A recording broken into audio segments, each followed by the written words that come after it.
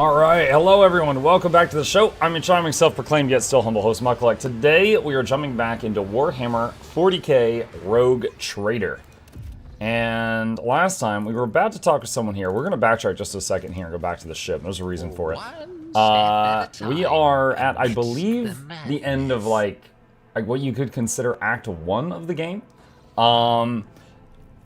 Last night, on the Twitch side of things, I left open the stream of someone that was streaming Rogue Trader, and I should have gotten all of the drops from the Twitch drops, which would give me 3 items in the game, and I want to see if I got those items. And to retrieve them, I need to go to our, basically our room on the ship, which is what I'm doing right now, Lord Captain's quarters. So we're going to head to the Lord Captain's quarters and see if I did indeed get this stuff.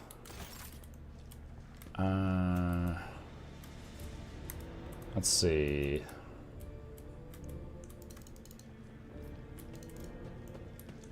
Is that it? Link your account. Oh, there we go. Alright. So another web page just opened up.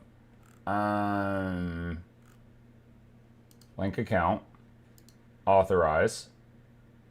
You're all set. You can now return to the game. Okay. Yay, I got him! Alright, what do we got? Vox Whistle. It's just a trinket, but whenever familiars hear the sound of this Vox Whistle, they behave erratically. Still, it does not affect their combat capabilities. Okay. And...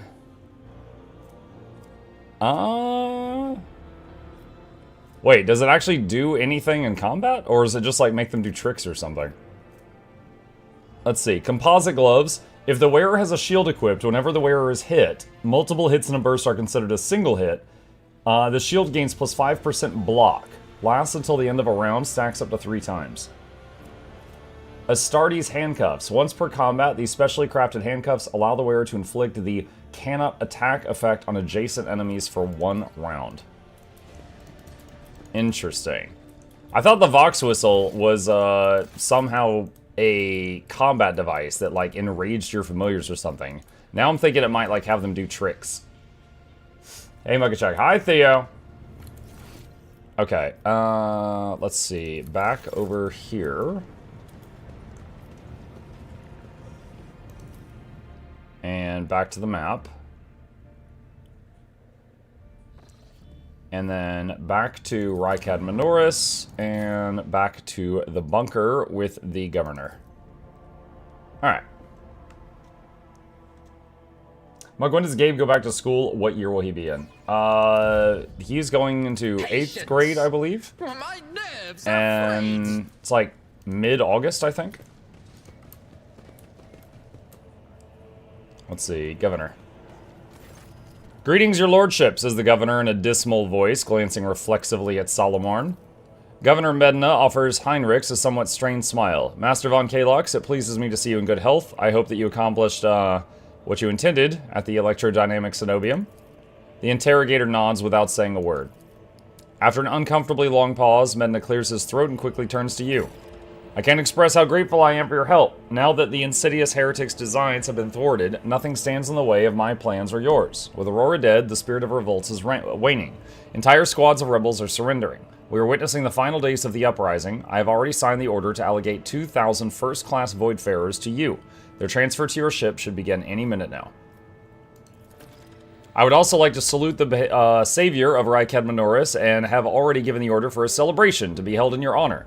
We will mark your victory with an ancient custom, the Triumph. You will drive through the city streets accomplished by a guard of honor, as befits a hero who has vanquished the Imperium's enemies, while your trophies will be displayed to the jubilant crowds. Let me know once you've concluded your business in this system and are ready for the Triumph to begin. Governor Medina is positively ablaze with enthusiasm. Oof, that reminds me, I have only a little over a week left in my vacay. Hey, MuklukYoutube. Hi, Goddess. Morning all. Hey, Bluebell. I see you. Mahuya. In regards to your own participation in the Triumph, Governor, you will accompany us to the Starport to provide timely answers to any questions that may occur to me as I inspect the terminal there. That being said, you should appear before your subjects at least once at the end of the ceremony. Doing so will help to maintain order. There's no reason to let the people know that the world may soon be in for a change of leadership. Adira shrieks and blindly reaches for the air in front of her. She rubs her eyes nervously. Oh, for Grok's sake. What the... Lord Captain, I can't see a thing. Only darkness. Pitch black darkness. The governor chuckles nervously and fidgets with his collar. Are you being facetious, ma'am? Martyr's blood. Tell me this is just a hysterical outburst on your companion's part. Another prophecy?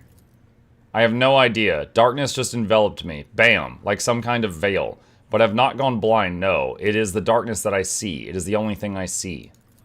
No idea what it means, but the whole thing reeks, Lord Captain. I don't like the look of it in the Oh! She stares at her hands as if she has never seen them before. It's gone.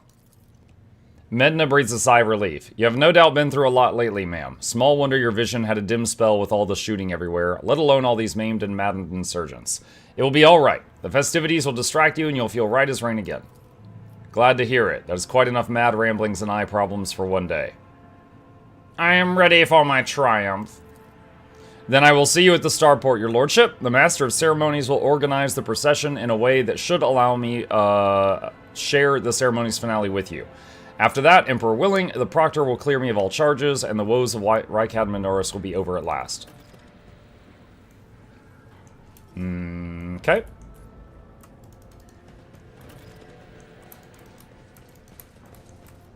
Fly to the upper way. What lies beyond? 1.5 months left for me, teacher life.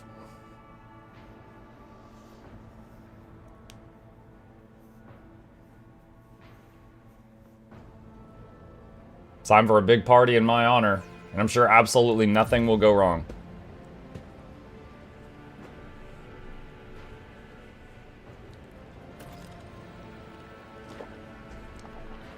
Yo, hi Zonks.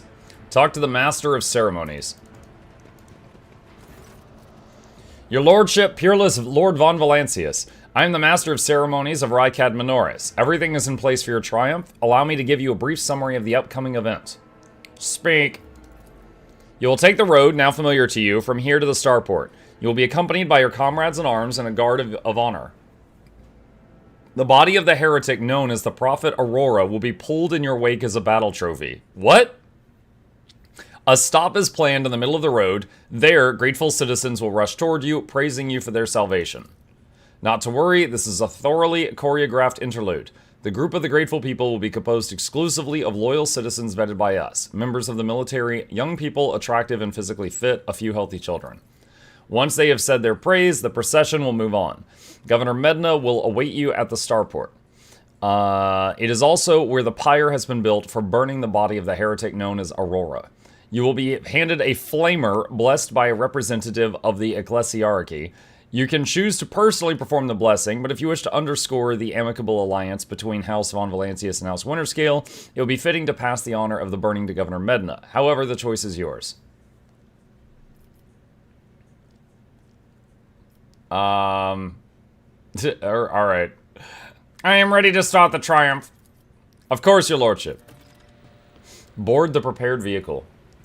Really more like 2 weeks before the children are back. You have to prepare paperwork and stuff. At least I hear from the teachers vacations are short of the children at least. In this tapestry of a world, Mount the tank and commence the triumphant march. Alright, here we go.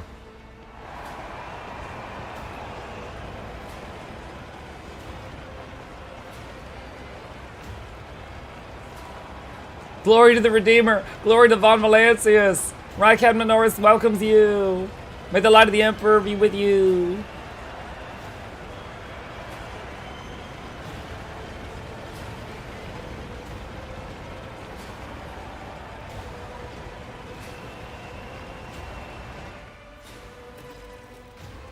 Make way, let us greet the hero! A small group of festively dressed people rush toward you.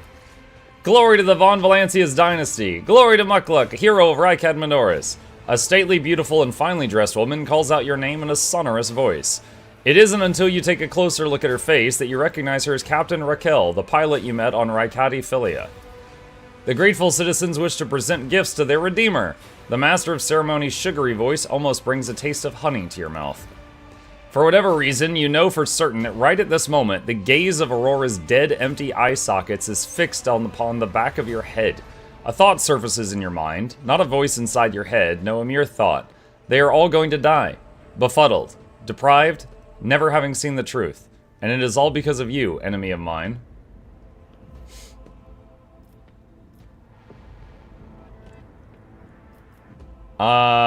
Greet the people.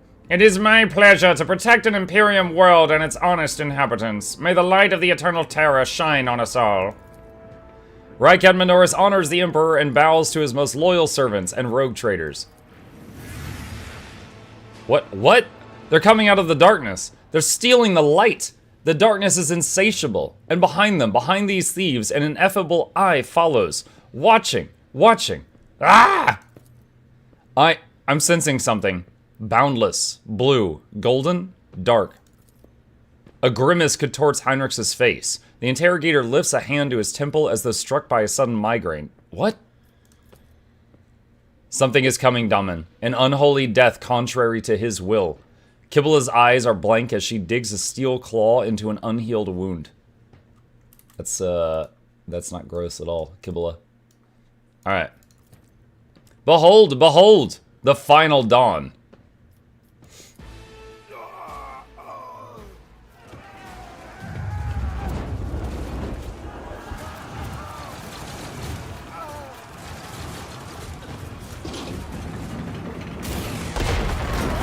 Well, I like how the tank was going to try shooting. Happy Independence Day, Bucket Chat. Hi, Faith! Songs of Silence says, would you ever play my game? Play your game? What are you an indie dev? Songs?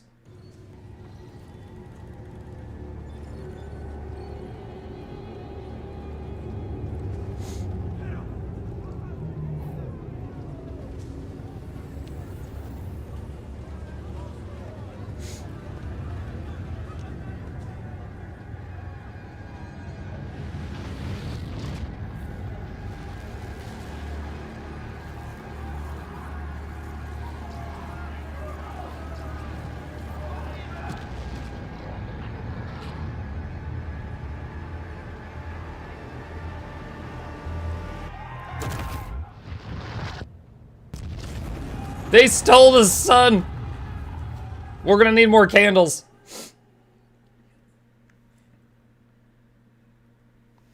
Let's see. The game is called Songs of Silence. Alright, before I even look at it, as I wanted to say this on the front end, if it looks like something that is within the genre of games I usually play, then maybe. If it looks like something that's like way outside of that, then I would politely decline. Just, I don't want to hurt any feelings or anything. Let me take a look. Let me see what it is. As gods clash, the earth trembles. Hold on. Lead armies, rebuild fallen kingdoms, rise to greatness in Songs of Silence, embark on an epic journey through an Art Nouveau-inspired fantasy world with intense battles and captivating storytelling. This fleeting balance between light and darkness, it could never hold. Yet together, light and dark. Rebuild the city at once.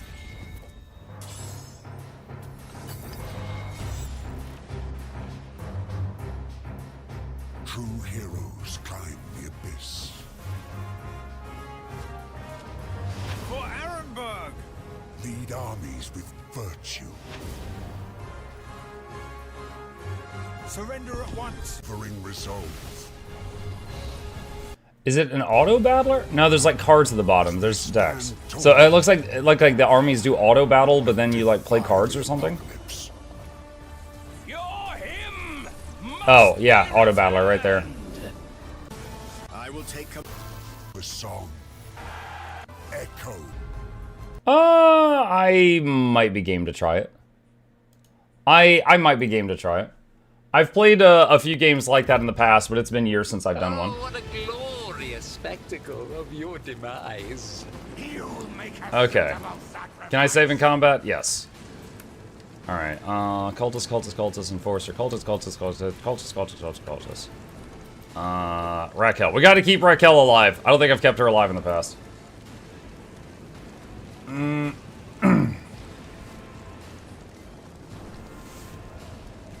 I'll make sure to follow up via email. Cool. Let's see. What the hell kind of marketing is this? Faith, during the Steam, do you remember recently when during Steam Next Fest, when I tried out like 20-something game demos, like back to back to back to back? There was, I think, 2 different indie devs popped in my chat on that day. And they're like, would you try my game too? And it was cute. It was fine. One of them I had to politely decline because it was like a dating sim or something. I'm like, this is really not my thing. I'm sorry. The other one I did end up trying, and it was pretty cool. But we'll see. Okay. Prepare for battle. I want to try to keep Raquel alive if I can. Let's put him there. Let's see, Adira. Put her there. Put her there.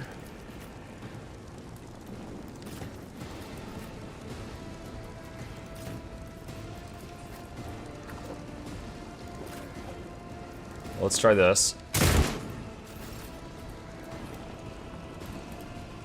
Alright, I am a navigator, not a servitor. Who do I give an extra turn to? Or do I just blast someone? That's also an option. Emperor, give me strength. Actually,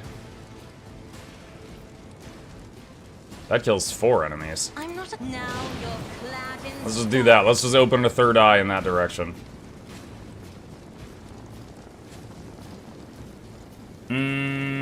I got 0 problem with indie devs trying to get the word out as long as it's semi-relevant to the content. Apparently it is. We do our homework. Yeah, when I looked at here, I mean, here, songs. I'll tell you everything that went through my head when I skimmed this trailer, right? So, first I was like, okay, you know, cool cutscene, but that's not gameplay. I saw this, and my first thought was Lord's Mobile, which was a fun little game to play on my phone when I was, like, in the backseat of a car or when I was, like, on the toilet. But it was not a game that I could sit down and just play for hours, right? Because but then the card thing came up. It was like, this right here, this looks like Lord's Mobile, and then, like, the auto battle thing. So then when we got to the point where it showed the cards, I was happy to see that it's like, oh, okay, the game just doesn't just play itself. There's something more than that. Beyond that, I'm not, let's see. Because, like, I haven't seen anything, where was it? There was a bit of a word here that says something about, like, say, God's clash, fleeting balance, it could never hold, we were doomed. Fall to silent, no, which is something about gameplay. Come on, something about gameplay. Like, for a second, I wondered if it was, like, Heroes of Might and Magic, when it said, like, turn-based combat. And I'm like, oh, do you, like, build up cities and stuff like that? And then I kind of discarded that thought, because I was like, oh, wait, no, it hasn't shown, like, city building at all or anything like that. So it seems like the main premise is the battles itself. Is that if HOMM was a big inspiration? Really? Okay. Because I didn't see anything on the world map of, like, people running around and, like, making lumber mills or picking up resources or anything like that. It's just, it shows, in the trailer, it just basically shows combat, and it just shows shots of, like, troops approaching a city that's, like, a node. But yeah, I'm a big fan of Heroes of Might and Magic as well, so if it's like that, then I'd probably like it. Can't promise it, but I'd probably like it. Let's see, cover.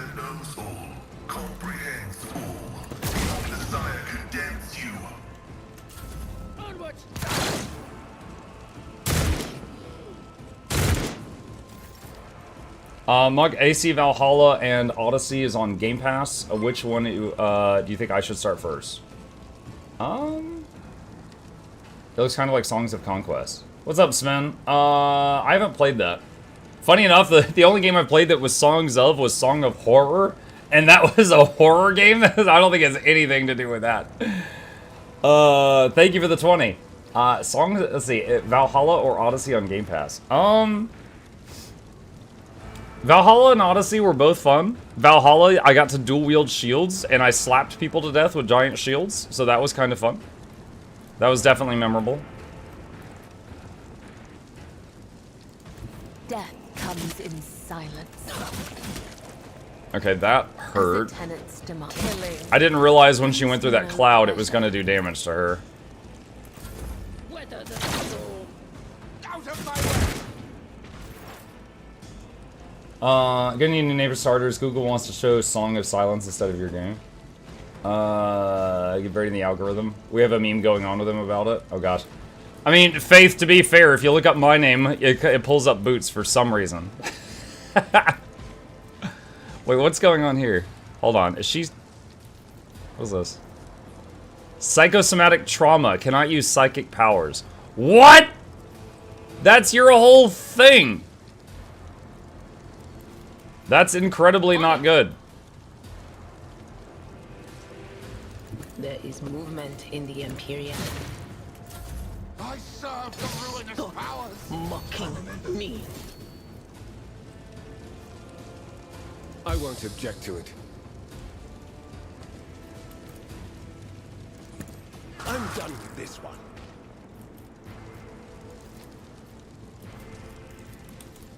Naturally.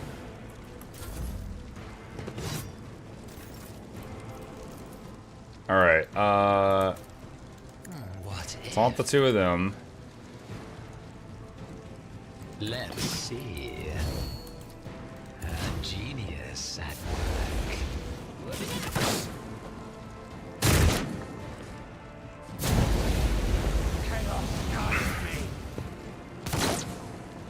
To be fair, she has trauma. Yeah, psychosomatic trauma, apparently.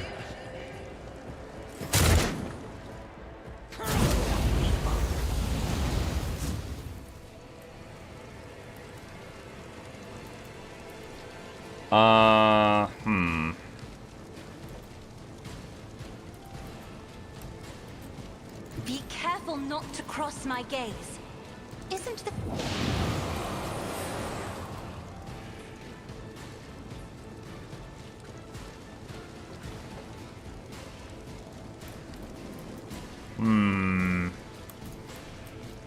Me? If you insist, Lord Captain.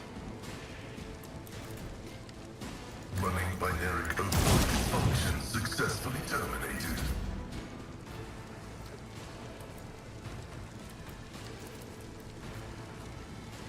Give him a bunch of extra turns. Fidelio, I shall prevail. Significant value. Cycle functions successfully terminated.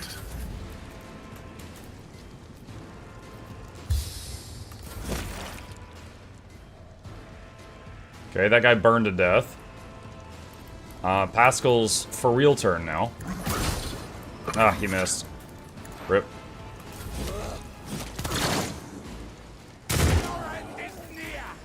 Mukluk is a seal skin or reindeer skin boot typically worn by indigenous people. Yeah, I know. If you do exclamation mark my name, all one word, in chat, it'll pull up a video about how I found out about that. But yeah, I wasn't named after the shoe. It just happened that way. Make a Surin-style plush slippers. How about... A Surin-style plush slipper sounds like slippers made out of a Surins, which sounds horrifying. What if... it was, hang on. What if it was... an Asuran plushie that was wearing Mukluks? Get her behind cover. Try to die with grace, at least. Oh, she can do stuff now. Anything is.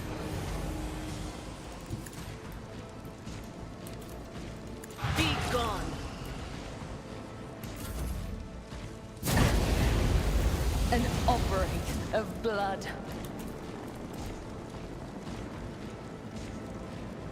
Everyone, step aside. He can't get line of sight of her, unfortunately. I won't object to it. But of course, Lord Captain.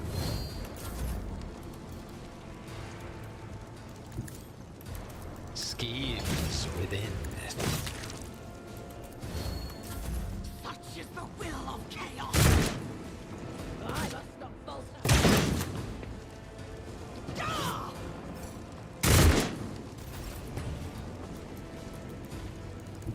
have read tomes of military tactics. I am a I give her another navigator, turn. not a... Do blade dance. And then Let the do blood of waltz. the wicked be shed as thou hast willed.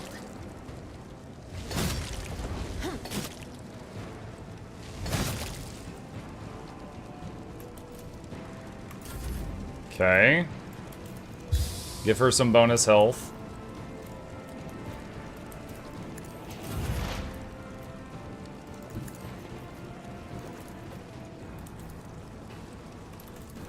Chance to hit here is not great. Yeah. I feel nothing. Fear nothing. Follow my lead. No, Raquel, I'm trying to keep you alive. But of course. What is this foreboding? The Emperor is on our side. Your reckoning is due. Yay, we saved her. Now she can name her firstborn after me.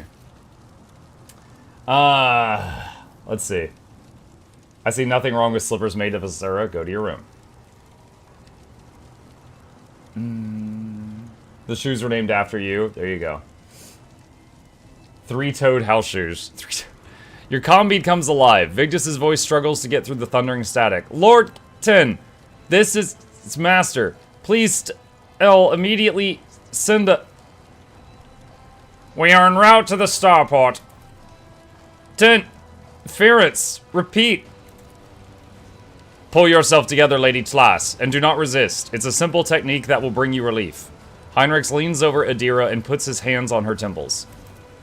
Friendly agents of the Inquisition make me so nervous.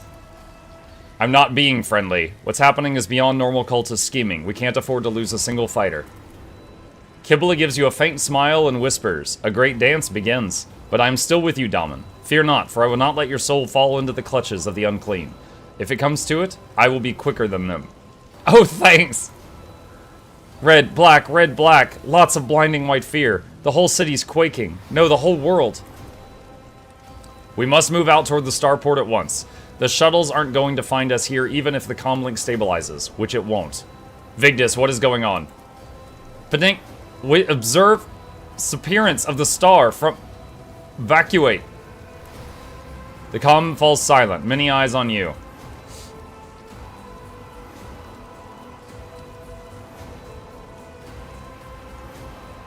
Does anyone have any idea what just happened? Only an incomplete picture. Heinrich sounds deadly serious. Every warp active person on the planet is sensing the presence of sorcery.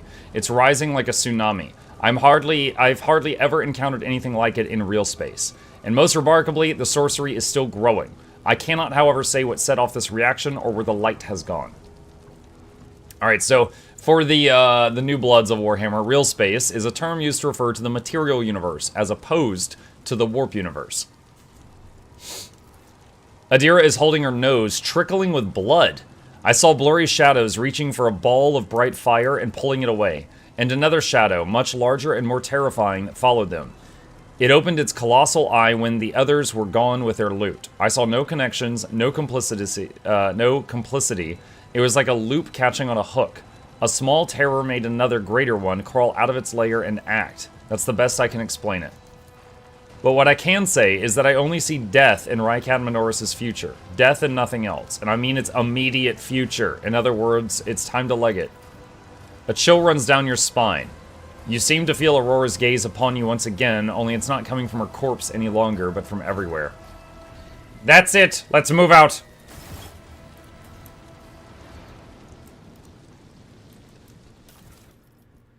Grab the loot. Let's talk to Pilot Raquel. Quick, your lordship, you have to leave the planet.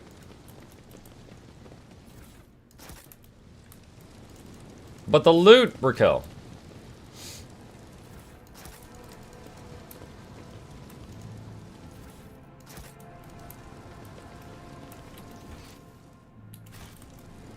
Curiosity sings in my veins.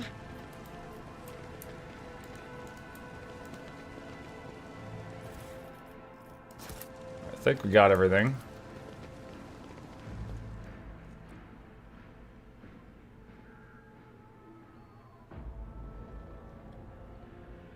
See you later. Gotta go do stuff outside. Bye, Bluebell.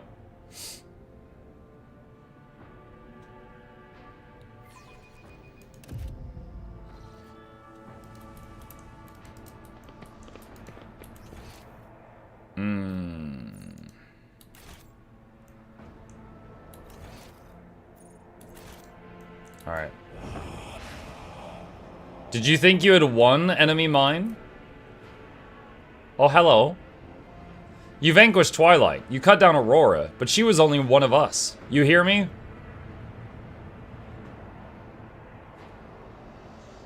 From the depths of dead stone, from his prison of cold metal, he will rise. The hour is nigh. I'm sure this is all fine.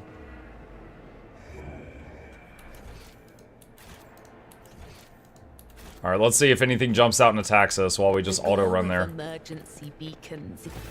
Hello! Using a temper. Oh my god! Come to chaos.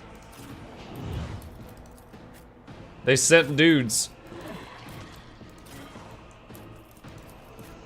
There's not really much cover to use here.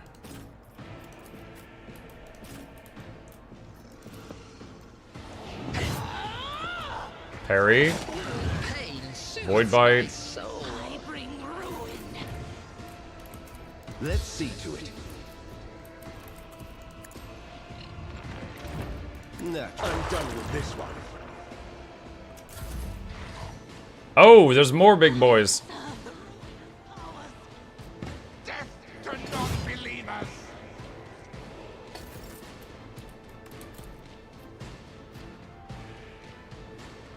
Alright, taunts. What? Another one. Sully myself with that.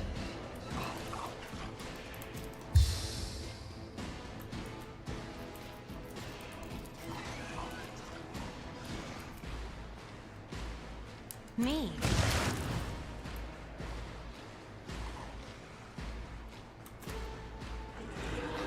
I'm not accustomed to being ordered around. What an unfortunate turn of fate. Heavy is the tread of his faithful. Don't have line of sight of anything down there at the moment. Running by Nerek override.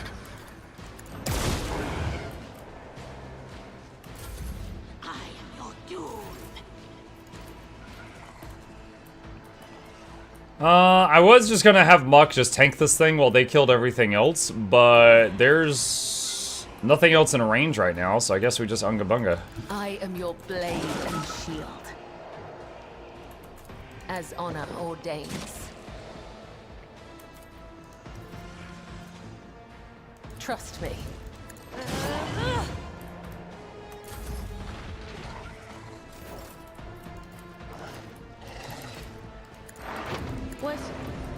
Was it you? Or anything? I'm wondering if I even need to worry about veil degradation with the with like the warp spilling into the world already. Such is the will of chaos. All right, Muck dodges that. For the throne's glory. Hold on, does this heal a teammate? Oh, let's see. Sniper's ally with the lowest ones. Okay. All right. I won't object to it. So that should have healed. That didn't look like it healed. We'll do that. I am your doom. A predictable downfall. A wicked lord. Let's see. Momentum. Isn't this a job for the serfs?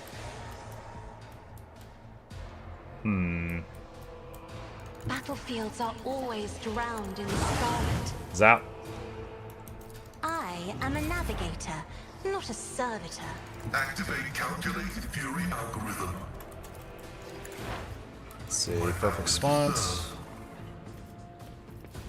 Running by Nerek override. Alright, Kibbala's turn. Might have her chill here for those guys up there.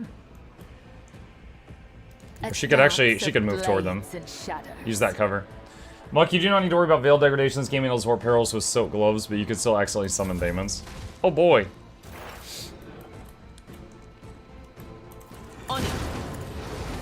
Oh, she just got rebound perils of the warp. Awesome. Anything else? I bring ruin.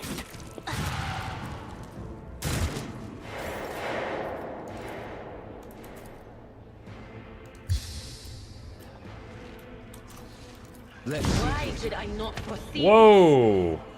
Heinrich's just triggered perils.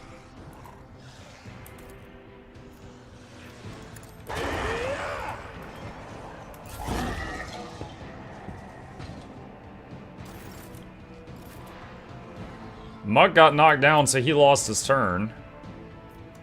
Give, nope, can't do that. Hmm.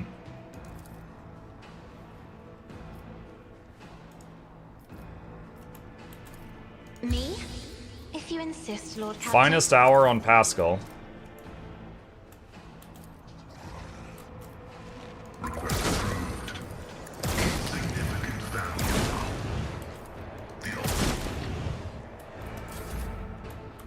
If I may. My vow is to serve.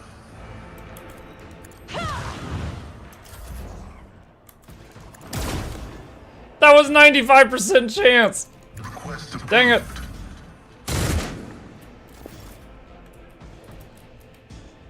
I will leave footprints of scarlet.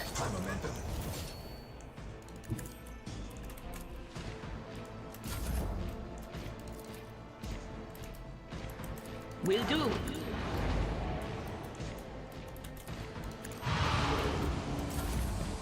I serve the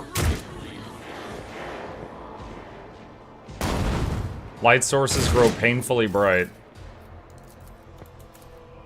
Naturally.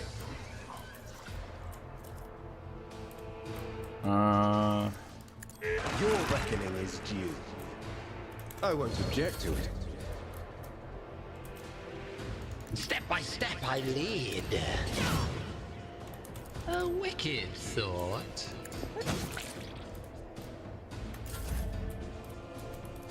Let's see, who's left? This guy here. And then there's one by Kibbala over there. Isn't this a job for the serfs?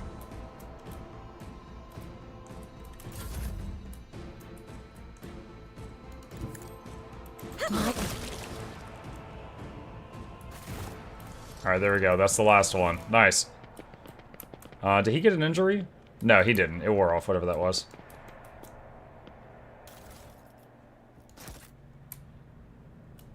One psyker in the party was all they were willing to handle. I found another fun concept. Amidst the madness. Yeah, last time I played, because,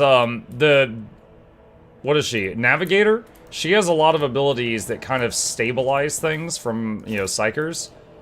But I'm currently running the Navigator in 2 psychers, which is a bit much. Plus the fact that the world is already just, you know, going down the toilet right now as far as warp goes. Makeshift said they shipped my plushie. Nice! Dude. I'm hoping I see some cute pictures from people once they get them. Because I'm sure Rose is going to just set his on fire or something, so I gotta balance that out.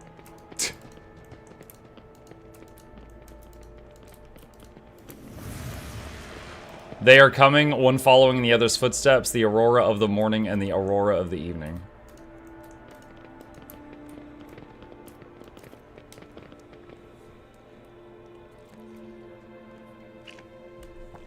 I don't do cute.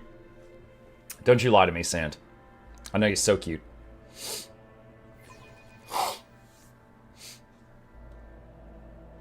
Be even better if they arrive that people can come to Seattle and you could sign them. Manage to find an What kind of intricate marker would I this need to sign a burning plushie? hellscape, it will be a miracle sent by the God Emperor. For a person as important as the Lord Captain, I am certain there will be a vessel waiting where it should be. Surely the commoners know their place in the evacuation order. Their place. Oh, yes. It's like the indeed. Titanic was women and They children all first. This will planet is rogue see. traders first. Another annoyance. Crush him!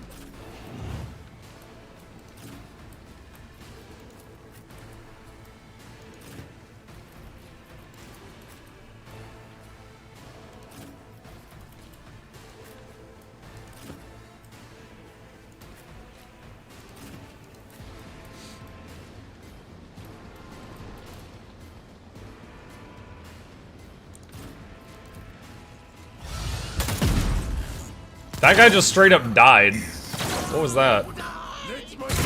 Oh, he summoned a screamer. Oh, that's right. I have used these in Total War Warhammer 3. They're like flying manta rays, but they instill fear into troops when they swoop down to attack. But in Total War, you can have like, you know, dozens of them in your army.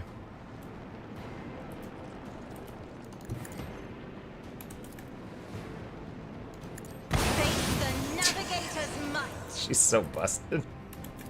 Me? If you insist, Lord Captain. Let's get to No! These ruby flashes are choking me. But of course, Lord Captain. Let's see to it.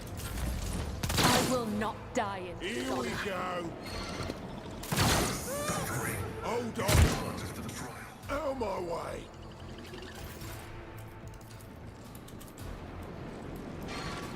Alright, he just taunted all of those.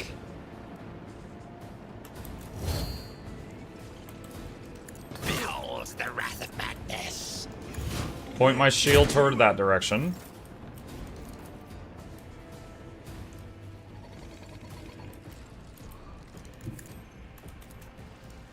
I bring mercy and retribution. One foe or 100. I will kill them all.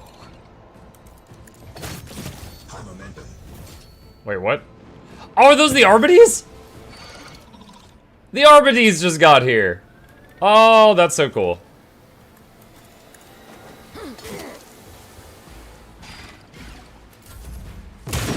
What's up, Solomon?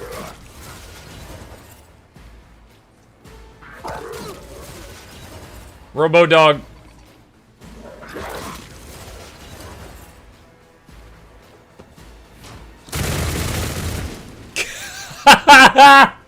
He's just like, I cast gun, prepare to meet God.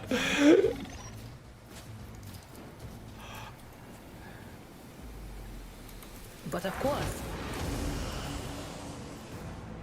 On it. Be gone.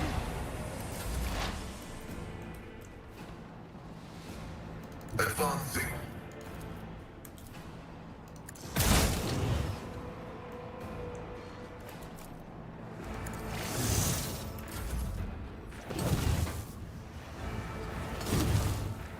Let's make it quick. Let's go.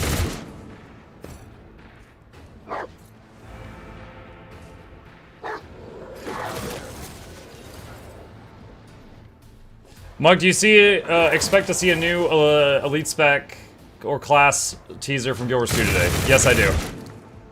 Here we go. I would be surprised if there's not one.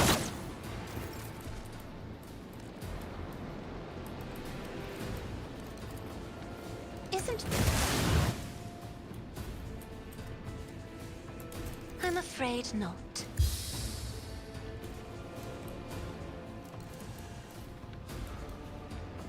I'll paint your death in colors.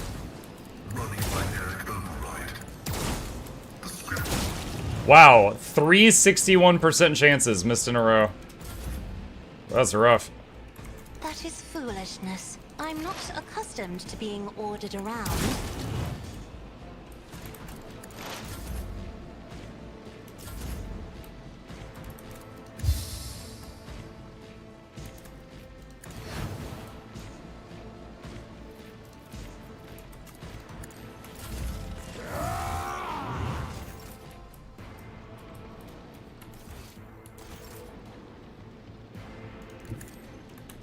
Let's see. Taunt both of those. Actually, I think they're about to die. I don't think it matters. Death is a blessing, as honor ordains.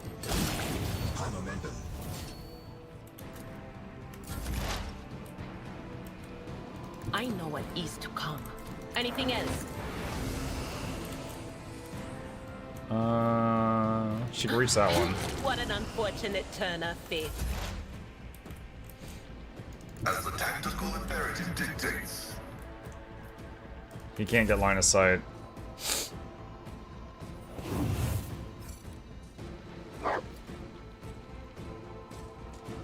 I like how on all his turns he's just like, dog, go get him. Hold on, tabbing out. Is that a new one? You're so stupid. No, this is a revive icon. And it says this is the new Ellie Elite. Ah ha ha ha ha ha ha. Solomorn's chest plate is punctured in multiple places and his face stained with blood, but his gaze remains clear and firm. Still alive, rogue trader. Good. You spot just as many wounds on Glyto. There are burns and cuts all over the coat, and one of the visors is broken. And yet there's nothing in the Cybermastiff's straight posture that would indicate pain. If pain is even something this dog can feel. Where is the governor? I do not know. He waited for you under Arbity's escort to burn the heretic's body and conclude the ceremony. But when the sun went out and the enemies came at us from every crack in the rockcrete, he panicked and ran. Not the smartest choice, he would have been safer with us. Those wounds look bad. Let me offer you first aid. I would have accepted your offer, but we still have Medicaid kits. Not many, but it should last us until we get to the shuttles, which is all we need. What is happening at the Starport? Panic and heresy. The people are ready to crush each other to reach the shuttles, which makes them easy targets for the enemy. It appears your investigation has hit a dead end. Not yet, it hasn't. A crooked smile crosses his face. We did find something on the port terminal. Shortly after the tithe was hauled away, a suspicious ship took off from the planet. And I already know how to track it down.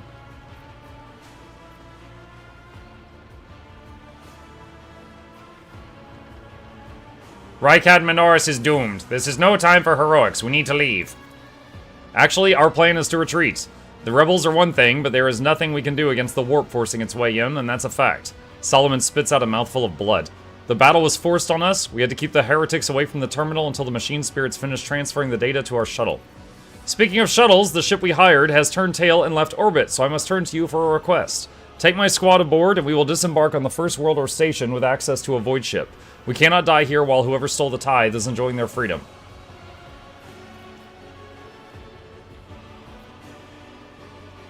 I will consider it an honor to assist you.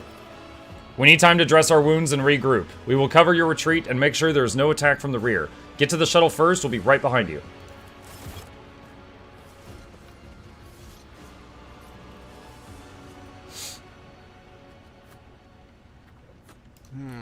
What Okay. lies beyond? Alright, I know the world's exploding, but loot!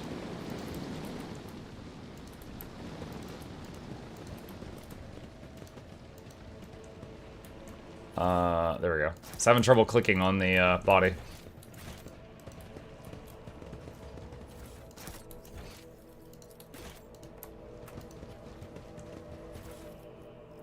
Ooh. Is that a Pascal upgrade? Ready for data input. So Pascal's got bonuses for using plasma weapons. He's been using a plasma pistol, but we just found plasma gun.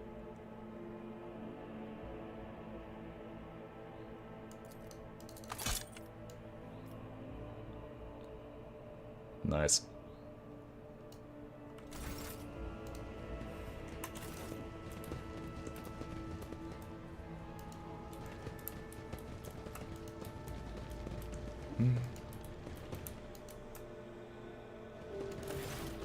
Whoa, what was that? There was a pop-up right when I was clicking to move.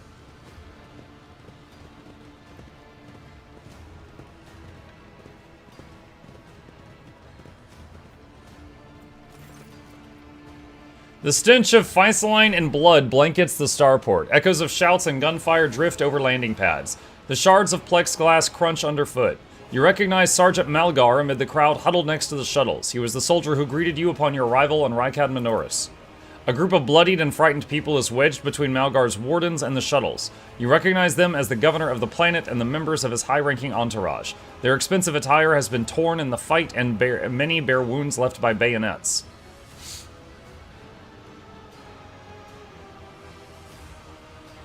Examine the people in front of the shuttle. Some of the nobles are paralyzed with fear, others have succumbed to despair. 2 corpses are lying on the ground with arms outstretched. Black blood has pooled under one of them, the other's skull has been split open like a nut, encircled by a pinkish crimson halo of bone splinters and bits of brain matter. Sergeant Malgar, I demand an immediate report. What is going on here? The sergeant spins around to face you, his face twisted, a grimace of anger.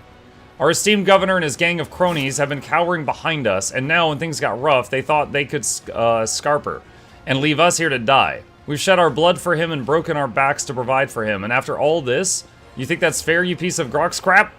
Malgar's stun baton hits the governor in the chest, causing the adornments on the governor's uniform to jingle in unison. Adira flinches and starts babbling desperately. No, no, no, don't say anything, don't say anything, don't say anything. Governor takes damage. The governor spits out blood and opens his mouth to respond when his head explodes! His body falls limp to the side, his remaining eyes staring upward. Sergeant Malgar, the chorus of the nobles' screams cannot drown out the sergeant's spiteful whisper. Enough. You've said your piece. Wait, did he just shoot him? For generations upon generations, the noble of this world cared for Rykad Minoris and ensured the prosperity of its inhabitants. And this is your gratitude, peasant? For killing a nobleman, you deserve to be executed where you stand. Cassia throws out her hand and Malgar's knees buckle. My mentor was right. The rabble truly have no honor. We don't have time for this. We need to get to the shuttle now.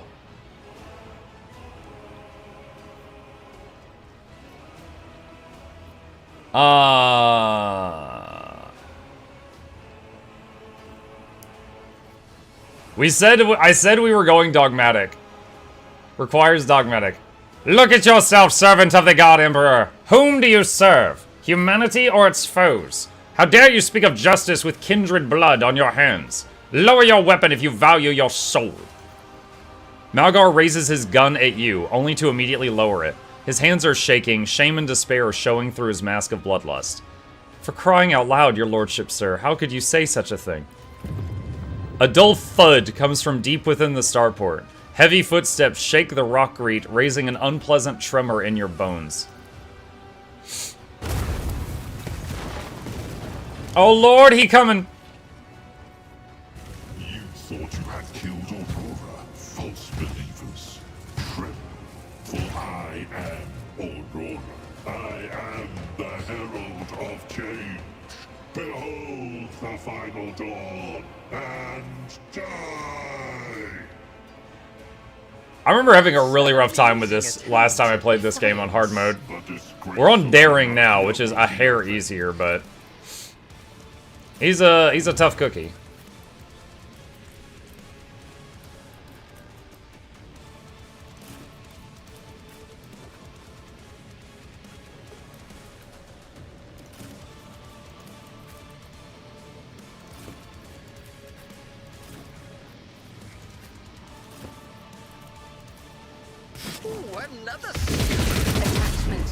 Ha!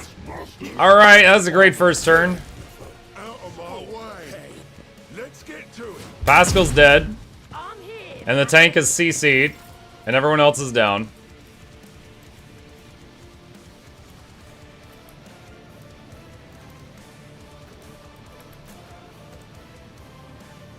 I am your blade and shield. Killing brings me no pleasure.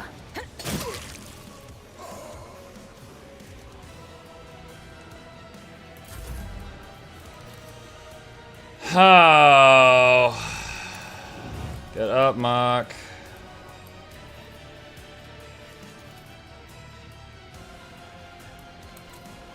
If I may.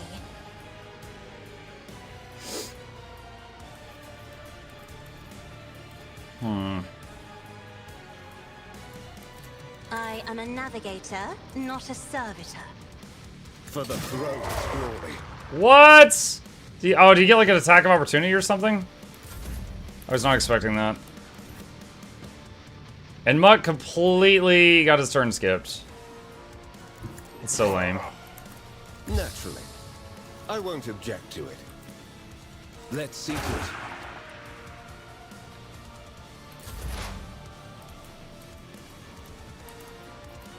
We'll do it. She got a Perils of the Warp, and it skipped her turn and gave the boss like 5 turns. God damn it, Adira.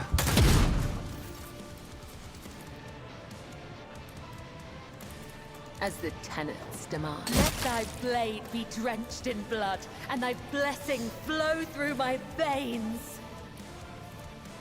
And we got like this sniper guy up here who's just going crazy.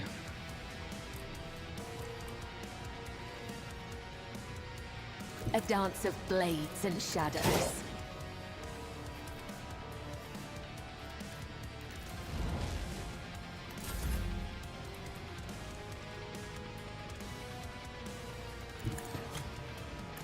Isn't this a job for the serfs? Oh shoot, this might hit Cassia. Alright, no, just do a normal hit.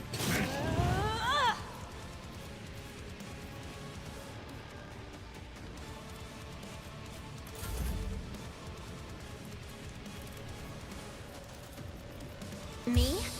If you insist, Lord Captain. If I may. Okay, we got a taunt on him. Alright, sworn enemy. Schemes within Endure. schemes. What if? But of course, Lord Captain. I won't object to it. Let's see to it. Strike me. What? You're taunted. Stop trying to hit the others.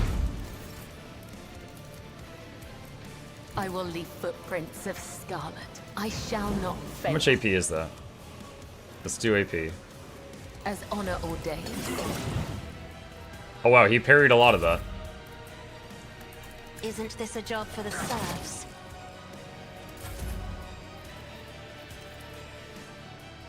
Does he already have that buff?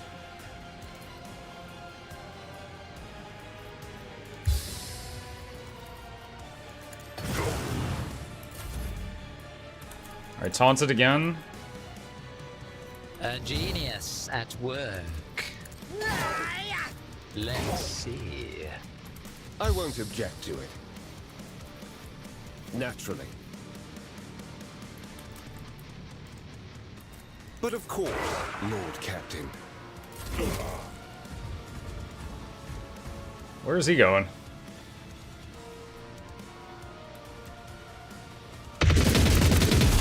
Oh, he's destroying a shuttle, so we can't leave.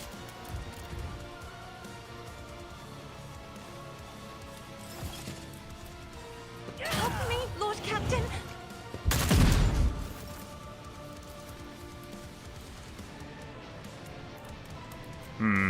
Death comes in silence. Out of my way. They hit more of their own guys with that than me. Let's get to it. Somebody chat, hi Island. The unrighteous have come to take all that we have away from us.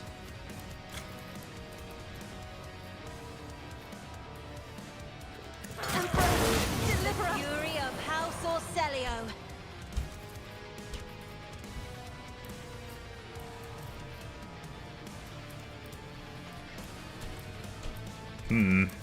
Me? If you insist, Lord Isn't this a job for the serfs? Schemes within schemes. What if? It's on him again. Does he still have sworn enemy on him? I don't know how long that lasts.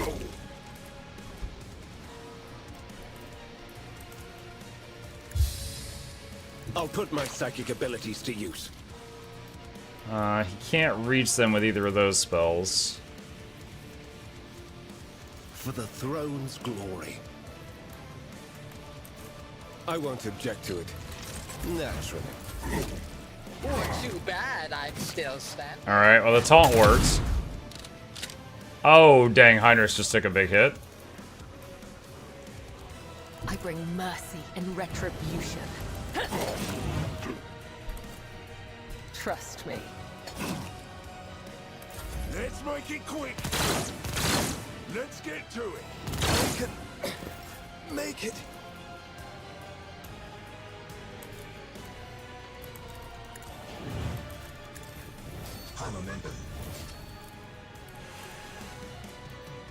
But of course. Drain life. Get him a little bit of health back. Give him extra turns. In the name of House Fidelio, I shall Oh, that. prevail. Hold on. My earbud just came apart. Okay. Can I fix it? Yeah. Okay.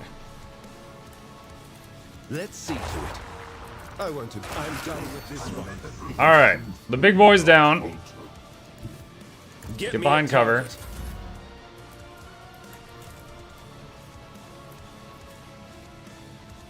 Emperor, give me strength. As duty demands.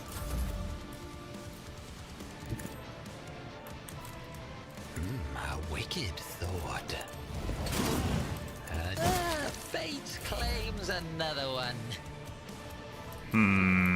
For the throne's glory. Naturally.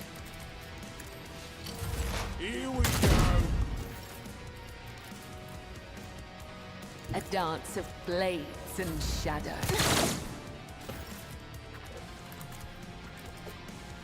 Step aside.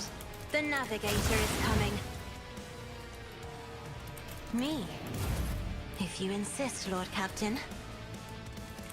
A wicked. We just have that one guy that's up there on the high ground right now. But of course, Lord Captain. Hold on. Hope still beats. I will leave footprints of scarlet. Level up! In this Well, Pascal got to do a whole lot there. He got killed on round 1. the rogue thread. Praise be to the Omnissiah for manifesting the statistical miracle and invalidating an unfavorable tactical prognosis.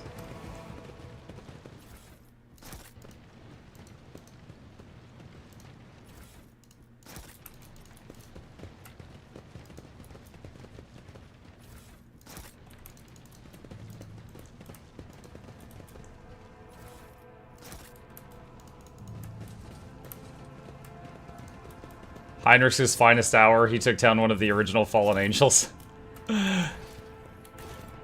Alright, so now we take one of these other shuttles out of here. We'll deal with the level up later. I think that was the last of that little bit. Who needs 6 people to party anyway? I mean, the situation was certainly more under control once my tank had a turn and was able to start spamming taunt on the big boy. But up until then, he was just running around one-shotting people.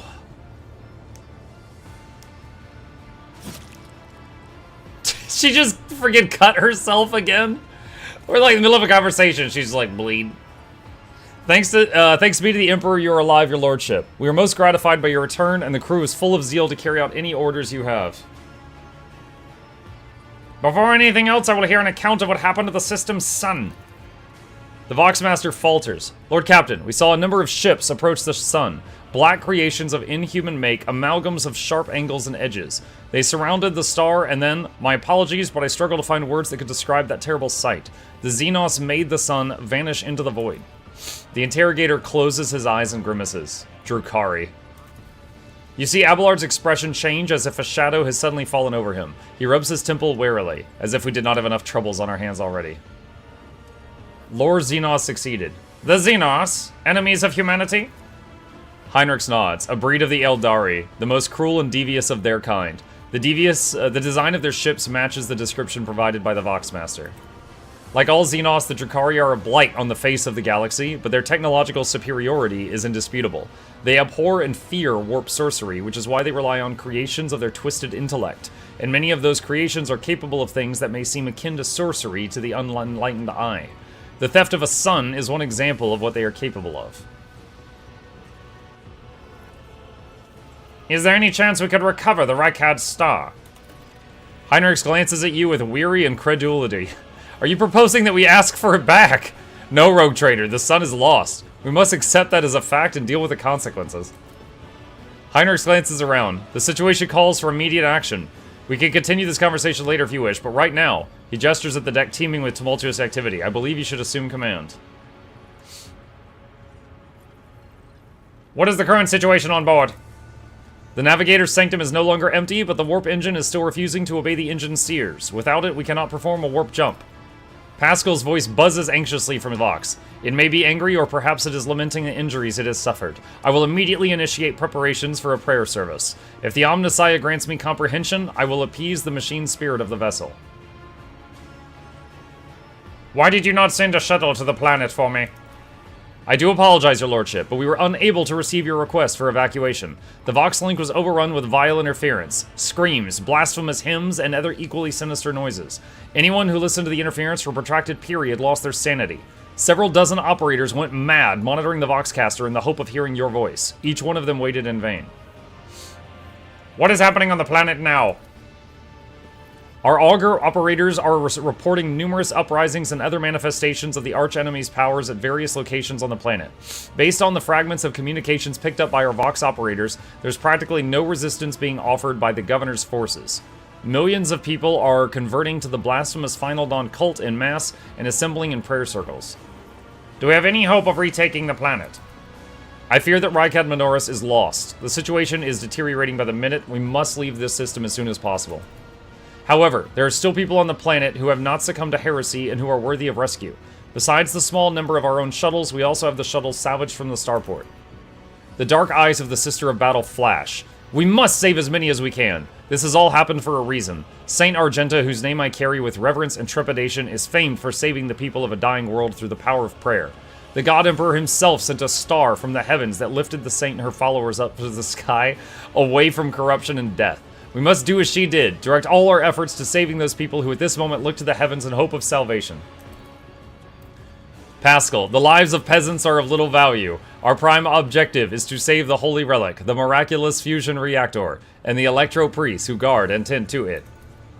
Abelard furrows his brows. Every moment we spend in proximity to a dying world, we put ourselves at risk. Your life, Lord Captain, is far more valuable than all of Rykad Minoris. The Von Valancius dynasty cannot be allowed to perish. And so lamentable though it is, we must rule out the idea of any evacuation. Heinrich's eyes, like two deep dark pools, are remotely fixed on you. The world is doomed, and its inhabitants along with it. The disappearance of the star was the final nudge toward death, the finale of the cult of the Final Dawn's plans. I once witnessed a similar event, a world that had surrendered to the servants of the archenemy, and permitted corruption to enter too deep. At this moment, millions of people are bowing down before those who promised them salvation, and they are willingly giving over their souls to chaos. A sacrifice great enough to bring forth a daemon world. Our only hope of stopping the process is to retreat to a safe distance from the planet and conduct targeted bombing of the Electro Priest Monastery. If we blow up the reactor, a thermonuclear reaction will follow. The world's oxygen will evaporate, killing off the entire biosphere. You just had this plan in your back pocket, Batman? In doing so, we will save millions of souls from a fate far worse than death, and we will save Rykad Minoris from becoming an outpost of the archenemy. Only death can rescue these people. The Undying One has reached out his hand to his world. It is time for him to reap his harvest. We must not reject his design, lest millions of names never reach him, and instead perish in the depths of the Empyrean. Death is a mercy, Daman Mukluk. Whatever fate you choose for this world, I urge you to make haste, Lord Captain. The planet is burning in raging flashes of crimson and purple. I can see it even from orbit. As do I see the storm is already upon us. With every moment that we waste, it grows even more difficult and perilous to steer the ship through the warp's turbulent currents. I'm with the lady on this. Enough talking. We need to get out of here while we can. I'm pretty sure the last time I played this, I evacuated as many people as I could. However, I did say we were going to try Dogmatic. Set an optimal course and carry out an orbital strike on the Electro Priest Monastery. Rykad Minoris must fall. Pascal is not gonna like this. Yes, Lord Captain. I will immediately inform the navigation and artillery decks of impending maneuver. Plus 15 Dogmatic.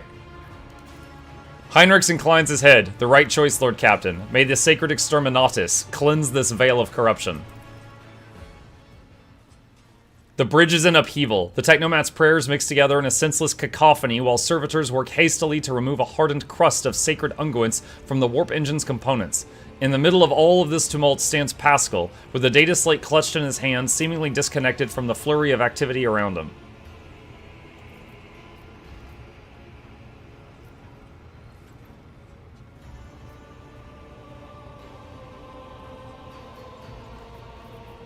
What is going on here? The warp sextant is not responding to commands. The ship's spirit is rejecting our prayers in anger. I am currently calculating a plea that might appease the noble spirit. Magos, why don't you assume control of the Technomats? Surely their contribution will speed things up. They would only be a hindrance. I am searching for a way to rectify the error. Pascal is muttering without taking his eyes off the data slate. There's a certain anxiousness to the way he moves his mechadendrites.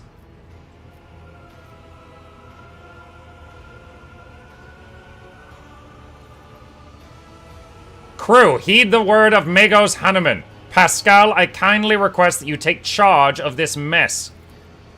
Thank you, your lordship. You are right. Pascal's voice changes, then he addresses the crew. He now speaks with authority and resolve. Tech comrades, heed my instruction. The mayhem immediately subsides and the crew's actions fall into some indiscernible logic. The Omnissiah's servants start working in sync and the Baneric clamor becomes a symphony of reports which the Magos coordinates like a skillful conductor.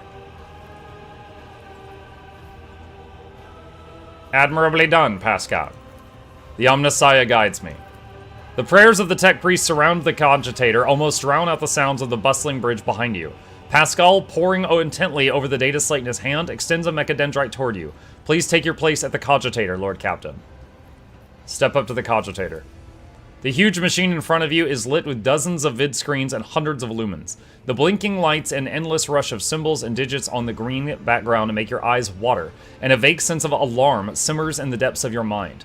The typical reaction of a layperson when confronted with the magnitude of the Omnissiah's creation. Among the numerous controls, you see the mouth of a cyber gargoyle, the same as at the gate to the warrant chamber. So hold on a second. I've been requested to do this. Will there be another Guild Wars 2 teaser today? I am expecting one. It is uncertain, though.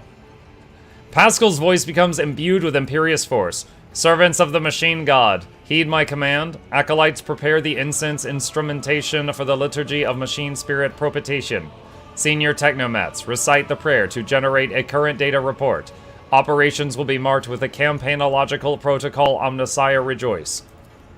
I must inform you that for the purposes of safety, complete reassembly of the warp sextant and updating of its datasmith blessings are required. If this is not done, then at launch the volume of aggregate calculation errors could result in the destruction of the data crypts.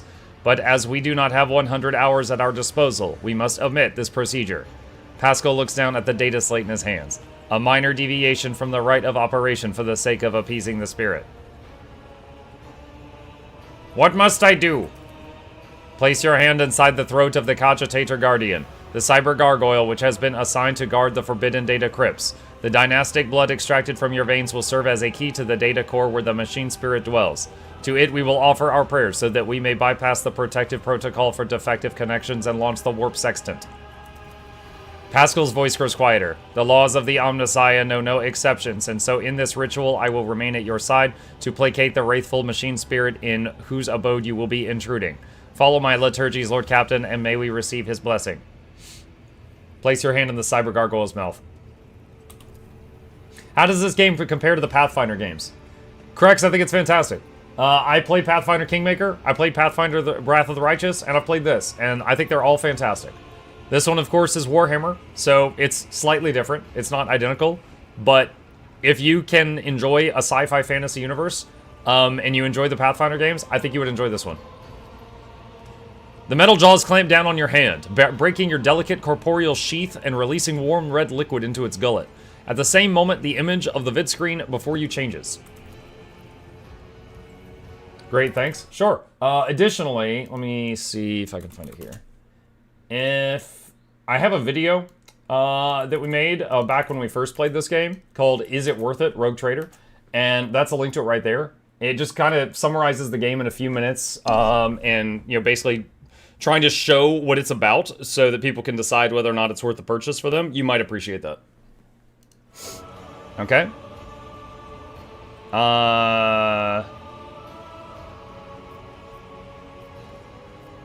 Let's see, connecting. Let's see. Wait, do I do this?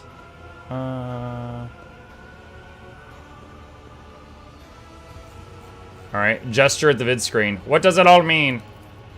At the sound of your voice, the cogitator's servant, whose bronze-bound skeleton is built into the cogitator housing, shudders. With a screech, its skull rotates towards you and then stops in that position. Benevolent code, a voice receptor. Pascal emits a sequence of binaric signals and then is silent for several seconds. I hypothesize that the defect is located in the analyzer block. I register a reaction to the signal but no processed response. A temporary override is permissible. The Magos intently studies the vid screen. The shell was created on a forge world unknown to me, initiating standard invocation of the machine's spirit. Pascal leans over the adjacent instrument panel and sets his hands on the controls. At the same time, a quiet stream of machine code begins pouring forth from his box.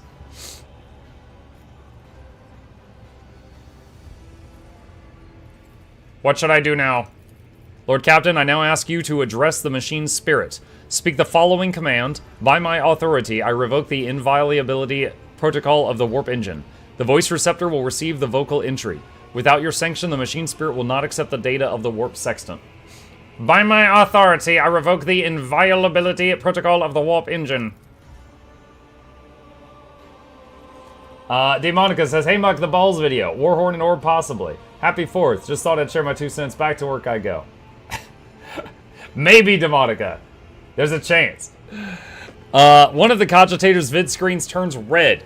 Pascal sees this and raises his hand, signaling to the rest of the tech priest, then withdraws a connector from his sleeve and connects to the machine. Servants of the Omnissiah, make now the offering of cleansed data crypts to the machine spirit so that it may be filled with their true and calibrated data. May the Omnissiah have mercy on our souls. In meek solemnity, the acolytes offer up the cleansed data crypts to the warp engine one after another, repeating prayers of exaltation. After anointing the contacts with sacred unguents, Pascal inserts them in the cogitator slots.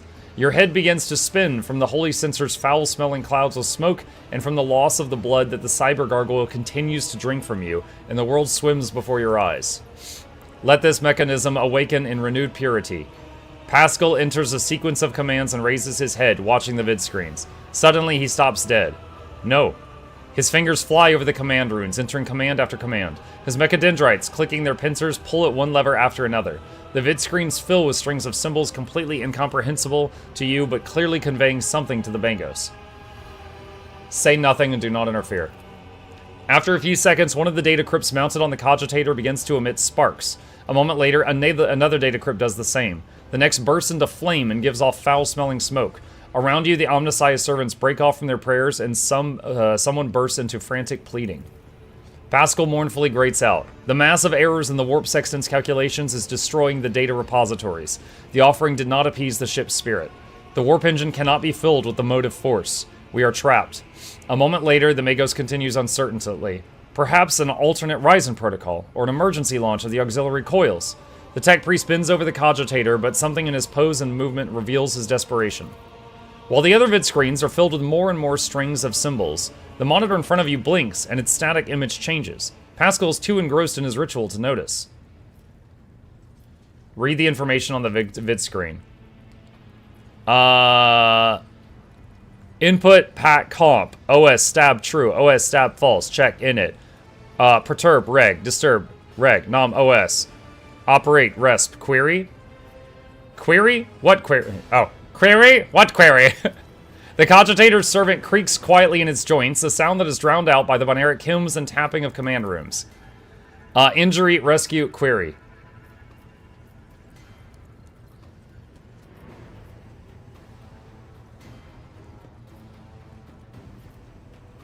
Machine spirit, this is the Lord Captain of this vessel. Obey me and start the warp engine.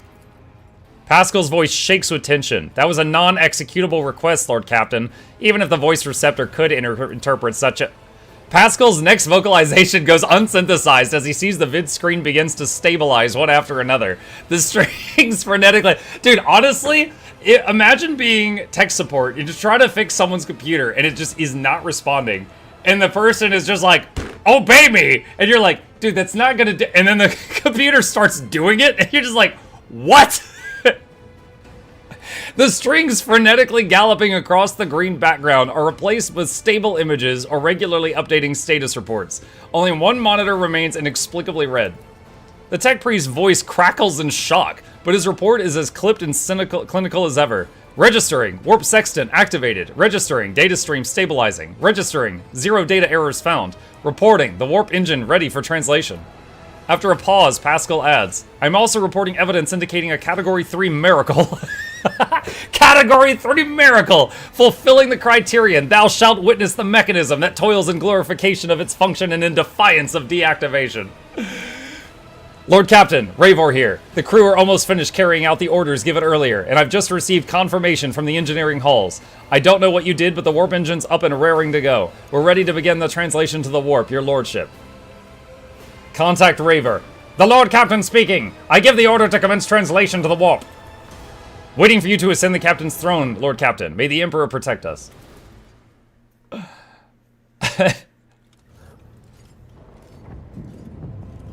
That's the nuclear explosion we set off. Now hear this. All hands prepare for warp transition. All senior staff to the bridge deck.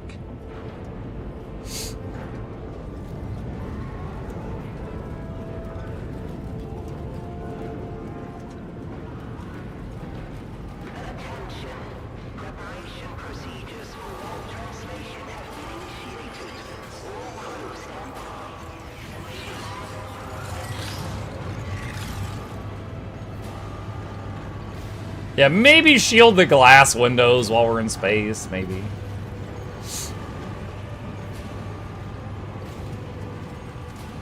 Wave more incense! We need more incense!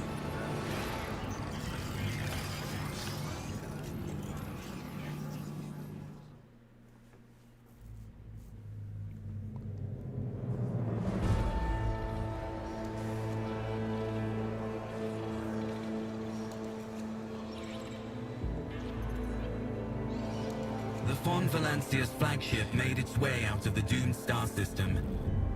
As the void shift plunged deeper into the Coronis expanse, the rogue trader's subjects bid a formal farewell to the late head of the dynasty, Theodora von Valancius. Having paid their last respects, the crew gathered their strength and braced themselves for whatever was to come next.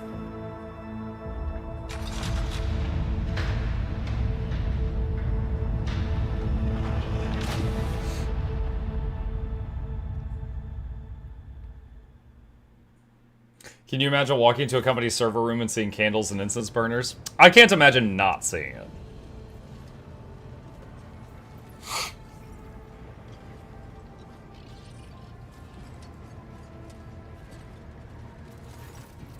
Lord Captain, allow me to report. Our journey through the warp is coming to an end. Lady Navigator Orselio informs me that we have reached the point where we can translate to real space in the Furibundus system. The Lady Navigator and her pilots are awaiting your permission to begin the process. The Furibundus system is home to Footfall, the only Imperium outpost with a functioning wharf in the Coronis expanse. The tech priests are begging you to have mercy on the machines worn down by the warp and to allow the servants of the Omnissiah to inspect and heal the void ship's wounds in the dock. The prayers and rituals will take some time, which our astropathic choir will use to establish a connection with the prime worlds of your protectorate, Dargonis, Janus, and Kiava Gamma. Excuse me, hiccups. Master Zachary Weiss has recovered an invitation previously adrift in the Immaterium. The Liege of Footfall has humbly requested an audience with the rogue trader of the Von Valancius dynasty. According to Master Zachary, the message was tinted with shades of pleading. I quote, apparently the Liege is anxious to meet as soon as possible. Footfall, the place where filth and sanctity go hand in hand. Reverend Hieronymus Doloroso will most likely expect a visit from me. I imagine he will be interested in talking to you as well, Mukluk. I'll be leaving your void ship when we arrive on Footfall, Muck. Once that's done, consider the Lord Inquisitor's task complete. Your Lordship, young Yvain Winterscale has asked me to convey his gratitude for your hospitality and for saving him from certain death. Not wishing to outstay his welcome, he plans to disembark at Footfall. Lord Yvain swears he will not forget his debt to you. I hereby inform the rogue trader that during a comprehensive system inspection right, this unit discovered data clusters within the captain's cogitator that are concealed from prying eyes by means of a personal cipher and a sacrament of algorithmic authorization.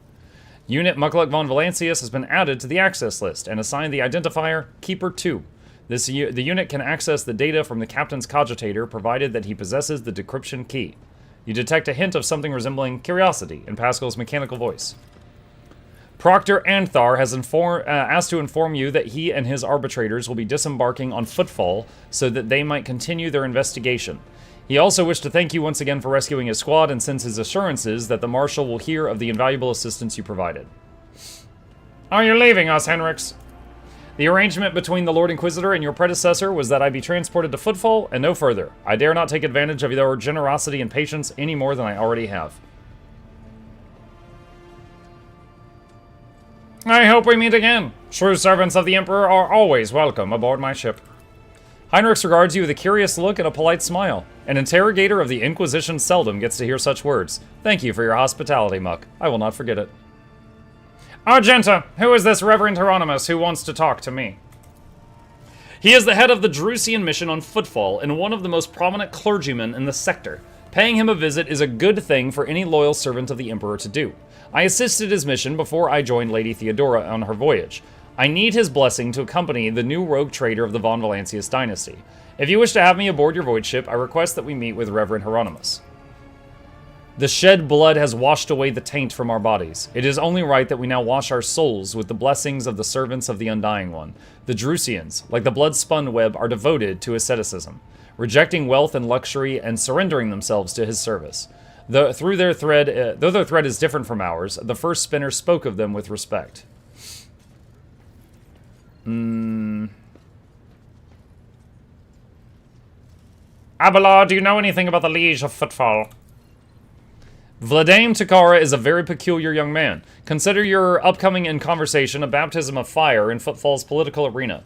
Such things are not spoken out loud, but Liege Takara is the appointee of the Casbalica mission, the largest robber baron crime syndicate in the Calaxis sector. They specialize in the cold trade, the buying and selling of all kinds of Xenos rubbish.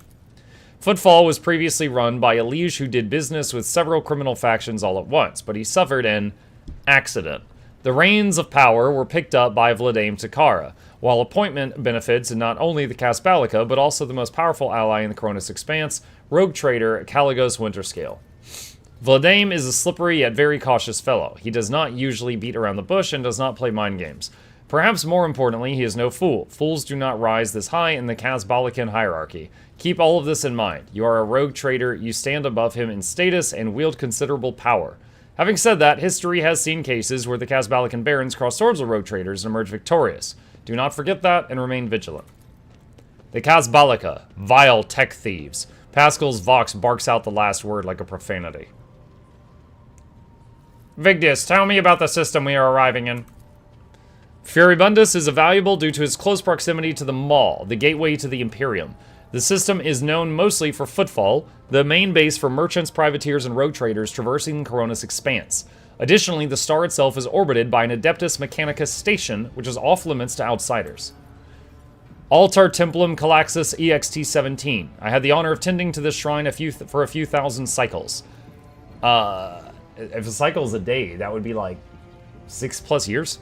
I suggest you abstaining from visiting it, as most tech comrades at the station are engaged in meditative calculations that should not be interrupted. What do I need to know about Footfall? It is the largest port and trading capital of the Coronis Expanse. It has a dockyard that will allow us to inspect and repair the Void Ship, and it boasts its own astropathic choir, the Coronis Expanse Communications Nexus. Not to mention pirate hideouts, smuggler caches, and forts belonging to a dozen gangs, groups, and factions. In the Coronis Expanse, the Imperium relies on this as its outpost. The fringes of humanity's domain rarely resemble its central worlds, but so long as Footfall serves the God Emperor insofar as it can, it will be considered a citadel of the Imperium. Although I have heard that the tithes it sends are underwhelming to say the least. Due to Footfall's remoteness, it has developed its own rules and customs. Many of the goods that can be procured there would be considered heresy in the heart of the Imperium, enough to warrant summary execution.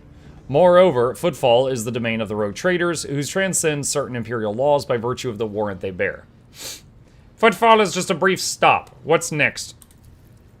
As soon as we solve the issues plaguing the ship and establish contact with the key worlds of your protectorate, the time will come for your Magnae Accessio, the official ceremony of donning the mantle of the Rogue Trader. It is mostly a formality at this point. You already possess all the privileges granted by the warrant, and yet it is a major milestone in your personal history. The moment your name graces the list of heads of the Von Valancius dynasty, we are all looking forward to this day, Lord Captain. Why does the Liege want to see me so badly?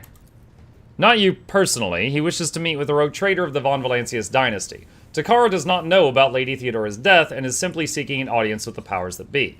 My gut is telling me that something must be very wrong on Footfall if our astropath managed to read such strong emotion in such an anodyne message.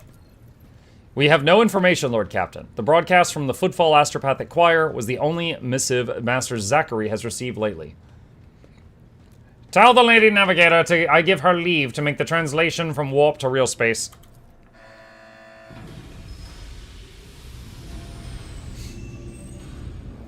Vigdis begins issuing instructions. The massive ship appears to change with her every word. The bridge is set in motion as hundreds of people start to prepare for the shift to real space, and measured chanting fills the corridors to safeguard the vessel and its crew. Vigdis turns to you again. One more thing, Lord Captain. No one at the station knows about Lady Theodora's demise, and you inheriting the title. Liege Takara will be informed. It is required so he can use the dock, and besides, he is expecting a personal audience with the Rogue Trader. He will not meet with an unknown person of unclear standing. However, there is still the matter of announcing your arrival. You can either arrive on the station with the proper pomp and ceremony, or choose to visit it incognito. What time does Guild Wars 2 Elite Specializations pictures come online? If they do that again, I would say within half an hour. If they do another one today. Tell me in detail how these choices will benefit me. According to Footfall's unwritten laws, rogue traders enjoy special privileges that exceed even the power of the Liege. However, they may choose not to exercise those privileges in certain situations. Arriving incognito will give you more room to maneuver, while an official visit will allow you to directly intervene in local affairs. I shall explain if you do not mind. As per this unwritten rule, every rogue trader arriving at the station has the right to veto any of the Liege's decisions. But there is a catch. The Coronis Expanse is home to several influential rogue trader dynasties, and Footfall is where their interests intersect. Of course, that does not prevent certain persons, namely Caligos Winterscale, from subtly pulling the strings in Footfall. If you, as a new rogue trader, start your career with an official landing and a parade in your honor, the other dynasties may see this gesture as the newcomer challenging their spheres of influence. I do not see that as a bad thing, necessarily. Old Man Winterscale may take slight offense. Shorto will be put on her guard. But you'll have risen to prominence, and most people in the Cronus Expanse have not yet heard about Lady Theodora's departure yet. It must be made clear that the banner of Von Valancius soars as high as ever. If I may, I would recommend arriving incognito. You will have plenty of opportunities to savor the sweetness and the burden of power, but right now is the last time you can take refuge in obscurity. This way, your arrival will not draw much attention, and the people will treat you as a person, and not the almighty sovereign appointed by the Emperor. It could turn some situations to your advantage. I have decided. Tell the Liege I will arrive incognito. It will be done, Lord Captain. Vigdis bows again. With your gracious permission, I will return to my duties. Okay, we got some level ups to do now. Oh boy, here's the fun part. We get to pick a second class. Now, Assassin, Vanguard, Archmilton, Executioner. Vanguard, if I was going pure tank, Vanguard would be the next thing. Each attack against the Vanguard grants them 1 stack of Unyielding Beacon. For each stack, increases resolve by 1 up to 15.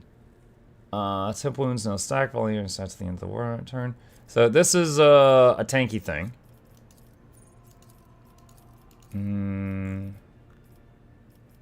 Let's see. But the Cyber, yeah, that's Cyber Doggy though, yeah. So Overseer's the new thing. Now, unlike the Arbites and Darktide, in this game, the pet comes from Overseer. And you get a pet based on your class. So if you're an Arbites, you get a Cyber Mastiff. And if you're a Psyker, you get a Raven. Some other people get a Swarm of Servo Skulls, and some other people get Cyber Eagle. Let's see.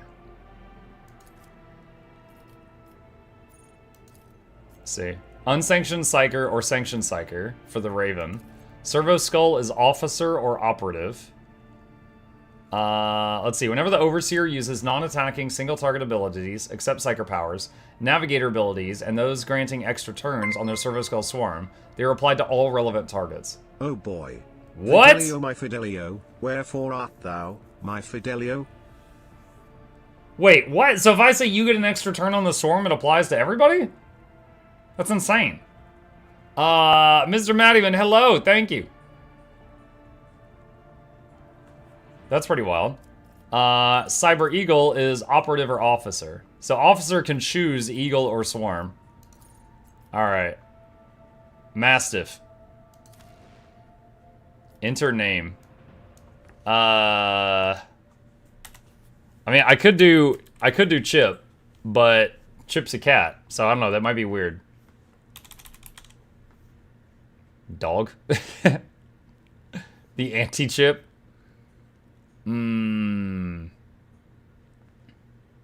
Dennis? Call him Cat? Let's do that. Alright. Her.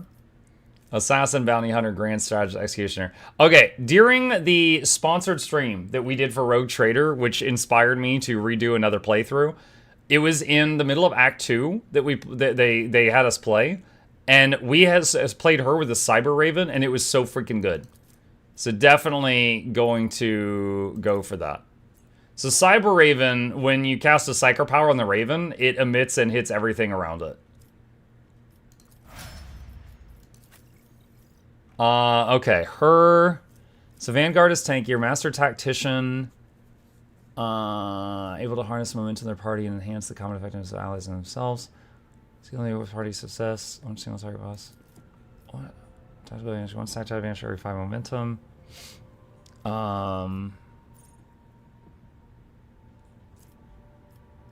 Okay. Grand Strategist. I never really got to try the Swarm. I don't know. I never really got to try that one. I don't know how good that one is.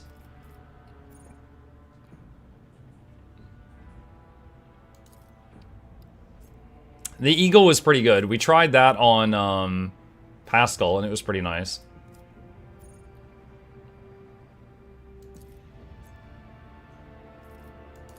Grand Strategist always moves first. I come back to that. Hang on.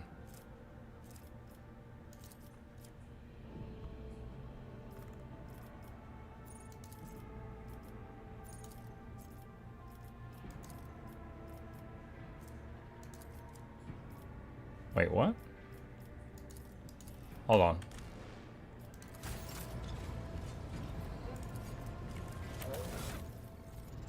Oh gosh, the pets are... We're getting a scroll bar up here. Alright, so Skull... Whenever the Overseer uses non-attacking single-target abilities, except Psychic powers... Oh, except Psyker powers, Navigator abilities, and those granting extra turns. Okay. So, Navigator abilities do not work on the Swarm, and extra turns do not work on the Swarm. Okay, so that might be bad for our Navigator. What does the Servo Skull Swarm even do? We're reading it right now. Whenever you use a non-attacking single-target ability that's not Psychic, Navigator, or an extra turn on the Swarm, it will be applied to all relevant targets within 4 cells. So, if you were the Operative, for example, you could put, like, the debuffs on everything. If the Overseer uses an ability granting an extra turn to an ally in that area, the closest ally to the initial target also grants an extra turn. Oh, so, okay, there is something that's good for Officer. Enemies in a 4-cell radius around the Servo Skull are under surveillance. What is that? Overseer of the Servo Skull Swarm ignores this creature's cover. Additionally, this creature cannot block the Overseer's attacks using a shield. Okay. The eagle's interesting. It basically flies up and leaves the battlefield, like vertically, when the fight starts, and then you can call it down to dive bomb onto things. But I think most of the time it just doesn't get attacked.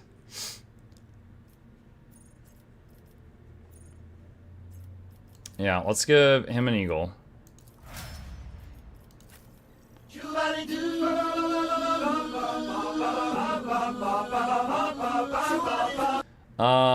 Her. Okay, so this is my first time playing the game with Cabela.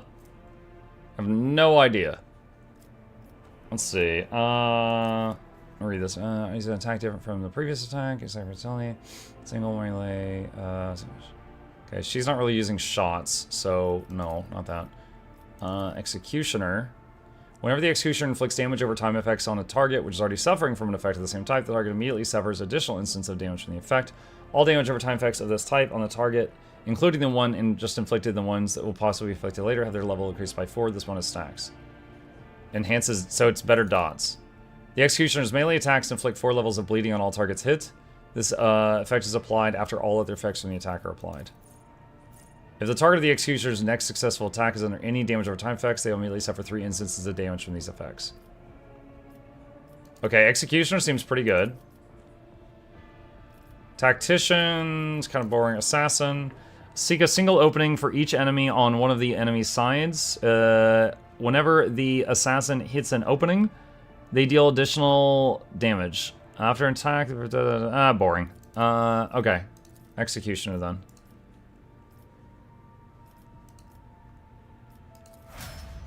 Okay. So then we've got Navigator. So...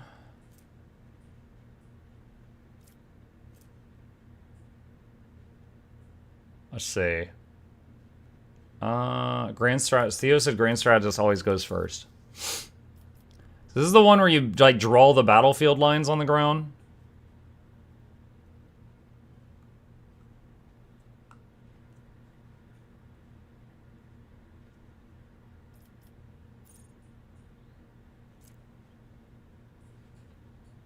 Hmm.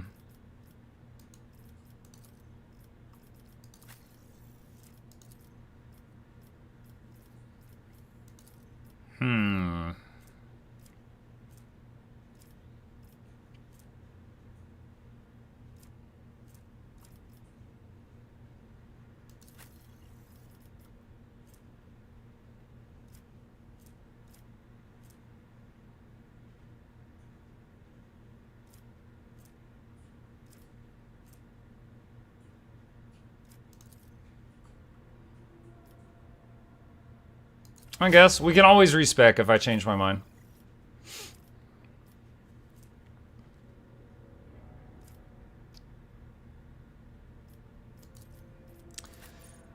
Let's see, Warp Relay. Whenever the Overseer uses non-attacking single-target Psyker powers, except those granting extra turns, on their Raven, they are applied to all relevant targets, allies or enemies, in a 4-cell radius, having no effect on the Cyber Raven itself.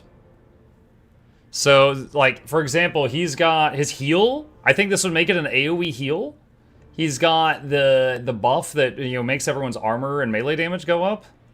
It says non-attacking single-target Psyker power. So I don't think you could do Psychic Scream from it. Hold on, I'm looking at the little movie up there.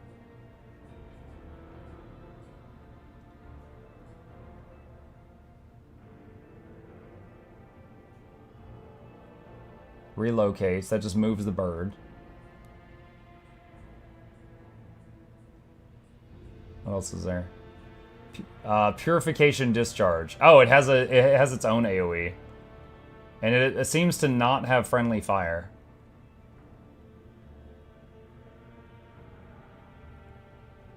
Mass buffs? Yeah, you could make single target buffs become mass buffs. Alright, so Heinrich's is going to get one of my favorite spells for, you know, longevity in fights, which is regeneration in the near future. And being able to do that in mass on the party would be huge. So I'm going to give him a Raven also. I'm not going to worry about these two right now, because I'm not going to be running around with them at the moment. And we've got Cat now. Alright, so tap quick save.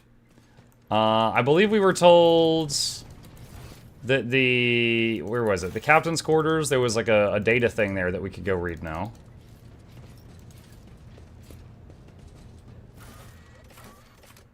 Let's go back to the captain's quarters.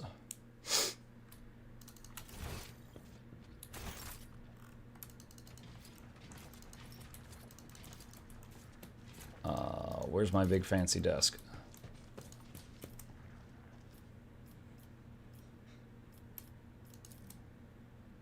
I think that's just a bank. That's not it.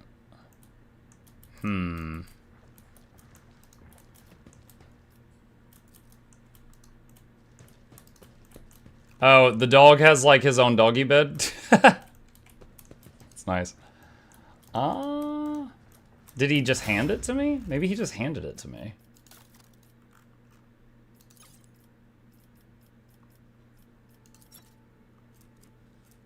Gem of Dark Vitality, Heretical, plus 4 max wounds, and Fidelio to 50% toughness.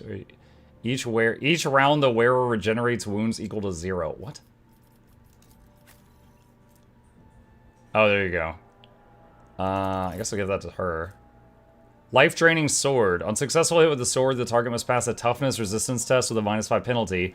On failure, they suffer the bleeding effect, and veil degradation is increased by 1. The wielder restores wounds equal to 25% of the damage dealt to the bleeding target if you're heretical. Okay. Bringer of Terror. I think that's a heavy bolter. Stronghold. I didn't even notice the shield. Whenever the wearer blocks an attack, they gain 14 temporary wounds. What? Whenever you block, you gain health? That's bonkers. Hotshot last pistol, Vox whistle, Arbides handcuff. So hold on, if I put this here, let me see this.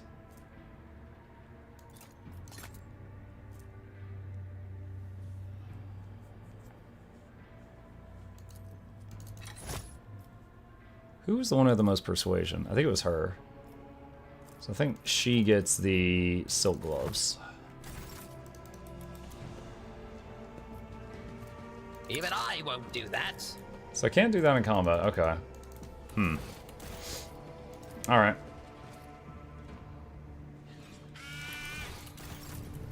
Someone's a bird. Alright, back here. Yeah, just to show these real quick. So here's the dog. So it's like still flesh here, but with like the spine is metal and the legs are metal and the front half is like armored. And then here's the Cyber Raven that the Psychers are using. And here's the Cyber Eagle that Pascal has.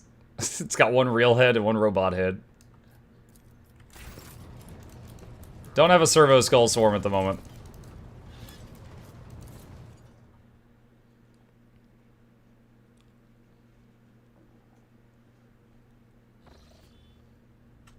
Okay. Master Helmsman Ravor. Lord Captain. Ravor's voice over the Vox sounds weary rather than annoyed. I'm getting reports of several ships moving toward us. Judging by the fact that they're not responding to our hails and the telemetry shows a trail of macro batteries, they're not here for a chain wag. Prepared to issue orders to prepare for battle at your command. Or ready to issue orders to prepare for battle at your command. Can we evade this combat? Raver snorts or perhaps chuckles. I don't think so, Lord Captain. There'd be no reason to. It'd be easier to blast these scum to smithereens than to evade them. We'll warn Footfall we're coming with a few macro salvos. Where do they come from? Why haven't you noticed them before? The rubbish of Furibundus. And I'm not talking about these wrecks that are about to open fire. I mean the remains of meteorites, gas clowns, refuse from the shipyards. It all bunches together and the smaller ships hide behind it to harass ships as they emerge from the warp. Could this be the word of Could this be the work of Kunrad Voigtvir? The silence of the Vox lasts for several seconds. It's possible. He could have hired some scum, or maybe it's just a pirate who saw the state of our ship and decided to push his luck. On my order, all stations get ready for void combat. Time to pew pew.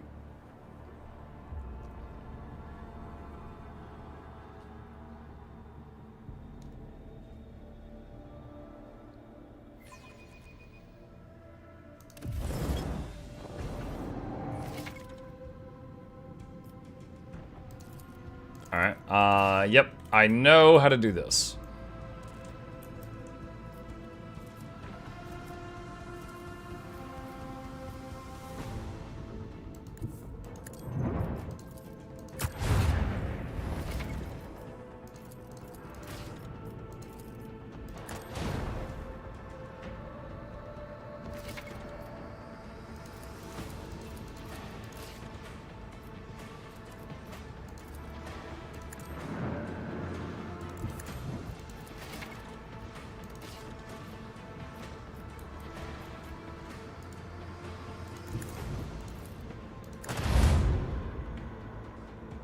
What? He took no damage from that?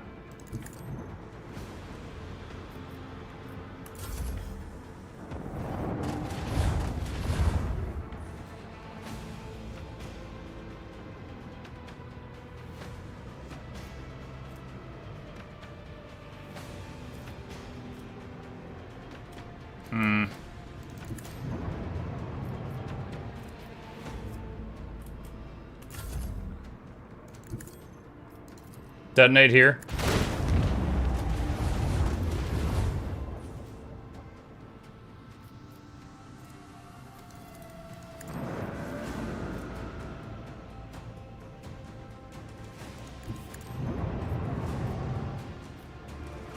Gosh. Dude, I can't swing this big boat around. It's just, oh my god.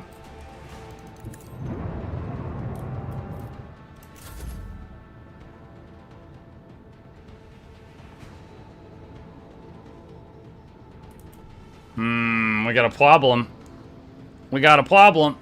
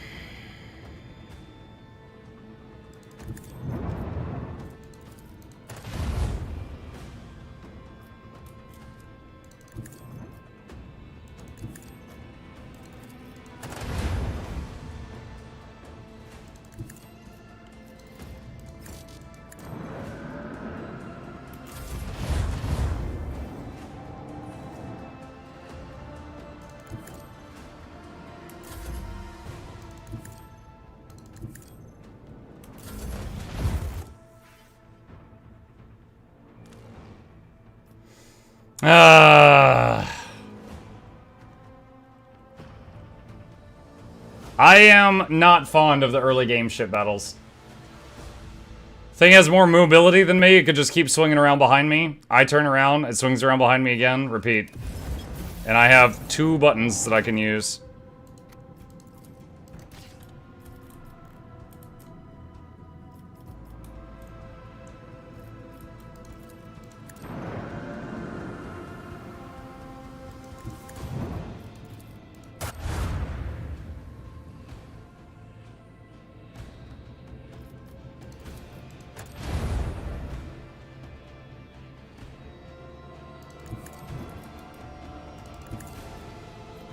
I remember when I was stubbornly trying to beat this whole game on hard mode last time. There was one battle like this that I ended up doing, and it was 30 minutes of me flying away and shooting torpedoes backward.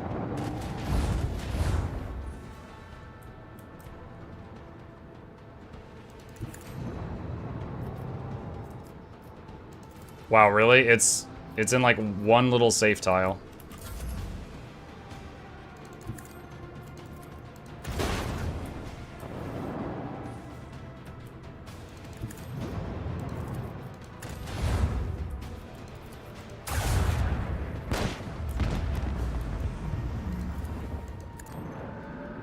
Alright, got one of them. I think the others are gonna get away.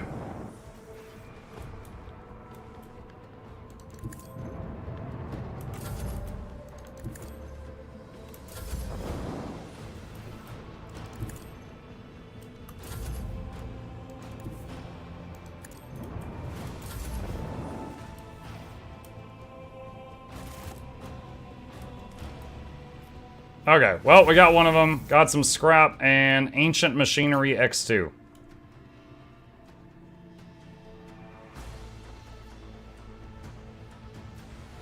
Repair hull.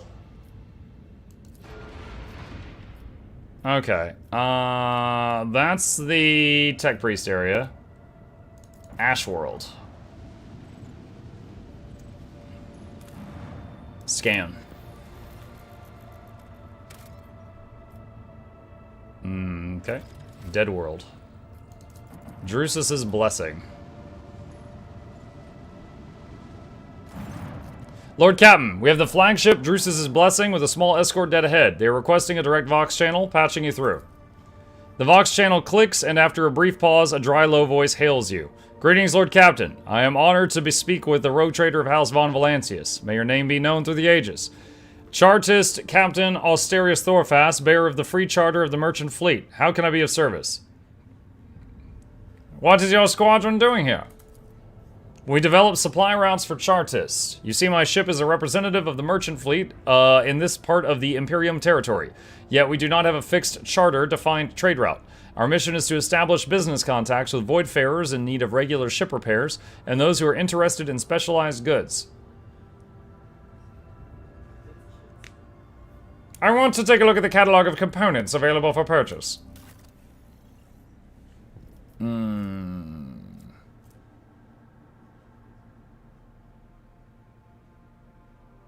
That's a worse... That's a downgrade. Why is this even in a shop if it's a downgrade from your starting equipment? 11 speed. Voss pattern torpedo tubes plasma. Mezzo Alliance weapon. That's what I have. Void shield. Okay, so this is all downgrades. Okay. Rotation.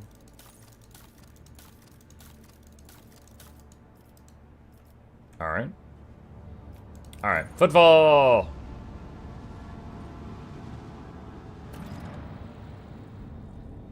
What?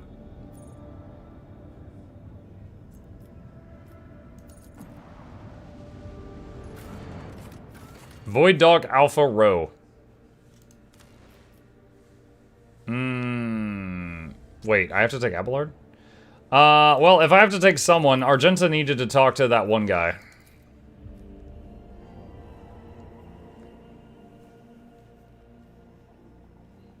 Oh, what's his bucket? Although I should have leveled her up first, because I think I'm going to get ambushed as soon as we get off the ship.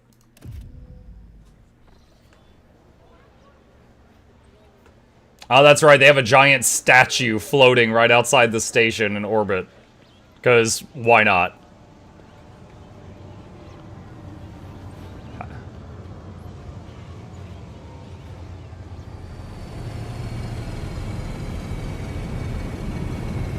Can't you just sell them the 420 different weapons you have to get rep to unlock better gear?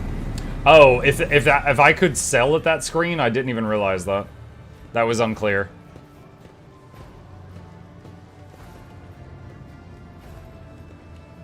That one guy in the back. Your lordship, forgive me for not welcoming you with the appropriate obeisance. We were told that you'd prefer to arrive on Footfall incognito, and we were trying to attract as little attention as possible. I'm here on the behalf of the Liege of Footfall, Lord Vladame Takara. The Liege awaits the chance to speak with you at his residence, but if you happen to have other business to attend to, I can serve as your guide and tell you about the station. Cassia's lip curls slightly. This is so familiar. Behind the amber-colored scattering of words of welcome, far less appealing hues lurk, murky and diluted, the look of someone accustomed to lying and hiding their intentions.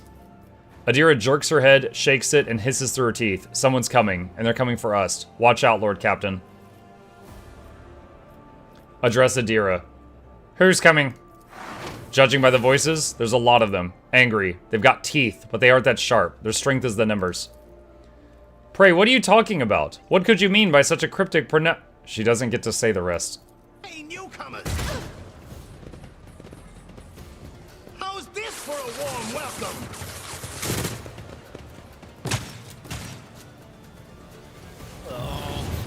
These guys are stormtroopers. They missed all those opening shots.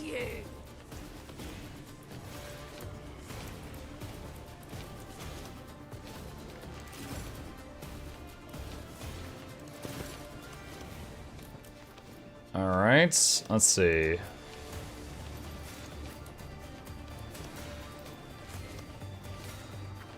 I'm gonna have to start him over here, and he's gonna taunt everything.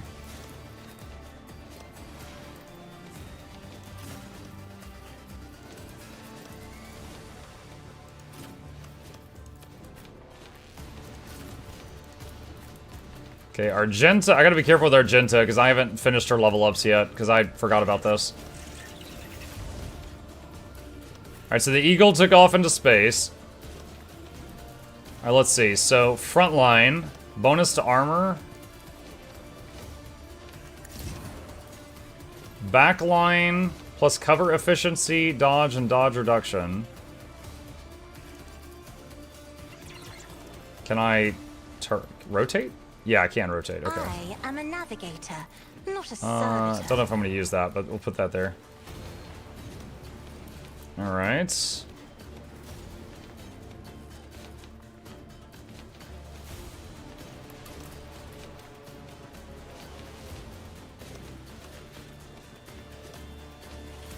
I'm not accustomed to being ordered around. Face the navigator's might. I can handle this. Deliver us! On my way. Let's get to it. They just killed one of their own dudes by mistake. Show me what you've got.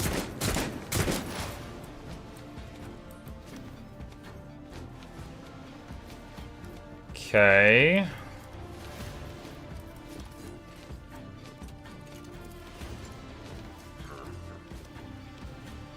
Quiet whispers. It's my toy, and I'm gonna control it myself. Alright, so I just put forewarning and prescience on all of these people. That would usually take me like 5 turns. But of course.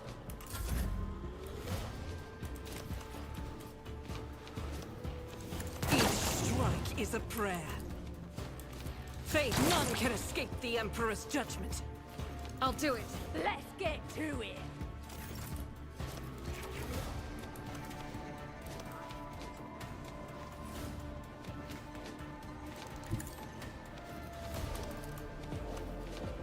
As honor ordained, death is a blessing. I shall killing brings me no pleasure. So what was this one? Where it hurts? Is he bleeding? Yeah. Where it hurts.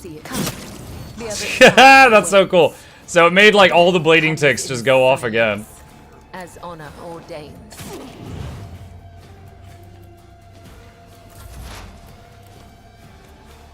Alright, so Pascal has the Cyber Eagle that is currently in orbit right now. So he's got a soaring. Choose an object in line of sight. The eagle stops soaring, lands at that cell, and deals twice its weapon damage to adjacent enemies.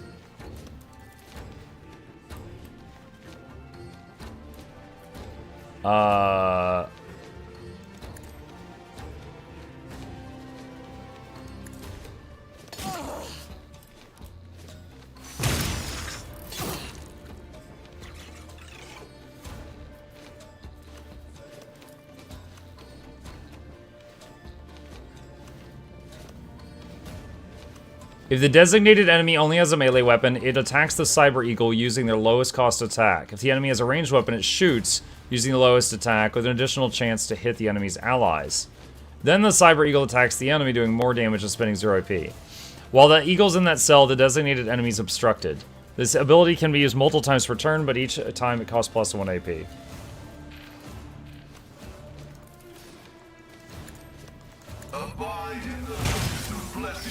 So you can basically use this to get enemies to shoot at their allies by like turning them around and stuff.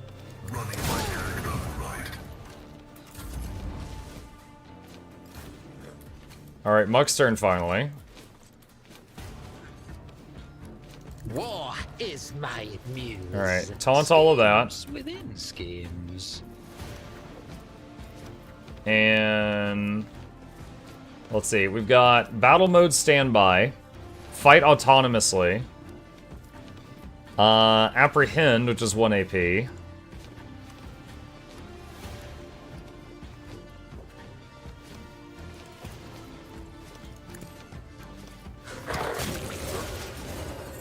Nice.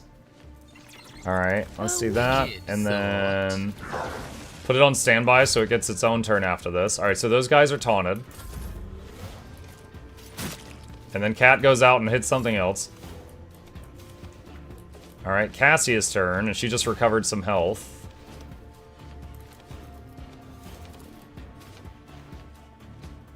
If I may, another foe painted black.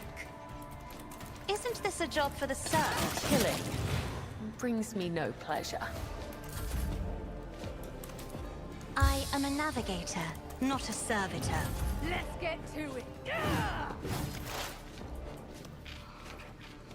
That's odd. I taunted them, but then they swung at the dog. I'm not really sure why. Okay. On it.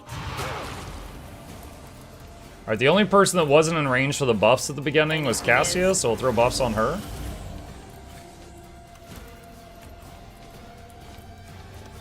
Guided by faith, each strike is a prayer. Wow, that movement though. Trust me.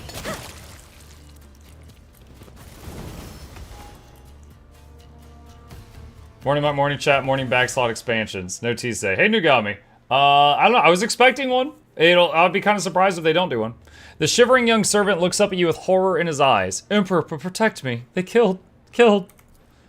Every time. I warn them, and then they all go, Dear Emperor, our Lord and Savior, how could this have happened? Who could have thought? Adira spits on the ground in annoyance.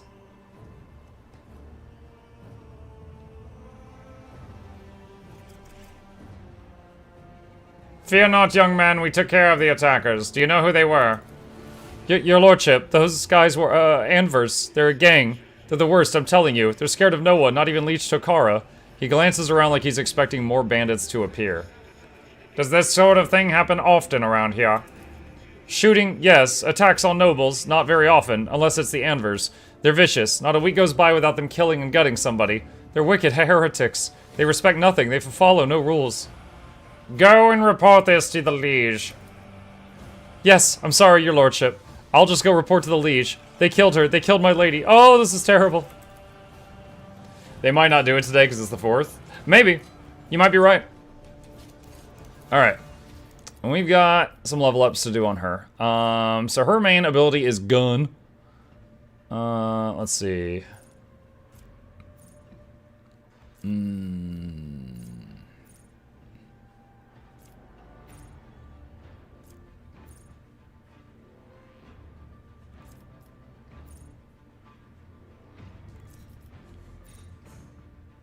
When full health, boost to gun. Sure.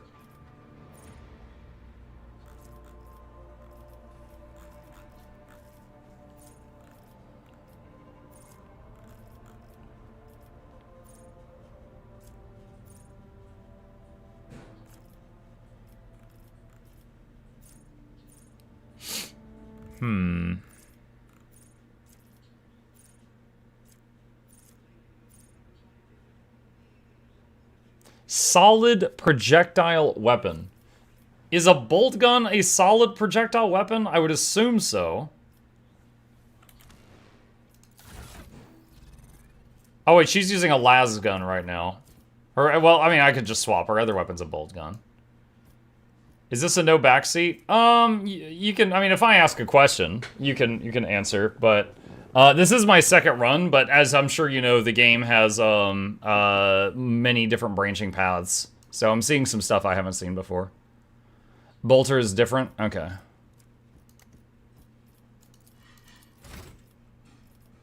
All right. Let's see.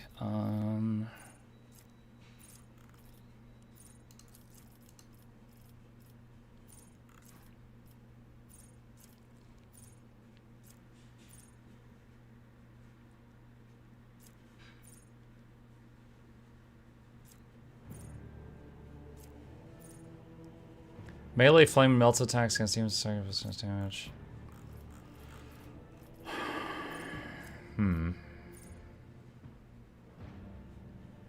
Plus ballistic skill. Let's see, ready search. Plush chip. Sure.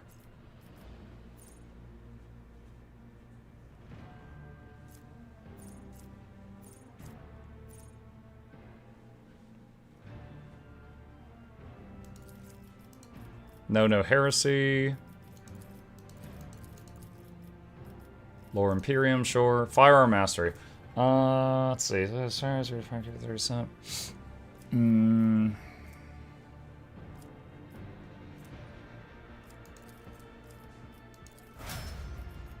Okay, Bounty Hunter, Master Technician, Archmilitant. Probably Archmilitant. Archmilitant was really good.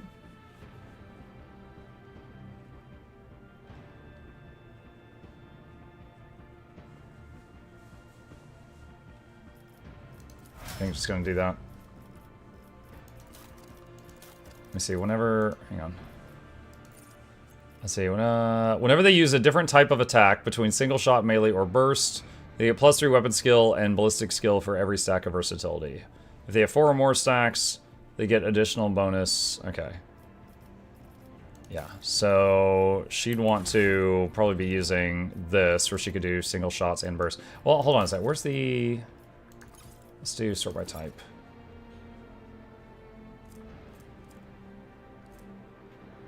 Unfading Valor is 6 to 10.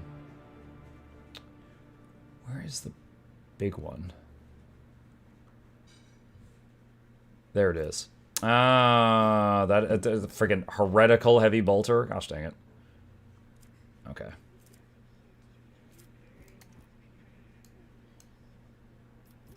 All right. Quick save. Patience? My nerves are frayed. All right. Collect all.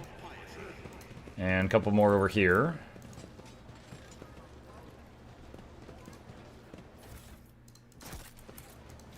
All right. One more there. Opticon 22.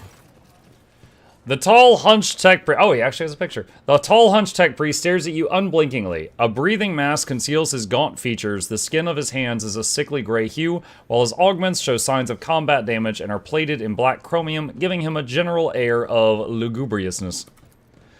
Initiating identification procedure. This unit is defined as Logis Opticon 22 and is a fully authorized representative structural part of the Cognizance Fleet and the priesthood of the Adeptus Mechanicus.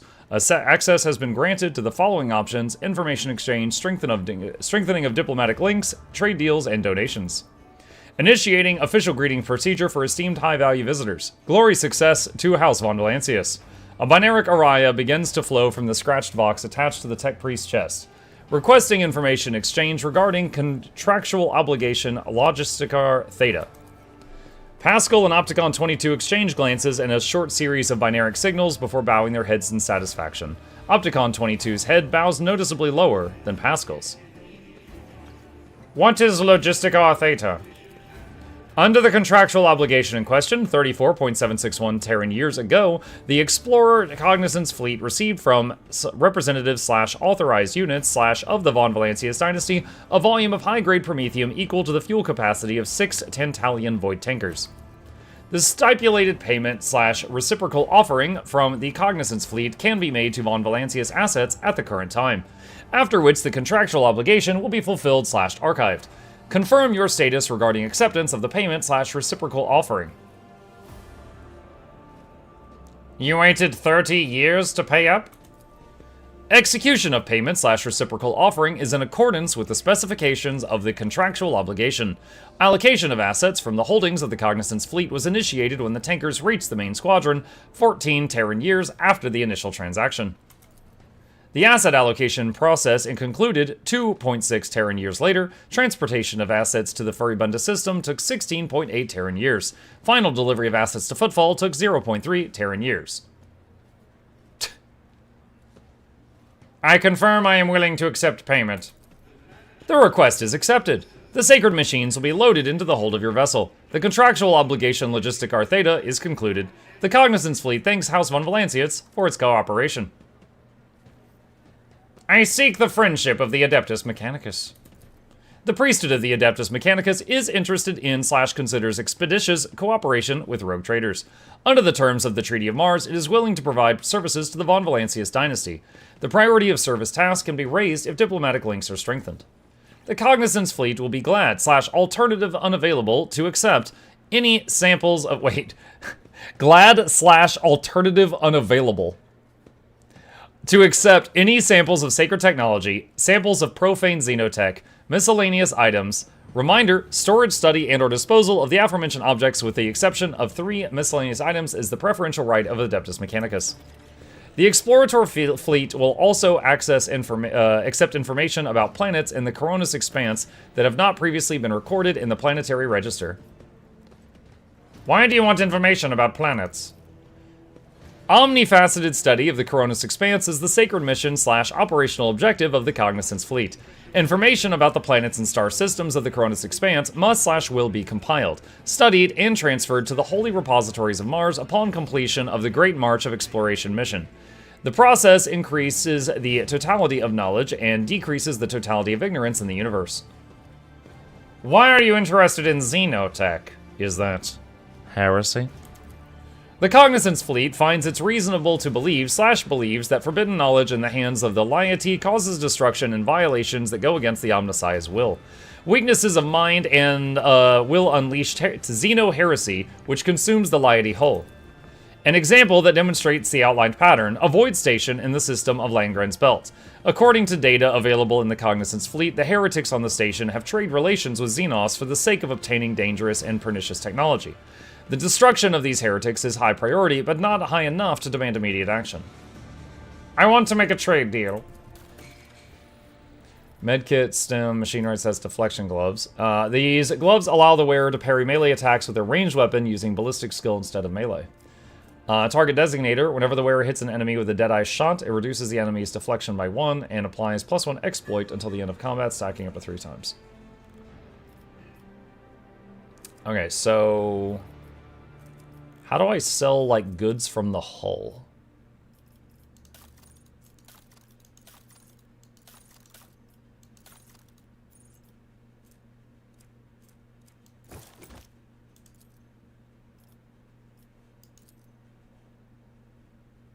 Reputation tab?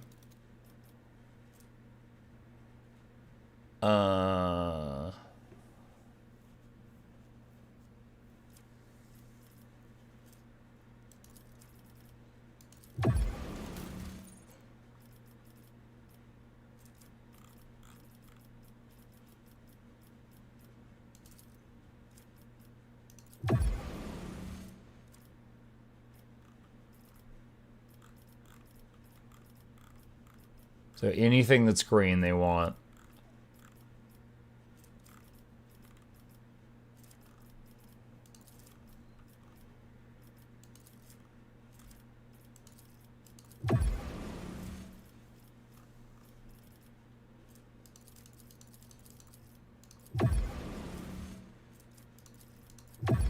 Alright, we're level 2 now. When does this unlock? Level 5. Profit factor too low. What?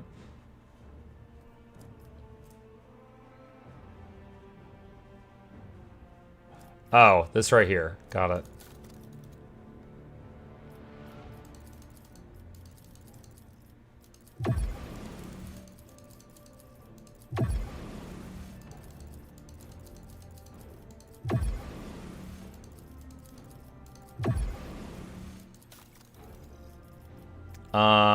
Let's see. Retobi pattern bolter.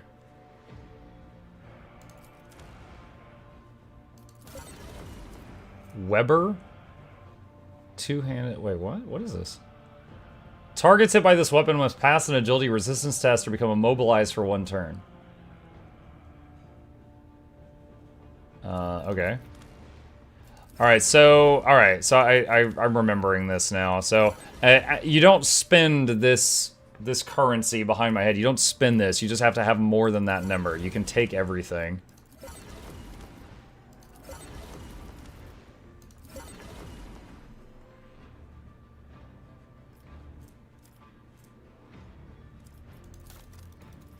Alright. Let's see, what else we got?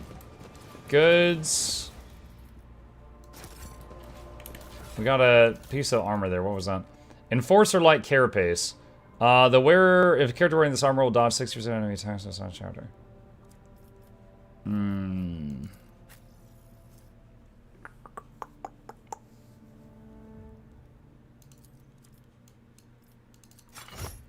Appears to be an upgrade for her.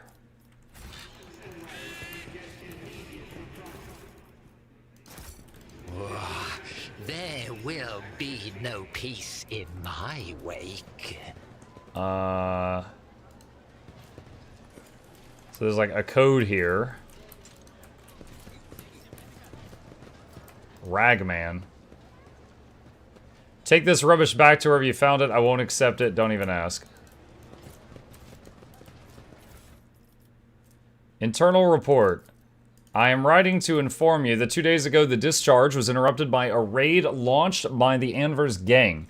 In the attack, 3 loader servitors were put out of commission. Furthermore, 1 cargo container, serial number FVDA1161615, was stolen along with its contents. Okay. One step at a time, amidst the madness.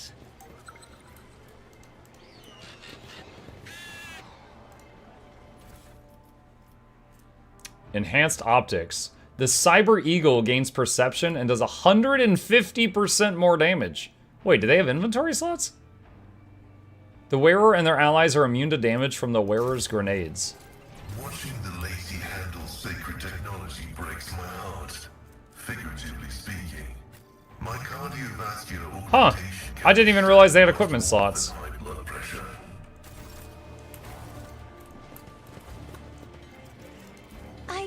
A standard container. Let's see. Leaflet. Now is our time, not theirs. Go to their homes, drag them out of their beds, carve open their bodies like carcasses at a slaughterhouse. The Imperial Navy, Cas Ballica, Corda, Von Valancius. Their names mean nothing now. Tomorrow we'll erase them from memory. Go seize power, as much of it as you can carry. A and B. Anvers?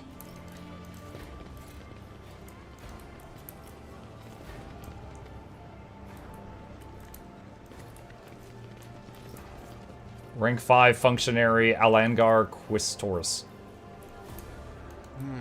What lies beyond? Goods. Same thing. The next icon.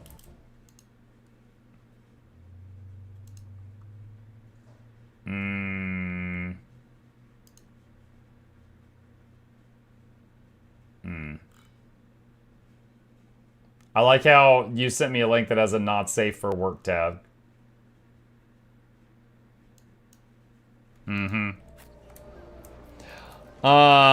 Let's see. The walls of the container have rusted and its contents rotted away. A situation not uncommon for shipments trying to pass through Imperial customs.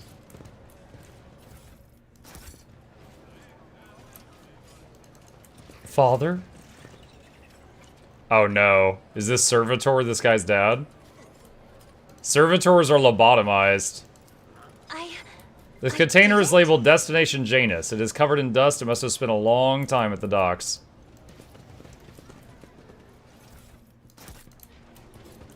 In this tapestry of a world, I am the rogue thread.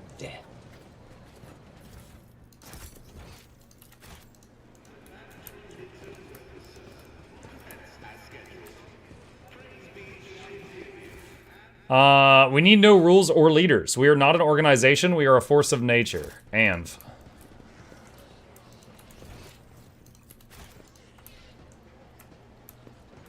Oh, that's the one I can't reach currently.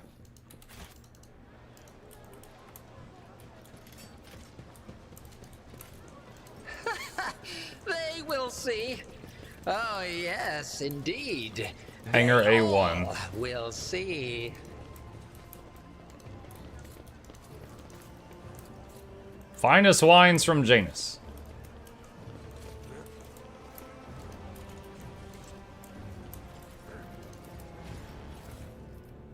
Strange memo. The holy book by the altar. That void damn customs guy. He's always on duty. Does he get any time off? Does he ever leave for a piss? Is he a servitor or something?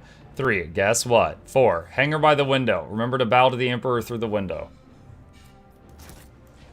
The corpse looks horrifying. The victim was thoroughly beaten before being shoved into the crack between the boxes. One of the hands is clutching a blood-stained letter. My house. At first glance, these look like standard containers, but their frames have been reinforced and their sealing improved to keep the smell in. These are used to transport contraband. Curiosity sings in my veins.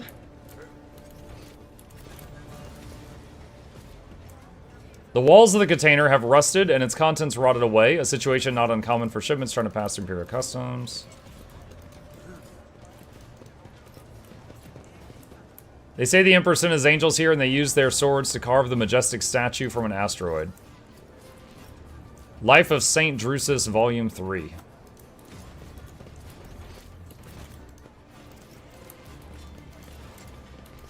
Okay.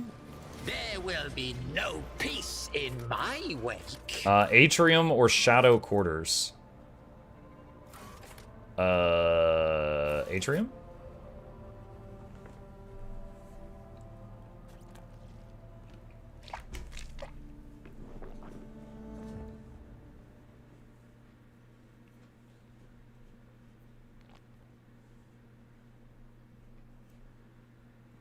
Janus is the agri world that the craft world knife ears call the Lelathan.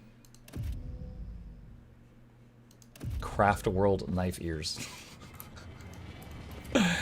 Is that the Eldari?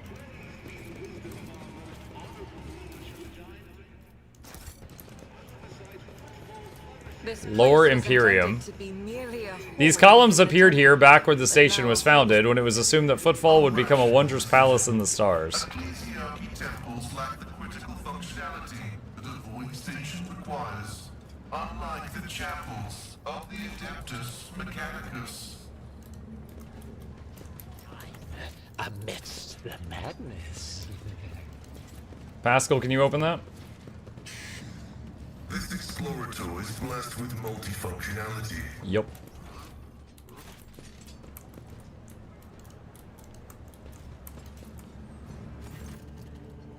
The buzzing crowd has closed in on several harried-looking individuals. Some of their faces are smeared with fresh blood. The angry cries and twisted faces leave no doubt. A massacre is about to take place. Just cut their throats already. What were they thinking letting that ship dock at Footfall? They're all stricken. No, no cutting. We get their blood on us, we'll be tainted too. Better to burn them.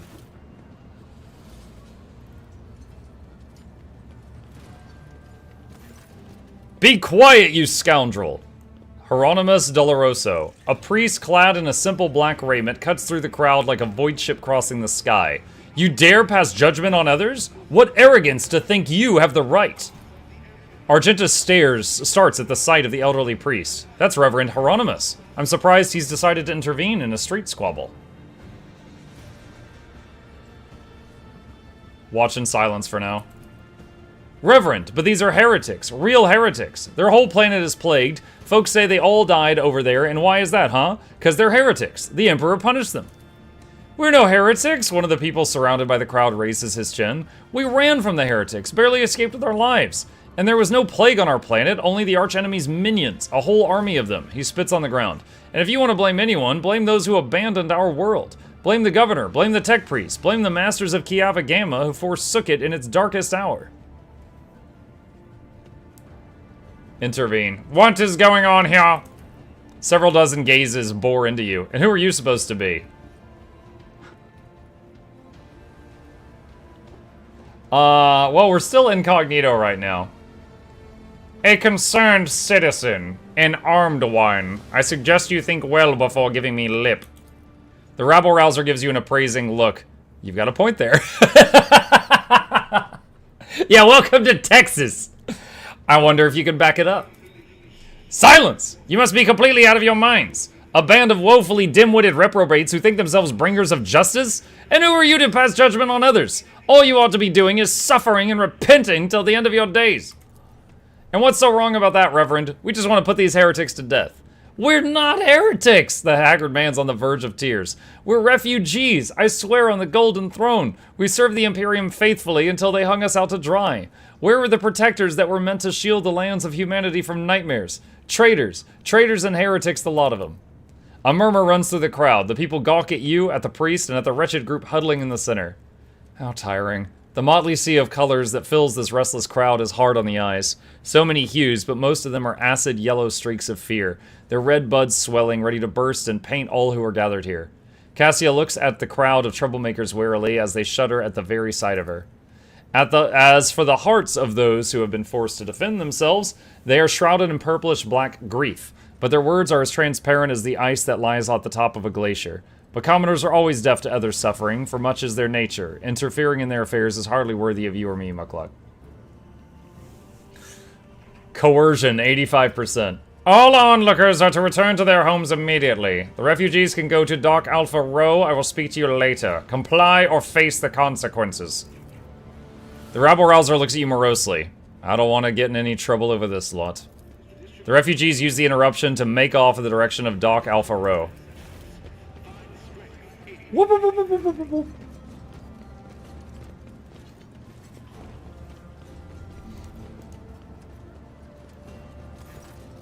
The arrogance and self-righteousness of a malefactor.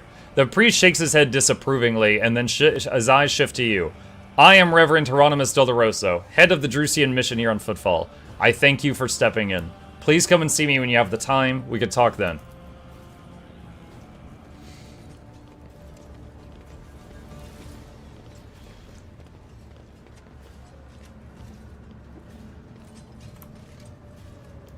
Paper on the ground. We need no rulers or leaders, blah, blah, blah. Another one of those flyers. Another mob flyer. Another mob flyer. Oh, a lot of these things. In this tapestry of What's the this do? world, The sight of this cogitator would be enough to break any tech priest's heart. The machine is leaning slightly to one side, grimy and covered in scrawled drawings, with frivolous writing scratched here and there on its casing. Several keys are missing, and the rest are coated with dust. Pascal's respirator lets out a mournful hiss before he says grimly, "The right of operation has been repeatedly and blasphemously violated, requesting the identification and punishment of the deplorable acolyte entrusted with caring for the spirit of this machine." Tech use, try to repair. Succeeded. After a series of creaks and groans, the cogitator's dusty screen lights up. On it are several lines of text, section headings. Praise the Omnissiah. The machine spirit of this cogitator is aggrieved but willing to serve. Accompanied by the crackling of a binaric prayer, Pascal's mechadendrites gently place a couple of keys lying on the floor back into place. Select the section titled Welcome. The screen flickers a few times before revealing to the world a text in low Gothic. In the name of the founder of Footfall Station, conqueror of the stars, builder of outposts, the noblest rogue trader, Parsimus Dewayne, and on behalf of all his descendants, I welcome you. This cogitator was installed on the order of the illustrious Parsimus so that the needy may tap into the flow of his wisdom. Cast your eyes upon the list of sections and choose what you wish to know. Whoever this Parsimus was, he sure thought big. Lord Captain Parsimus Dewayne, one of the trailblazers of the Coronis Expanse and this station's founder. I've read about his great deeds. Lord Dewayne was once a colonel of the Astra Militarum, but, by his will, later inherited a warrant. He accumulated enough power to gather a small fleet of loyal allies and venture out to conquer the Coronis Expanse. They say Footfall was meant to be his personal palace world, but the construction dragged on for decades, and Lord Parsimus eventually died of old age. His enemies instantly tore Footfall to pieces and turned it into a bastion of humanity we know today. One full of bandits, privateers, hustlers, and rogue traders. Pleased with herself, Cassia nods slightly to let everyone know the lecture is over. Select the section About Footfall. Footfall Station has been envisioned by the great Parsimus Dewayne as a palace in the stars, as majestic as the spirit and mind of its creator. As of the years of the cogitator's installation, merely a small fraction of the great Parsimus's designs has yet been made a reality, but already their audacity and grandeur are staggering. Footfall is to become the gateway to the savage and barely explored Coronis Expanse, a foothold for future conquest of the Imperium and the noble Parsimus Dewayne, whose acts by the Emperor will... The cogitator wheezes and blinks, clearly trying to shut down. Attempt emergency repair. Success. The cogitator whirs and the screen turns back on. One of the first structures on Footfall was the colossal statue of the Emperor. A whole asteroid was used for the creation of this sculpture, but even its titanic proportions cannot convey the awe that every faithful servant of the Imperium feels before the Master. The statue is the center of Footfall in the same way that the Emperor is the center and heart of the Imperium. As construction progresses, new smaller asteroids are being attached to the statue, their surface serving as a foundation for glorious palaces and temples, and their inner tunnels as homes of the commoners and rabble. Select the section Parsimus's Dwayne's design. The cogitator flickers and grunts before displaying a tapestry of text. The great Parsimus Dwayne intends to conquer the Cronus Expanse and build the most grandiose structure, which will shine through the ages, praising the names of its creator and his descendants. Footfall, the palace in the stars, the glory of the great Parsimus's deeds will live on through the ages, and his grand designs... The cogitator hisses and grunts as if trying to clean its insides by spewing out dust and detritus through its cracks. The cogitator hisses for a while, then the screen flickers and once more shows the words, "The great Parsimus Dwayne intends to conquer..." Pascal's vox wheezes mournfully. The spirit of this machine is enraged and will perform its function no more. I will see to it that the profaners responsible for its maintenance are marked for servo penance. He's like, we will lobotomize whoever was supposed to clean this thing. Lore Imperium. Never doubt me. The statue undoubtedly depicts Parsimus Dwayne, the legendary rogue trader who founded Footfall.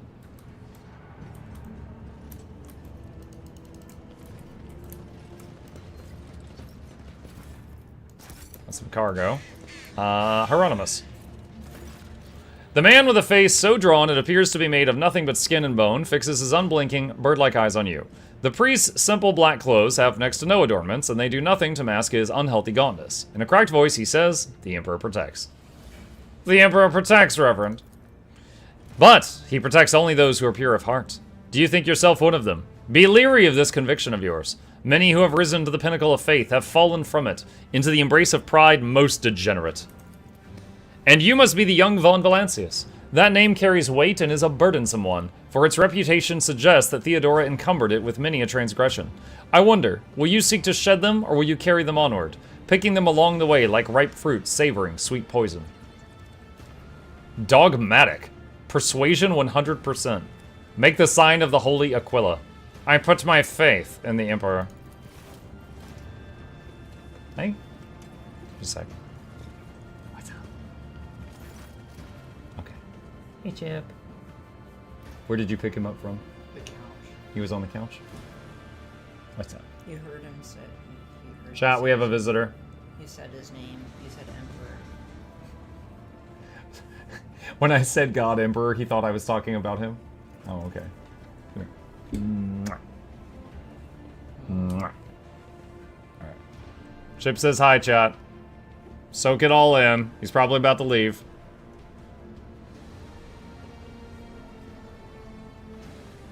Okay, thank you for the visit. Technically 2 visitors? Well, yes, but one of them is much higher ranking than all the rest of us. Yeah, he doesn't want to stay. Persuasion test succeeded. He gives you a scrutinizing tone, and then his tone softens. Well, then, be twice as diligent, for this sector will seize any chance to test your faith. Gain experience and dogmatic. Bye-bye. Continue. He looks at Argenta, who is standing nearby, and his voice softens slightly. Greetings, sister. I congratulate you on your return. Was your pilgrimage fruitful? It was, Reverend. Let it be known to you that Theodora von Valancius' ship was attacked by servants of the archenemy, who appall the heart of any righteous soul. She says, nearly hissing with fury, and not all of them met a fitting end. Some fled, and more than that, their blasphemous words clearly pointed to this attack being part of a larger design. Reverend Hieronymus, I wish to join the esteemed rogue trader's crew and help protect the von Valancius dynasty from the forces of the archenemy. I am divesting myself of the responsibility of guarding the Footfall reliquary.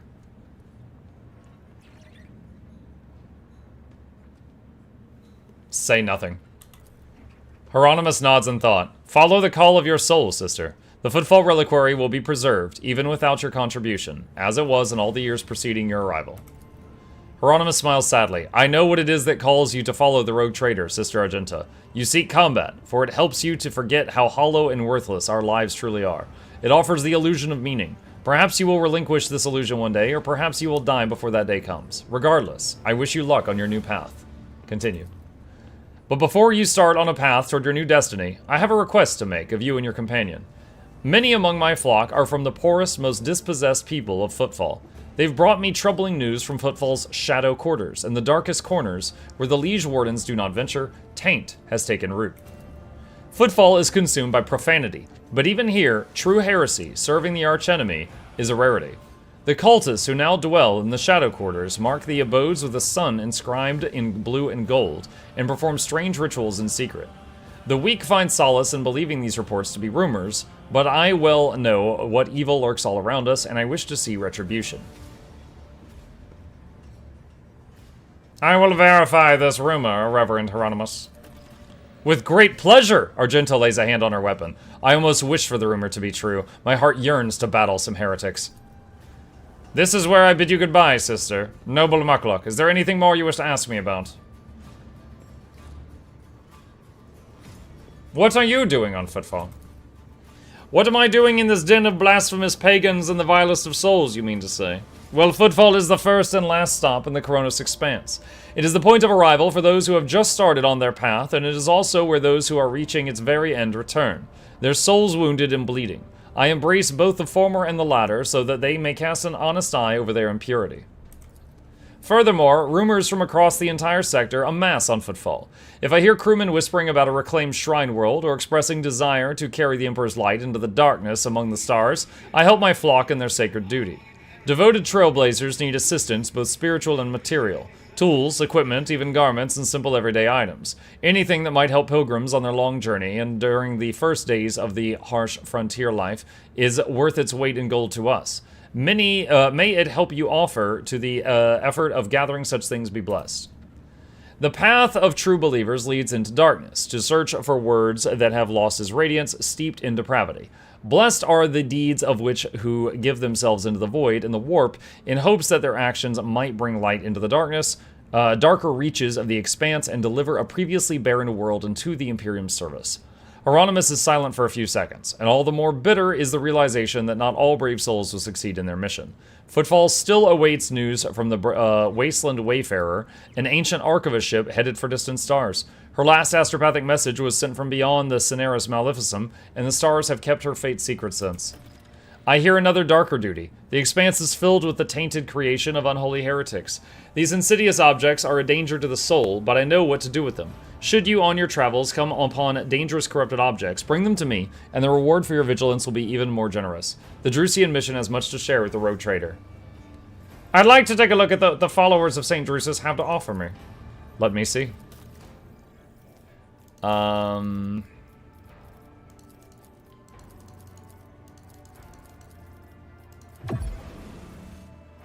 Oh wow, that was not that much.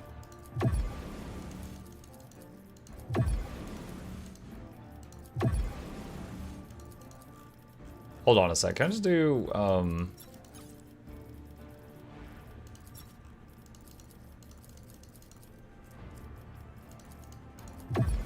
trying to get to level 1. Jeez! Alright, what do we got? Medkits. Onslaught. Freaking drugs. Let's see. Enforcer helmet plus 5% to armor.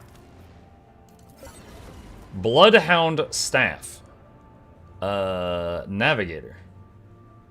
First use of an attacking navigator power this turn does not set the power on cooldown and does not count toward the attack limit per turn. The second use of the power or use of a different attacking navigator power on the same turn deals an additional 6 damage to all targets and 6 damage to the navigator, but she has regeneration. Mug, do you like fried eggs with that perfect driven snow white, or do you like white with a bit of crunch on the edges? I cannot remember the last time I had fried eggs. Usually when I have eggs, scramble them. I'll eat fried eggs, but I haven't had them in maybe decades. Plus Lore Imperium and Commerce. Sanctified Staff. Emperor's Wrath. Hold on, what does this thing do? Emperor's Wrath. Everyone adjacent to the target point suffers damage. Damage dealt by this attack to allies is reduced by the target's resolve.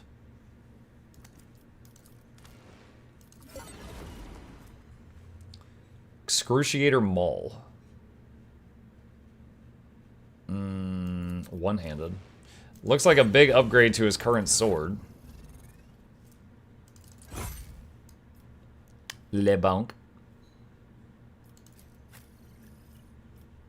And stuff.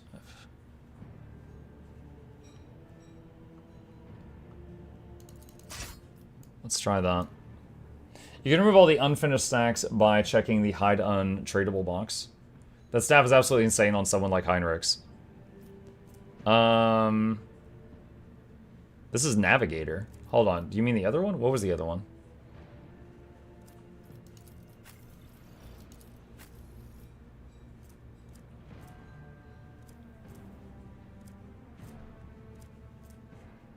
Emperor's Wrath. I mean, I really like his life drain staff, but I could try it out sometime. I don't have access to him right now. Okay. Alright, that little thing is done. Lore Imperium. The Emperor favors In this mishmash of devices and cables, you notice equipment from totally different eras. Some ancient, some merely old, and others hastily tossed together in more recent years. We'll see. Oh, yes. A small food booth, the portions look meager. Genius triumphs. Pascal, open the box. Yoink. Like pretty flowers overgrown with weeds, the halls of Footfall's former palaces and temples have been overrun by the shabby houses of the present-day inhabitants. Cogitator.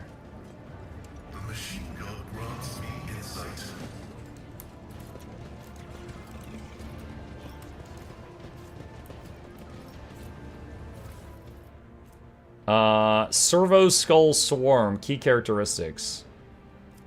It suffers no damage from area attacks, gains +10 fellowship and intelligence. Unyielding Vanguard Boots, all allies in 2-cell radius around the wearer gain 40% bonus to resolve from the Unyielding Beacon ability instead of the original bonus. Patience! My nerves are frayed!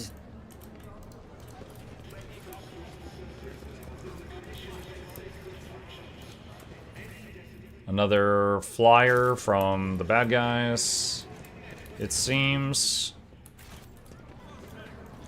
Wait, I missed something over here. What was this?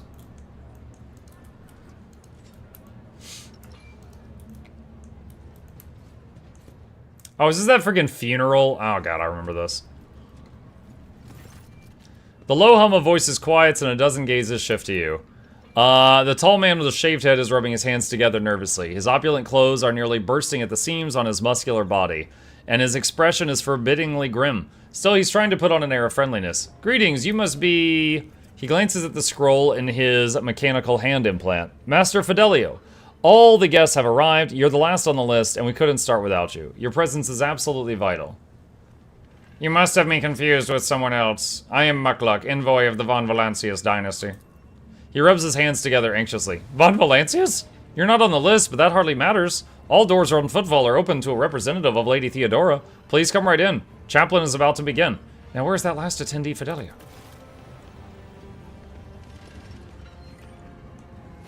The Sanctified Staff is one of a few, maybe 2 Sanctic weapons that have unlimited damage scaling with Resolve. It explodes things like a psionic grenade. Oh. You catch sight of something odd. Before stepping away from you, the man gestures subtly to a nearby servitor, giving it some kind of command. The servitor quickly removes the bottles of amasec and glasses set out for the attendees from a nearby table. Awareness, look around.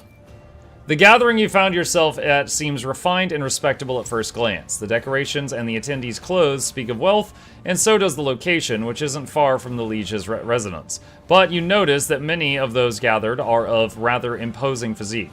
Many of them have scars and military-grade implants. Several of the guests look like they're covering the exit, and a few are clearly carrying concealed weapons. What is this place and what is going on here? I know nothing about the place, but I can feel that something's in the works here. I sense danger and opportunity. That is, a little danger and a big opportunity. I wonder who this Fidelio is and why they cannot start proceedings until he or she appears. I have never heard the name before either. Join the attendees. I want to see what this is about.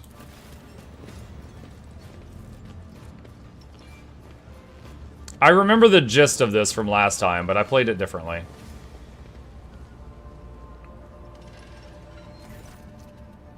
Oh, what a terrible, sorrowful day. We pay our respects to the life and soul of Footfall Society, a loyal servant of the Imperium, a generous benefactor who spared no expense to keep the fire of faith burning, and an example to all future generations. The most noble and unforgettable Master Belardo. This loss, the fussy administrative clerk speaks in a strained voice and keeps peeking at a paper with text on it. His speech drags on and on, blending into a monotonous cascade of praises of the late Master Belardo. So let us offer a prayer to the Emperor for the repose of Master Belardo's soul and the prosperity of his heirs. I shall now pass you over to our most revered chaplain. A formidable-looking man dressed in the attire of the ecclesiarchy missionary glares at the gathered crowd. And here you all are, you vultures. Let's offer a prayer then. But if you think the Emperor or the messenger of his will, in other words myself, does not see into your vile souls, you are sorely mistaken. Chaplain looks at you and gives a slight nod. I wasn't referring to our esteemed guests, but the rest of you I know all too well. So go ahead, pray for Belardo's soul, soon the flames will take him, a fitting end for a life like his. May the Emperor keep his soul. Without another word, the chaplain makes the sign of the Aquila and pointedly turns away from the attendees.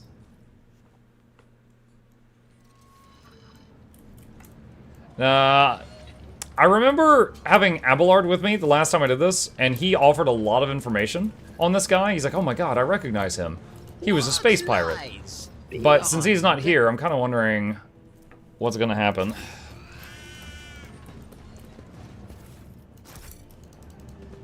Ceremony guest. All the best. Chaplain. Up close, Chaplain leaves an even stronger impression. A tall, burly man whose face and hands bear numerous scars. His entire visage seems to tell the story of many heretics who met their end upon their encounter with this adept of true faith. Chaplain gives you a respectful nod. May St. Drusus protect you from illness and misfortune. I'm surprised to see a noble figure such as yourself here. Did you know Dens? I meant Master Belardo. No, I did not. I came here by chance. Then I will consider this a stroke of good luck. Dens would be chuffed to have someone of your standing at his funeral. Given your speech at the ceremony, I take it you're not fond of the other attendees. I'm a missionary of St. Drusus. Hello, thank you. And the truth of the Imperium speaks through me, so I see no point in pretense. All who have gathered here have one goal, to bite a chunk out of Dens' estate. Ambition and aspirations of wealth are not immoral and in and of themselves, but... Chaplain grimaces. It's just that I'm sickened by the thought that such a great man has left behind nothing but a pile of human refuse. His son is a drunk and a weakling. His friend Dagon, the one who greeted you at the entrance, is a dim-witted brute with an incredibly bloated ego. His widow made off on the family yacht in the direction of the mall, where his body was still warm, with an entourage of 5 brawny, good-looking young fellows. Thank you for speaking with me. I must go.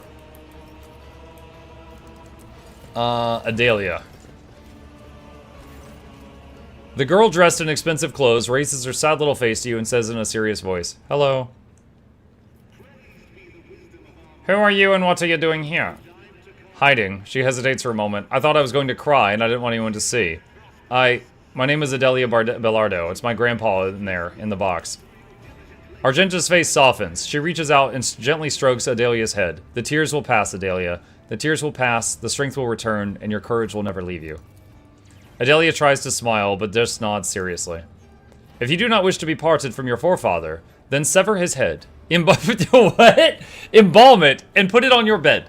Cabela's voice sounds mundane, like she's explaining the most basic things. Speak to him before you go to sleep and after you wake up, and that way he will stay with you. Wow!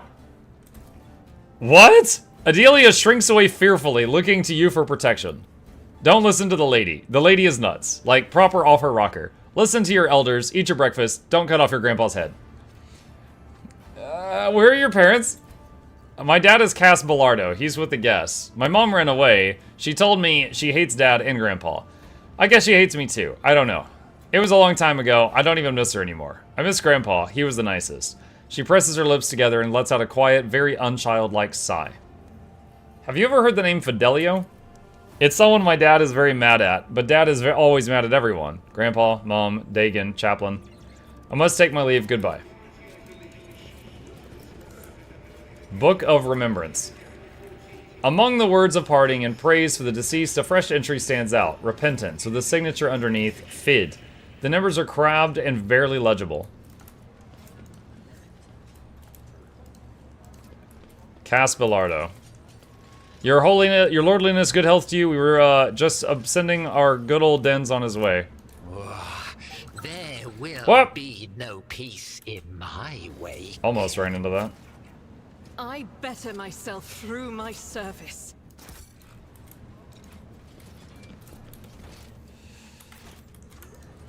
Let's see.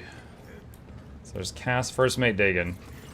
The tall man who welcomed you at the entrance is shifting from foot to foot and keeps glancing around with gloomy expression. Lord von Valancius, could you spare a minute of your time? I'd very much like to talk to you. What did you wish to speak to me about? Well, Dens, that is Bellardo, my old friend and boss, died, and he left all he had. And he had a lot, mind you, to this Fidelio. That was kind of rude of him. That's no way to treat your friends. I get it. He left his useless son high and dry, and a good thing too, but his old friend. So I'm thinking maybe you could step in and set things right. Intervene in the matter of the inheritance, or I don't know. And who is this Fidelio? Dagon winces like he has a toothache. I wish I knew. I first heard the name when Dens kicked it. Maybe Fidelio's a whore who put a smile on his face in his golden years, and so Dens decided to give them the whole kit and caboodle? Why did Dens leave you out of his will? Old age, you know. His head wasn't the same anymore. Yeah, that's gotta be it. It was just too unfair. To fly with him for 10 years and get nothing for it. What do you want from me? You're a distinguished sort. You can muscle in on this. You could talk to Chaplain, he's Den's executor, and ask about the will. Or maybe you can find Fidelio and have a talk with him too. I mean, who'd want an inheritance that's not rightfully theirs? More trouble than it's worth if you ask me. And trust me, old Dagon can be of service to you if you need anything. I know lots about Footfall and other things. I can help with information, get you some solid lads for a job. You could use a guy like me. I'll consider it. That's good, that's really great. How did Bellardo die? Badly. He went downhill real fast. Just a year ago, he was still living it up, storming the slum asteroids to shoot riffraff and mutants, and then all of a sudden, he was done. His old wounds have caught up with him, and he had plenty of those, both from the old days and more recent ones, like when somebody tried to bump him off 12 years back, I think it was. Did Bellardo ever mention repentance to you? No, but I know what you're talking about. The scribbles in his home, right? Yeah, it happened all right. The writing just appeared out of nowhere. On the walls, the mirrors, and always the same word. Repentance. I told him to get a psyker to check his house for sorcery, but he said no, too pricey, I guess. He said something about that, how he had already paid too much for repentance. Not a lot of psychers around, and a single one of them will cost you as much as a team of top-notch bruisers. Hey, listen, friend, how long did that go on? The writing? Anything else strange happen in the household? Flying knickknacks, furniture growing tentacles, people dying for no reason? Oh, all kinds of things happen, my girl. Things going flying, people dying too, servants that is. Whenever we felt like remembering our glory days and got sloshed on half a jug of the good stuff, that's when it would happen. I remember one time we decided to see who could carve open servitors in the dark the quickest. Dagon grins, then catches himself and glances at you. Alright, serious talk. Nah, nothing like that in his house. Nothing sorcerous apart from the writing. As for when it began, Xenos knows. Maybe 10, 12 years ago? Idira turns to you and shakes her head. It'd be a good to take a look at that writing, but if I had to guess, it doesn't sound like warp influence to me. It sounds, it's something, if something really did take up residence in that house, it would have made a bigger splash in 10 years, like a dozen corpses big. You never introduced yourself. I'm Dagon Othio, first mate on Denz's ship. I mean, Master Bellardo. In this tapestry of a world, Chaplain? I am the rogue thread. So Bellardo has left Bellardo has left all his worldly possessions to a certain Fidelio. Who is this mysterious person? I haven't the faintest idea, and I think that no one present knows either, or 24 hired killers would have already begun a manhunt for this Fidelio wherever they may be hiding. This is, after all, a significant inheritance, and the other claimants are not exactly pleased at being left out of the will. Chaplain's eyes narrow a little. I can see that you're intrigued. I must say I am too. Ever since I heard of my friend's death, I couldn't stop thinking about the mystery of his will. You have the Von Valancius title and name. Perhaps you could pull more out of the guess here than I could. Here is the only clue I've got. Dens mentioned the name Fidelio to me only once. It was a long time ago, he was very drunk, he latched onto my robe and said, I hope that these are his exact words, I owe Fidelio, if not for the repentance. How strange. Aren't you Master Bellardo's confessor, Chaplain? How could any other than you have told him to repent? I didn't, that's for sure. I can't imagine what he meant by it. I'd like to discuss with you what I've been able to uncover in regards to Fidelio. I'm listening. Dens mentioned Fidelio and his repentance. What could it mean? I think I might know the answer. I'm listening. It could be the name of a ship, for example. His eyes flash momentarily. A ship called the Repentance. I'm not sure, but you might be right. Now that you've said that, I've remembered an interesting detail. 12 years back, there was an attempt on Denz's life. Not many could have gotten close to him, let alone wounded him, but that assassin was a master of her craft. Denz always was a hardy fellow, and that's what saved him. That and his trusty implants, but the medics pretty much had to put him back together from scratch. When he finally emerged from the hands of the Sawbones, months after the attempted assassination, he kept chuckling about her being a sharp one, and that she was real angry with him for burning her father or her husband, I don't recall. And he was a ship captain. I vaguely remember that conversation, but I'm almost certain that the ship was called the Repentance, and that Denz even knew the names of the captain and the proud would-be Avenger. The woman's name was Leona or something like that, and her last name, I wouldn't be surprised if it sounded similar to Fidelio. What happened to the woman? She got away after the attempt, but I know Denz sent mercenaries after her almost immediately. Whether he found her or not, that I do not know. It seems unlikely he did, because if he had settled the score with her, he wouldn't then go and put her in his will, would he? So you think this woman is our Fidelio? It's my best guess. Let me remind you what she said. I owe Fidelio, if not for the Repentance. Who else could have been indebted to, if not a vengeful daughter or lover or whatever she was, of a captain he'd killed? It would be a very dense thing to do, to leave all the money not to his wimp of a son, not to his idiot first mate, but to the cunning lass who almost killed him. Well, it looks like we've cleared up the Repentance part. Seems so. If we've guessed right, and all that's left is Fidelio and the will. There's an entry in the Book of Remembrance about Repentance. The writing looks fresh. Could Fidelio have left it? Ha! That's odd. I've been watching the guests, and I know everyone here. If you're not Fidelio, then no one here's Fidelio, unless they were able to go in undetected. Logic test succeeded. The area around the book is completely open. If Chaplin is telling the truth, and he really does know all the guests by sight, then the words could only have been left by someone with free run of the courtyard, someone who wouldn't attract attention. Let's go over everything we know. Den supposedly left his possessions to Fidelio, a woman who wanted to take revenge on him for killing the captain of the ship Repentance. The word Repentance is written in the Book of Remembrance, and the entry is new. Does this mean Fidelio is somewhere close by? That's exactly right. Well, Lord Valancius, it's now all in your hands. I'm no sleuth and don't know what to do with all these clues, and you have some thoughts about Fidelio's whereabouts. Find her. If not, come back to me. We still need to send Denz on his way and deal with the matter of his estate. Curiosity. Awareness. There's an odd smell to this amasec. It looks like it's seems likely the drink was poisoned. Let's see. Adelia. Did your father ever mention the word repentance to you? He did. That word kept appearing in our house and nobody knew who wrote it. It used to make Grandpa happy when I was little. He always smiled when he saw it. But then later, when I got bigger and Grandpa was already old, it stopped making him happy. He was sad. He would just sit there and stare at nothing. And after that, when he got sick, she stops, her big eyes glistening with tears. When he got sick, the writing started to scare him. More and more of it appeared. Repentance, repentance, repentance. Even in his bedroom. One time he pointed at the word and said something very weird about dead eyes, and then about cobras going to class. Someone left some strange words in the Book of Remembrance, as if they were from Fidelio. That wasn't your doing by chance? Ha, that would have been a funny prank. Her eyes light up a little. But I don't play pranks. It was somebody else. Maybe Fidelio did it very quietly. Or maybe it was someone who's not on the list, but also someone nobody would suspect. Okay. My nerves are frayed. And I know who we're looking for. I just don't remember exactly where they are.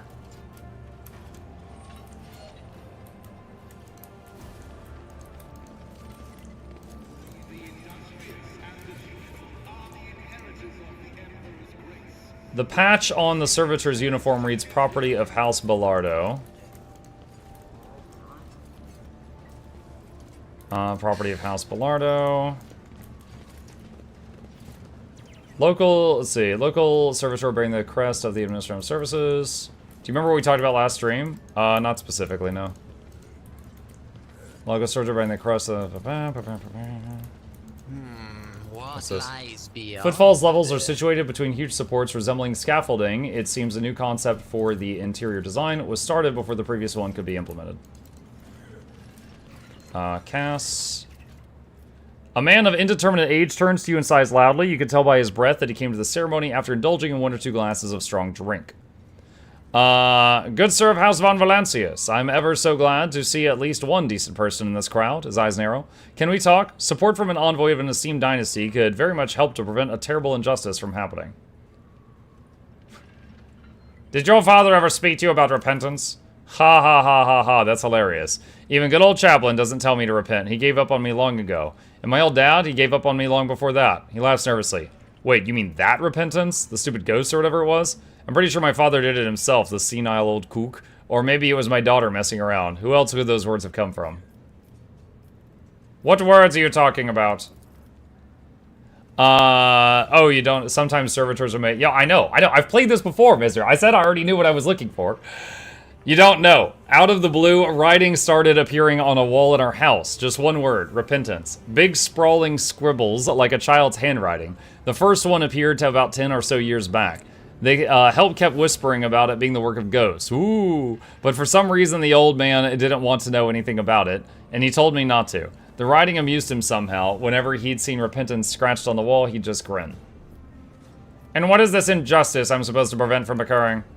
Well, he grimaces, the lawful heir is being robbed of his inheritance. My dear father left his entire fortune down to the last coin to some nobody. A certain Fidelio who hasn't even bothered to come to the funeral, and I'm left with nothing. Do you think it's fair? Your nobility, you of all people must realize just how wrong and unacceptable the situation is. So I thought maybe you could lend me a hand somehow. For the sake of friendship with the future keeper of the Bellardo fortune, me, and for the sake of justice, of course. To turn a funeral rite into a stepping stone for one's covetous desires is blasphemy. To dispute the will of the dead is doubly blasphemous. Kibble's dark eyes seemed to burn right through the man, making him swallow nervously and avert his gaze. Why did your father disinherit you?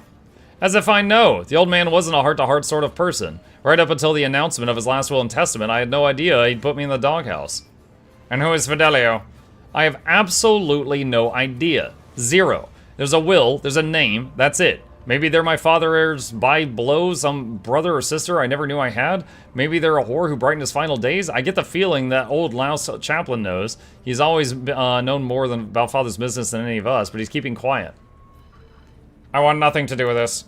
He slumps a little. That's that then. Just not my day. When is it ever? What did Bellardo die of?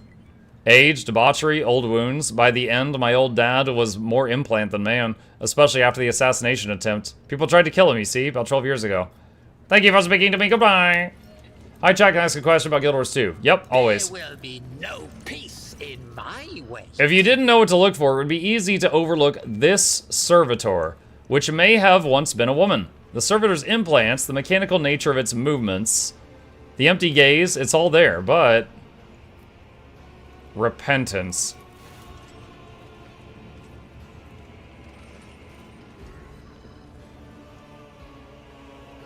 That single word causes the servitor's body to twist in a violent spasm. Something akin to a sob or a growl builds in its throat and its mechanical appendages jerk convulsively. Chaplain's tall figure appears next to you. So this is our heir, right? He pauses, mulling it over, then gestures for the administratum clerk who gave the opening speech to approach. The inventory of Denz's possessions. What does it say about this servitor? Let's see here. One moment. Section B17/40, personal effects of the deceased, subsection servitors. Here it is. Oh, this is a rare one-of-a-kind unit, commissioned personally by Master Bellardo 12 years ago. The main function of this servitor is cleaning the house, bedrooms, vestibules, bathrooms. In accordance with Master Bellardo's wishes, its free will was completely eradicated, and the parts of its brain that regulated pleasure responses were destroyed. But to a large extent, its memory and awareness were preserved. Chaplain, is everything clear to you now? I believe so. Didn't I tell you Denz, after he survived the assassination attempt, sent a whole squad of mercenaries to hunt down the woman who tried to kill him? Looks like he found her. Chaplain nods at the servitor. Mike says, what is the best way to get Gift of War? Is it only through World v World v World? Gift of Battle is only through World v World. Hold on, Gift of War? 1 second. I need a refresher on Gift of War. Let's see. Gift of War is purchased with 250 Memories of Battle. No, you could just buy Memories of Battle off of the trading post and then take those to the merchant and buy the Gift of War from the merchant. You don't actually have to go into World v World if you want to throw gold at that.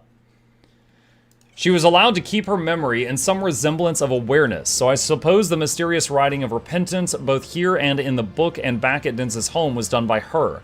The question that remains, of course, is why would Denz decide to make a servitor his heir?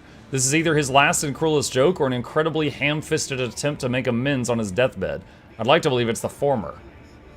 Can a servitor even inherit? This matter requires further investigation. We will have to go over the codices, bylaws, statutes, regulations from the last 400 years or so. The clerk pales a little, but we'll find an answer sooner or later. Or we could ask Lord von Valancius to settle the matter in the name of his dynasty. This is his footfall, after all. If a rogue trader says that a servitor can inherit, then that's how it's going to be. So for anyone who is maybe tripped up by that story, this guy had someone try to assassinate him 12 years ago. He survived the attempt. He caught them, had them turned into a servitor, but didn't completely do the lobotomy. So they've been forced to basically be a maid in his house for the last, like, 10 years. But their mind is still, like, half awake in there. And now he feels bad about that, and he's like, okay, well, you were a good maid for 10 years, person who tried to kill me. You can have all my stuff. The thing is, he's got, like, 10 of these robot servitors, so nobody here had any idea that one of them was the assassin from the past. Summon everyone! It's time to decide the fate of the Bellardo's estate and that of the heirs. As you wish, your lordship, the chaplain chuckles. This ought to be good. I would ask the esteemed guest to stay for a moment longer. I was going to announce Denz's last will and testament after he was delivered into the flames, but the circumstances dictated otherwise. And so, according to the deceased will, all of Bellardo's fortune goes, not to his worthless son Cass, not to his brainless mate Dagon, but to Fidelio, a mysterious new heir. However, I believe a certain party would like to intervene in the process. The chaplain looks straight at you and chuckles.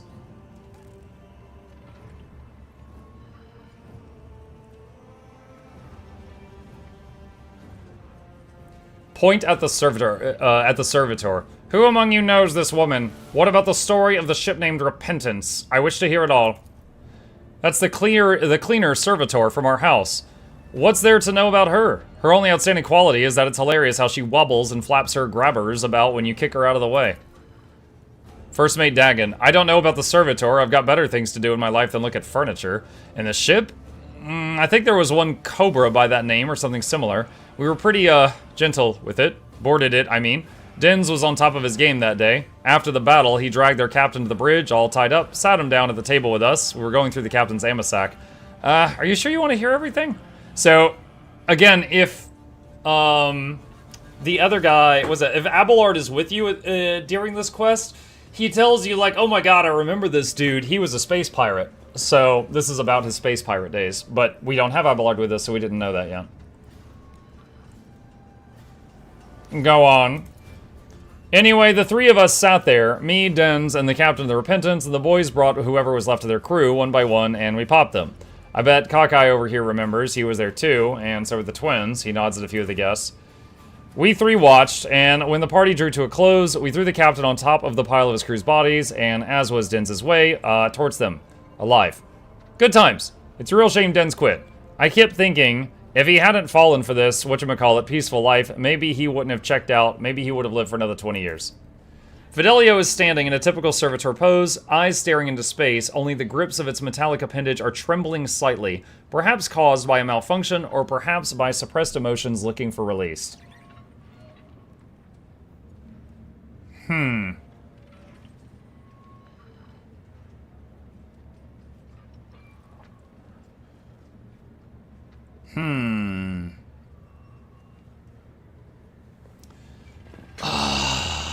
So, I'm pretty sure on my last playthrough, I let the entire fortune go to the servitor, and the chaplain cared for her until, like, the end of her days. But I kind of like number one. I kind of like number one for our very dogmatic rogue trader. Address Fidelio the servitor. Today, you will watch your enemies die. Caspelardo, the first to guess where this is going, falls to his knees. Mercy! I haven't done anything wrong. I'm not a pirate, not a cutthroat, just a harmless drunk and a single father to boot. Cass, get out of my sight. The rest of you prepare to die. It's time to purge this world of some of its pirate scum. They just calmly walk out.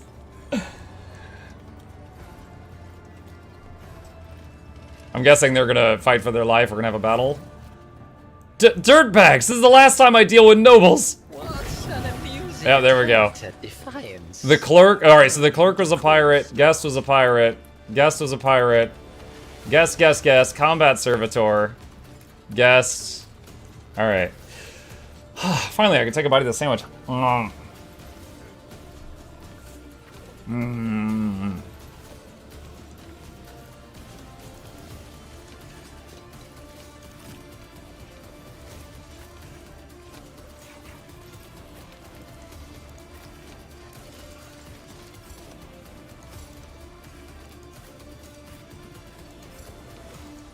I can't move the bird.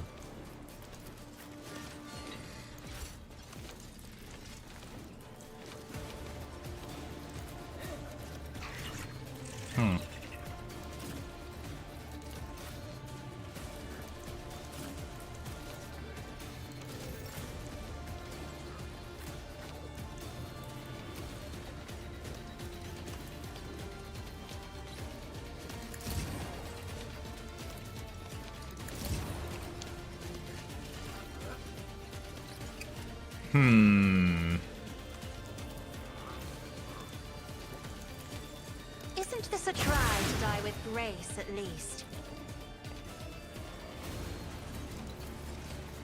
Oh, that's right. She can go twice now, but she takes a little bit of damage when she does.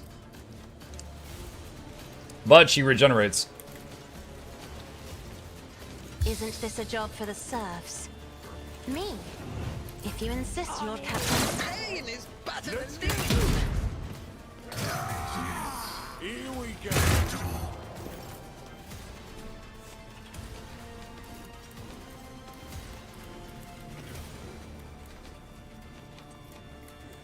As the doubters of the weak. Alright, so she's getting stacks of the thingy, right? Yeah. Alright. So she's buffing up. Hold on.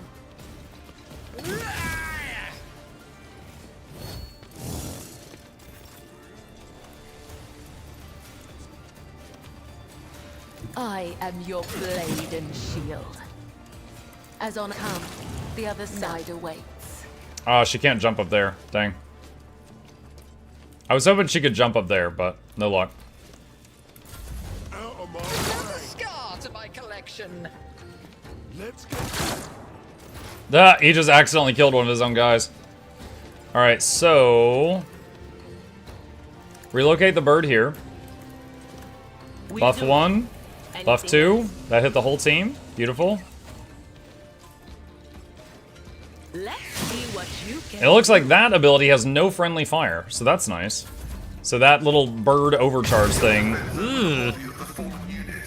Dog down. He hasn't even gotten a turn yet.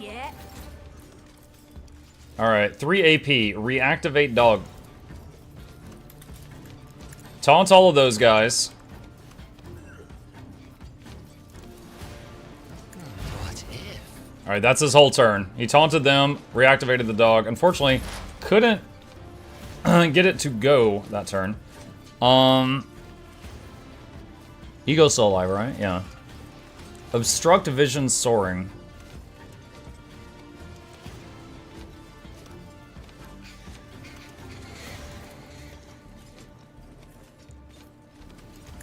Setting target parameters for tech familiar units.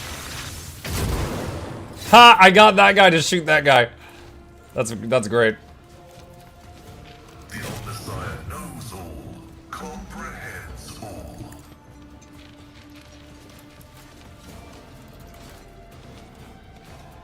My vow is to serve.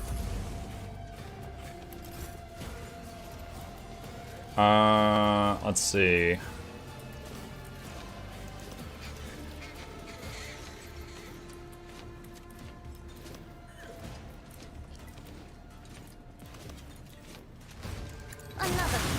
painted black.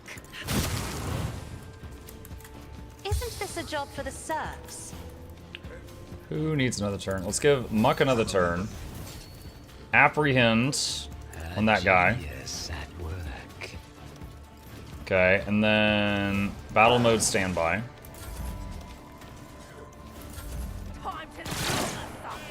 Let's make it. Ulti -1. That bird is already so useful. Yeah. Support and healer player here, not always often enough. Yeah, my last playthrough, I was a Psyker officer. So I was doing a lot of support, buffing the team, and giving them extra turns. This time I'm a frontline arbiter. Or arbites, I guess. I'll do it. Power resides in the will of the righteous. As the Emperor commands, you, my Emperor! Faith without deeds is Oh, you're doing worthless. terrible. I'll do it.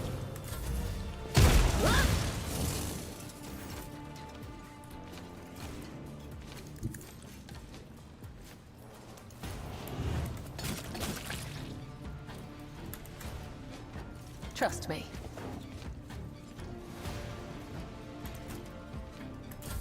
Let's get to it.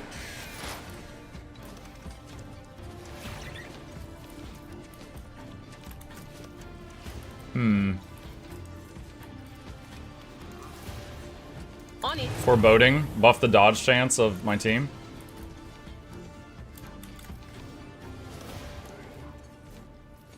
But of course, be gone.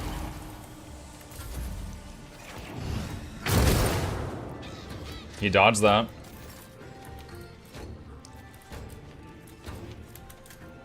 Taunt those two again.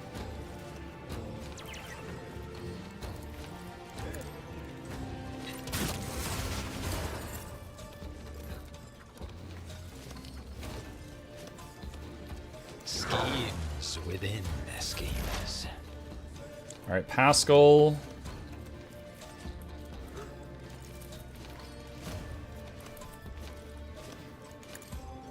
Abide in the host of blessed creations of the Omnissiah.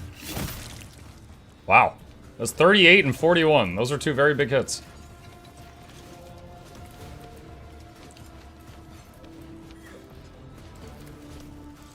Tech Familiar activated.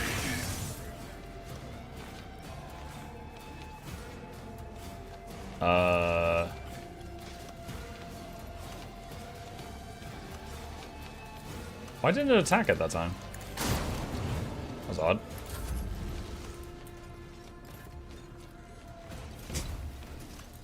Dog hit for 3. Or cat hit for 3.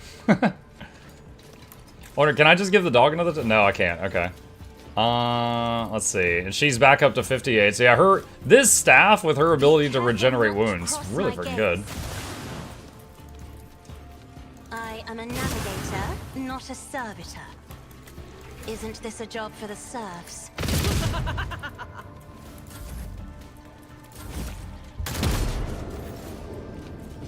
Doubt is weak. A dance of blades and shadows. Death is a blessing. That one's done. Where's an... Oh, that right there. The Servitor is the last enemy. Okay.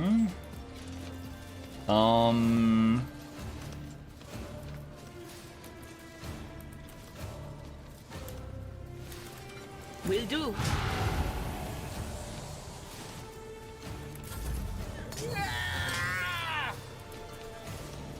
Oh, the storm approaches. Taunting Scream. Is the dog still on standby? Yeah, so if I don't do anything, he'll still get more turns. Let's see. There we go.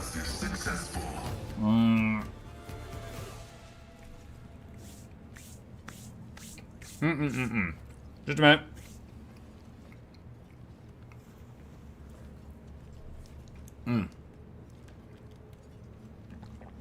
Alright. The chaplain is observing the carnage unfazed. Dens would approve of a funeral like this. Now what? What are we going to do with Fidelio? The servitor woman is standing still.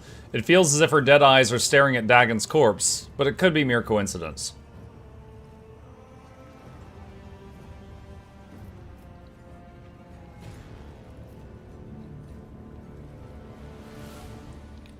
Take care of her, chaplain. Let her live the rest of her life as peacefully as possible.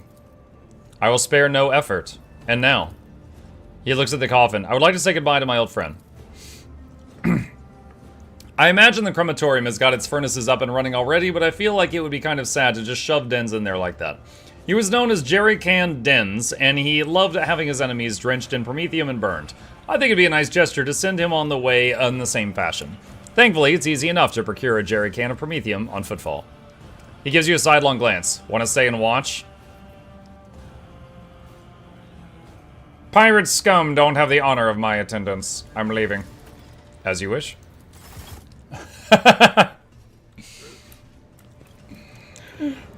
Alright, that was kind of fun. I'm glad that the, that guy didn't get killed too, because I was kind of afraid that he was going to end up getting taken out in the fight.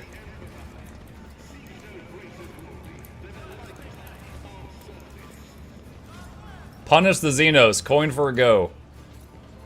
Drukara, behavior, villainy, malice, habitat everywhere, hides among people, diet, doesn't eat. Wait, what did that say? Diet, doesn't eat, feeds on blasphemous thoughts, fears the Emperor prayer and righteous thoughts. Xenobeast, unknownness, behavior, cruelty, trickery, rampant mating. Rampant mating. Habitat void, doesn't need air. Diet, rocks, fears the Emperor, fire. Carnival Barker. This young man is clearly making every effort to look dapper. His fashionable clothes are practically new and hair well groomed. What ruins this impression is the poorly scrubbed off oil stains from his leaky implant and the fit of his jacket, which was clearly made for someone else. Come one, come all, see the best collection of live Xenos on Footfall. What kind of collection is this? Dangerous, vicious, ruthless Xenobeasts caught red-handed as they were attempting to commit evil against the Imperium. But right now, they're harmless. Our cages can withstand their rage, but I wouldn't recommend getting too close. Haha. Lord Xenos. These aren't Xenos, they're mutants in makeup. The man's smile dims, but only for a moment. Not Xenos, you say? I'm sure there must be some mistake. I will check the shipping list myself, rest assured. His words are oozing with greenish-yellow hues. I do not think the promise will be kept. Such entertainment is lucrative precisely because billions of Imperium subjects have never encountered a Xenos in their life. Ignorance and curiosity create colossal demand. That's what I was taught, and I can see that the lesson was truthful. Oh, God. Oh, God. Dogmatic. Do you know what I see? Heresy. These exhibits must burn, and you will burn along with them. Wait, please!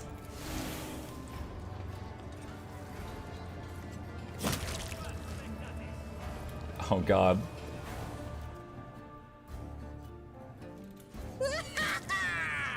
So we just killed all the people that were in makeup. Oh my God. Lawful stupid. Curiosity. What is this, Harold? In my veins. Oh, I can't talk with him.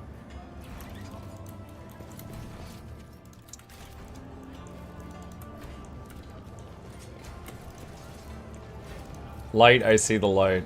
My success is an Yoink. irrefutable certainty.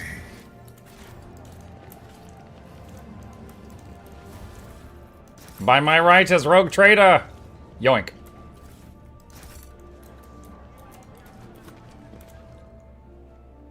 Holy Olamok, no teaser today. No one's told me about a teaser today. Maybe because 4th of July they're doing it tomorrow? I don't know. They will see. The dime will be as slippery as a snake, like any seasoned operator. I don't need any voices in my head to predict that. Mm-hmm.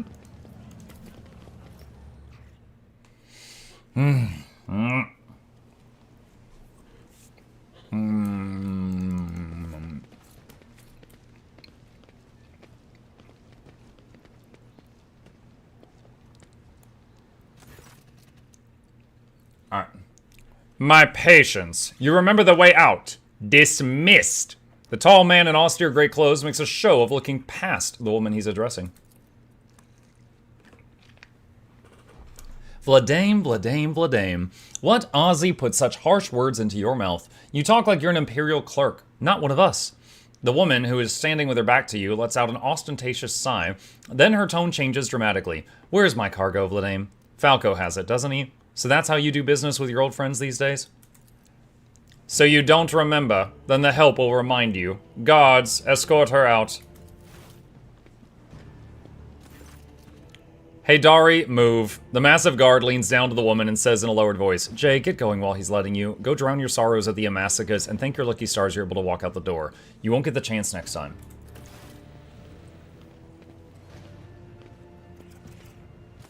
Alright, so I know she can join your party, but in my previous playthrough, the quest like bugged out or something, or I did the quest in the wrong order and it wouldn't let her join.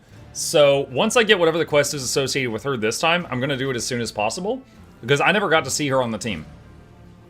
First an insult and now threats. I see courtesy and tact are no longer valued commodity on Footfall. Oh well, I'll find myself a better deal. She turns on her heel and heads towards the exit. As she passes you by, she gives you a quick once-over, winks at you, and then immediately turns away with a flip of her jet black hair.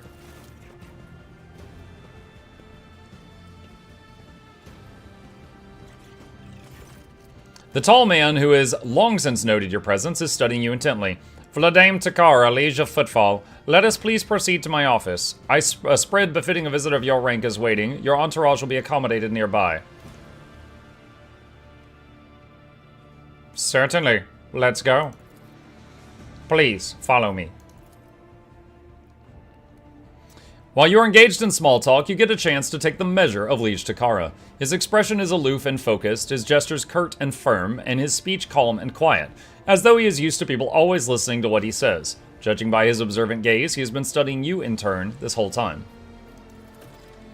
Vladame straightens in his chair and says in a polite but completely indifferent tone, Let's talk business. On behalf of the elite of Footfall Station, I offer you my condolences, Lord von Valancius. We mourn Lady Theodora's loss, and we hope this sentiment is taken as a sign of our good intentions and willingness to cooperate. Thank you, Liege. A terrible loss for all of us. I hope that under your guidance, the dynasty can recover from this blow and attain even greater power. I am impressed by your prudence. Your decision to arrive on Footfall incognito without announcing either the death of the previous rogue trader or your own status, it was quite wise. The rumors will spread sooner or later. It's impossible to keep secret something that's been known to thousands of people serving on a void ship. But for now, you are free to reap the benefits of anonymity. As you may have noticed, Footfall is currently in a state of crises. Its people would benefit from the patronage of a figure such as yourself. Madimus says there are dogmatic reasons for kicking her out an airlock, but seriously, you don't have to do that even as a hardline dogmatic, and she's the best face character in the entire game, like it's not even close. Oh yeah? It's a shame she doesn't have a voice actor even for when you first meet her then. It's kind of like, it would be pretty dogmatic to get rid of Adira, but I really don't want to because I didn't get to see her story play out the last time. We'll see what happens. Who is that woman the Gewardens threw out? Vladame's expression hardens, and he makes a frustrated gesture. A dead woman walking. Some, however, still call her Jay Hadari, a small-time hustler with big ambitions that will lead her to a sticky end. It's strange. A small-time hustler, even a particularly audacious one, wouldn't likely quarrel in public with a figure as important as the Liege of Footfall. What seems stranger still is that the Liege knows this small fry by name. She is irrelevant. Since I'm the one in control of the situation of Footfall, I can speak on behalf of all of its noteworthy residents. I was attacked right at the docks. An outrageous stunt, a show of disrespect for both you and me. Sadly, such incidents on Footfall are akin to natural disasters, impossible to predict or preempt, they simply happen. Many consider Footfall to be a pirate den, but believe me when I say that there is a difference between organized crime and a gang of thugs who have nothing to lose. You are attacked by the latter. The Anvers are a gang of punks who spit on our customs and hierarchy. Even their leader is more akin to an ideologue. A rabble-rouser whose calls for people's heads, not a commander. Sooner or later, we will find him and have him strung up. That will likely cool his followers' enthusiasm. Behind the carefully built facade of composure, you sense anger. It appears that this man is not used to losing control, but that is exactly what's happening. I am sorry for the loss of your assistant. What? Your words seem to perplex him for a moment, but his face remains cold. Oh, that. Yes, her death was a regrettable development. What is the situation in the region? Troubling. Xenos raids are growing more frequent. Trade is suffering, and fringe worlds are going under. Rumors of atrocities being committed by enemies of humanity are causing excessive panic due to their exotic nature. The core of the Imperium forces in the Coronis Expanse has departed for the sector's borders to combat the Xenos threat. There have been no word from them for a while now. Then again, with the distance and the current issues with Astropass, that is not entirely out of the ordinary. Exterminat is the whole planet. This isn't even a planet. It's a floating rock. Still, we're not even alone. Still, we are not yet alone. From several of the worlds hit by Xenos attacks, we've received reports of fierce warriors who descend from the sky and enter the fray. The fragmentary accounts lead me to believe that the blessed Adeptus Astartes are operating in the Coronis Expanse, and I await news of their victories with great anticipation. What sort of patronage do you seek from me? Protection. Not military protection, but a different kind of security. You have, of course, already encountered difficulties with warp navigation on your way here. I'm afraid the scope of those difficulties extends far beyond this area. Reports of disrupted routes and ships vanishing during short jumps are coming in from across the entire sector. Communication with the Calaxis sector has been extremely unstable. Of the ships that have dived into the Maw in recent years, none have yet returned. The last ship that came through the Maw from the other side was struck by a temporal anomaly. The jump took almost 2 decades in real space-time. Lure to warp test succeeded. You've heard of periods of warp instability, including cases where the Maw would become completely inaccessible for navigation for years on end, thus temporarily cutting off the Coronis Expanse from the Imperium. Even so, Vlaname's words are particularly alarming. It seems that something has had a profound effect on the Maw. And that brings us to our main issue. Footfall is a repair shipyard and trading post. We barely produce anything ourselves and are largely dependent upon incoming shipments, especially food shipments. The station naturally has some reserves, but the supply issues didn't start yesterday. Footfall would be obliged if House von Valancius would assist us by signing a contract for food deliveries. Logic test. I can't be the only one you've asked for help.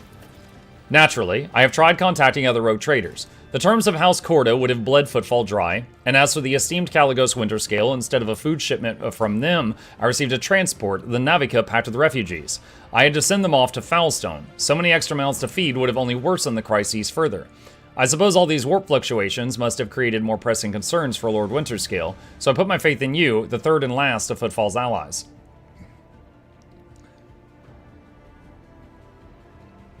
And what are the terms of this deal? It's simple. Delivery of food shipments from the fertile worlds, Janus, I imagine, I'm quite familiar with that jewel of the von Valancius Protectorate, in exchange for fair payment.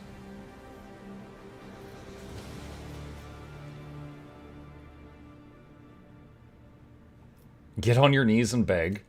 I will rob you blind. I will help. I don't want profit.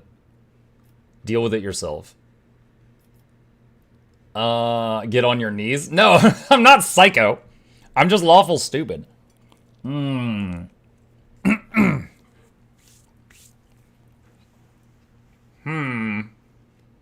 thing. No.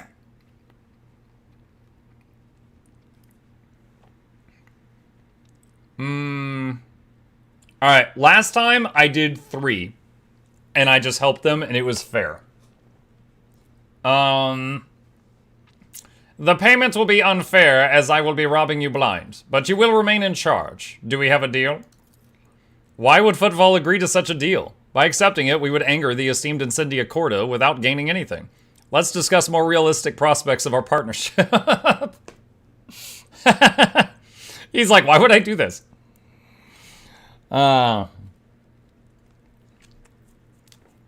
Very well, I will help with your food shipment. He takes a sip from his glass. Hang on, let me finish this bite. This game is not good for eating my lunch. This sandwich has been here for 50 minutes.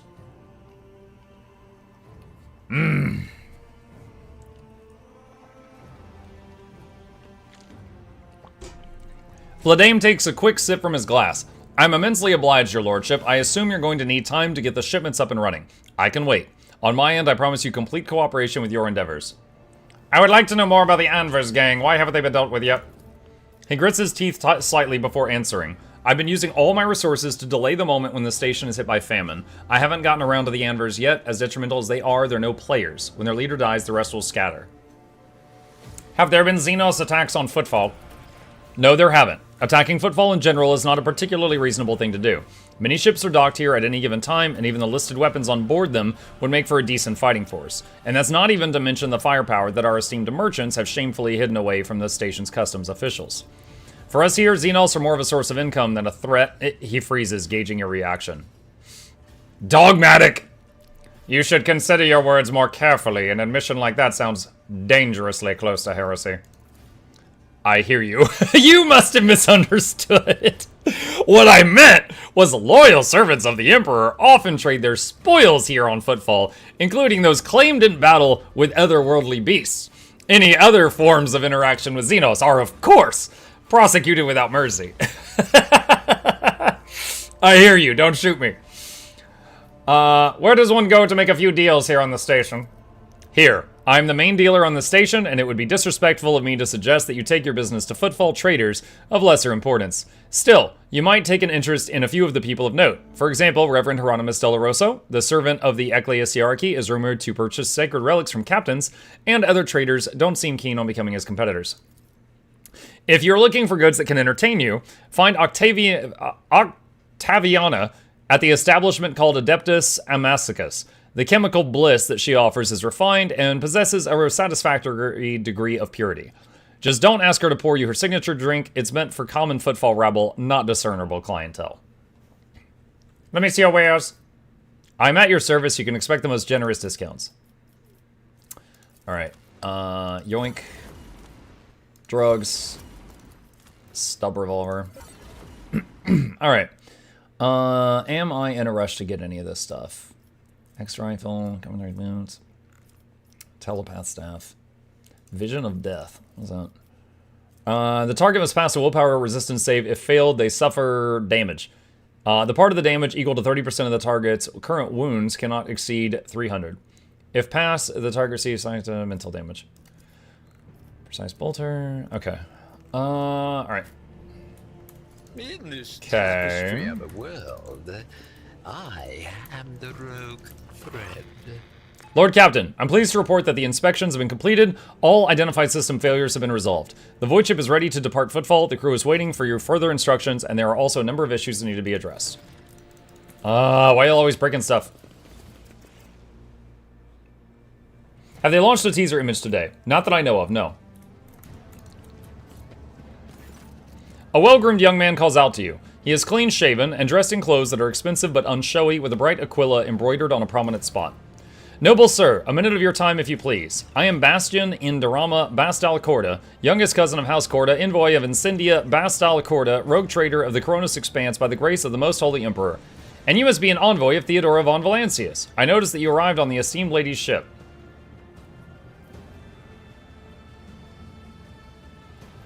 Hide the truth. Quite right. I am Lady Theodora's envoy. Splendid. It's a pleasure to be speaking with an equal. Truth be told, I get a little flustered in the presence of the powers that be. Bastion smiles meekly. What did you wish to speak to me about?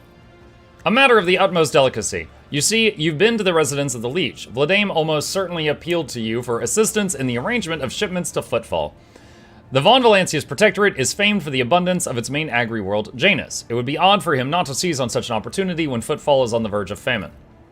However, the Corda dynasty pursues its own interests on Footfall. We've already announced our terms to the Liege, but he's stalling, I imagine in hopes of getting a better offer from you. The Corda dynasty believes, he smiles and gives a slight shrug, that cooperation would be preferable for both rogue trader houses. If you refuse Vladame, thereby forcing him to agree to a deal with us, the Corda dynasty can promise you a share of the profits from the future contract, as well as certain other prerequisites. Everyone benefits. The Emperor's most loyal servants should be concerned with carrying his will through the stars and less with divvying up profit among themselves, Argenta says disapprovingly, but quiet enough so as not to interrupt the negotiations, especially when the well-being of one of Imperium's worlds is at stake, even one such as Footfall. Behind your smile, Master Bastion, teal shadows swirl. Others may not see them, but your worry cannot escape my eyes. What are you afraid of? Your house's wrath should these negotiations prove fruitless, or the wrath of House von Valancius? Adira, who was yawning in boredom a moment ago, flinches and clutches her face, her fingernails digging into her skin. They're coming! Again! Brothers of the ones who came before. I just don't get it. Do they all have a death wish? Draw your weapon. I appreciate the warning, Adira. What? Bastion stares at you in surprise, then turns around.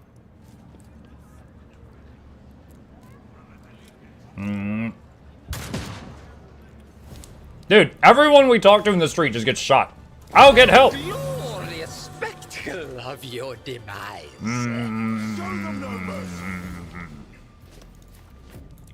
Alright. Let's see. How do we want to do this? Tank. We can have the tank handle everything to the left. Adira. Her.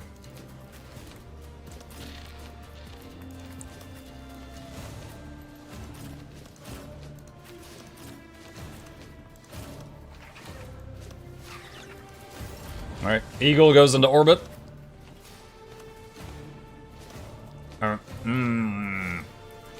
Front line. I'm not accustomed to being ordered around. Back line. Me? If you insist, Lord Captain. Alright,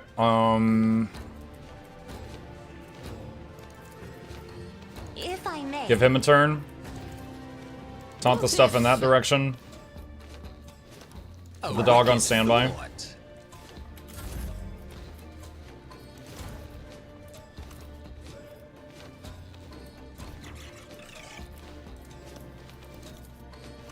Try to die with grace, Pop. at least. Me. As duty Pop. demands.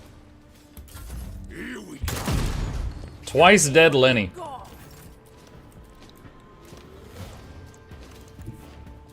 I bring mercy and retribution.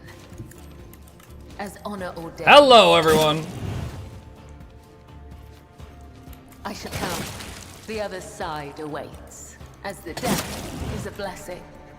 Trust me. Alright. Let's get to it. Out of my way. Look at all that jello. Let's get to it. Stun grenades. Let's get to it.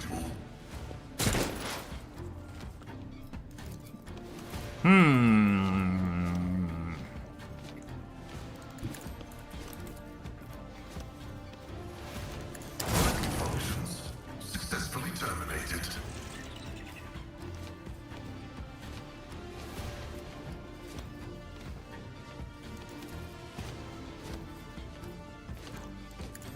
Abide in the host of blessed creations of the Omnisire.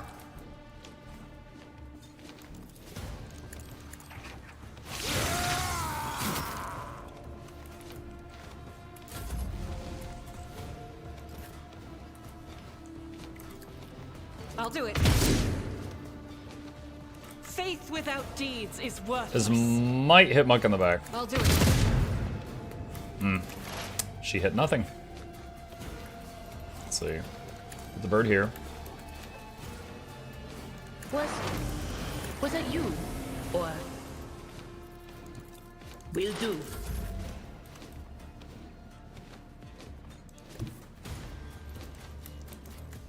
Let's see. Ah, another one is shattered.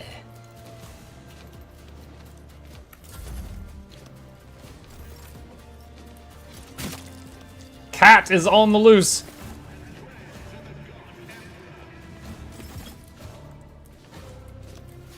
I have read tomes of military tactics.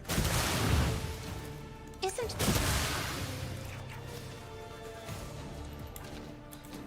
Me? If you insist, Lord Captain. Here we go. Death comes in silence. As honor ordains. Ah. The shadows will see it done. I shall not fail, as the tenets demand. As honor ordains. Dang. Hold on. That guy's sturdy. Out of my way. Ah, dog got a kill. You said something about a cat. What is it? It's a dog and we named it Cat. That's it. It's a dog named Cat.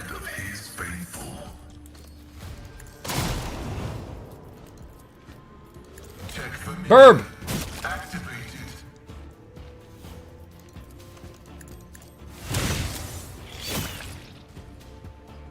Good burp.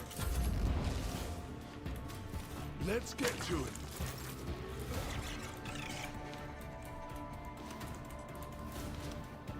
God Emperor, move through me. Be the fire No line in of sight. my heart.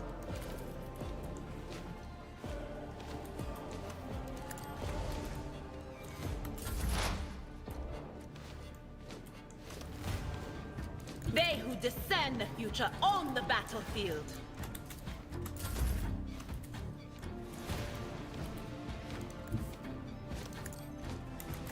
Schemes within schemes. Can't reach from there. Scared yet?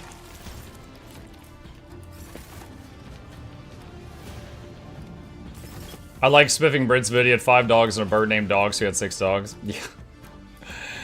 Yeah, I saw that video too.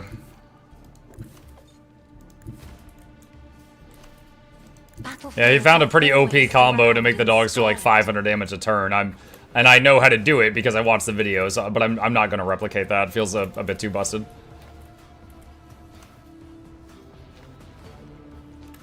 If I may, me.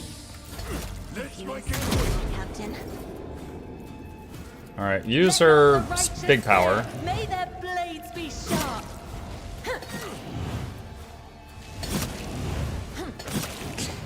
So many hits. That move is so crazy on a single target. And it wasn't even like halfway done. There was more. Why are you all standing on my loot?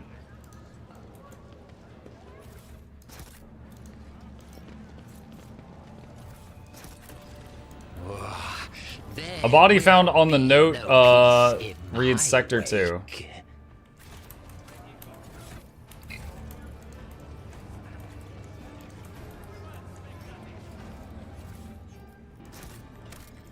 Alright, what was that item? Hold on.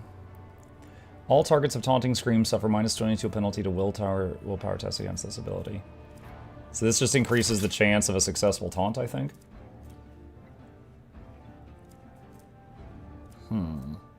+10 awareness. I think she's got really high awareness.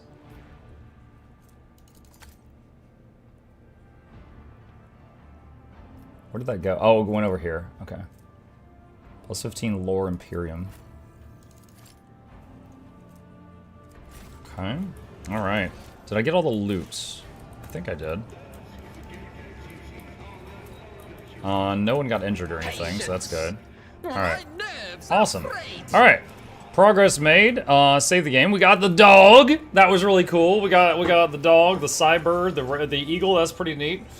And next time, I'm going to be aiming to try to get Jay on the crew, because last time it somehow messed up and I was completely unable to finish her quest, so I want to make sure we get her because I've never seen her story.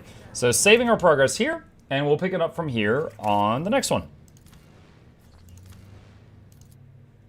Alright. Chats! With that, I'm out of time. Thank you guys so much for joining me today. I hope you had fun. A few plugs on the way out. If you're new to my channel, my name is Muck. I stream every evening and every weekday morning. I'll be back later tonight in about 5 hours for the evening stream, trying to fish up Nice Day for Fishing from the Viva La Dirt League YouTube channel, and then possibly do some Dark Tide if there's extra time, and I would anticipate starting a new game during the evening stream tomorrow night. As always, please hit the follow button if you're here on Twitch. Subscribe if you're watching on YouTube. These are links to my 2 YouTube channels if you want to see all of that stuff. And a special thanks for dear patrons. They keep this channel alive with their support. I could not do this without them. There's a link to that in the chat if you're interested. You guys have a great rest of your day. If you're watching on the Twitch side of things, I'm going to raid another creator just to support somebody else. Let me see who is live right now. Let's see. I raided Fandral yesterday. Let's see. I'll do a raid on Boyce. Boyce is a really high-end Guild Wars 2 PvPer. And see what he's up to right now. I'll see you guys over there. You guys have a good rest of your day. And like I said, I will be back tonight. See ya!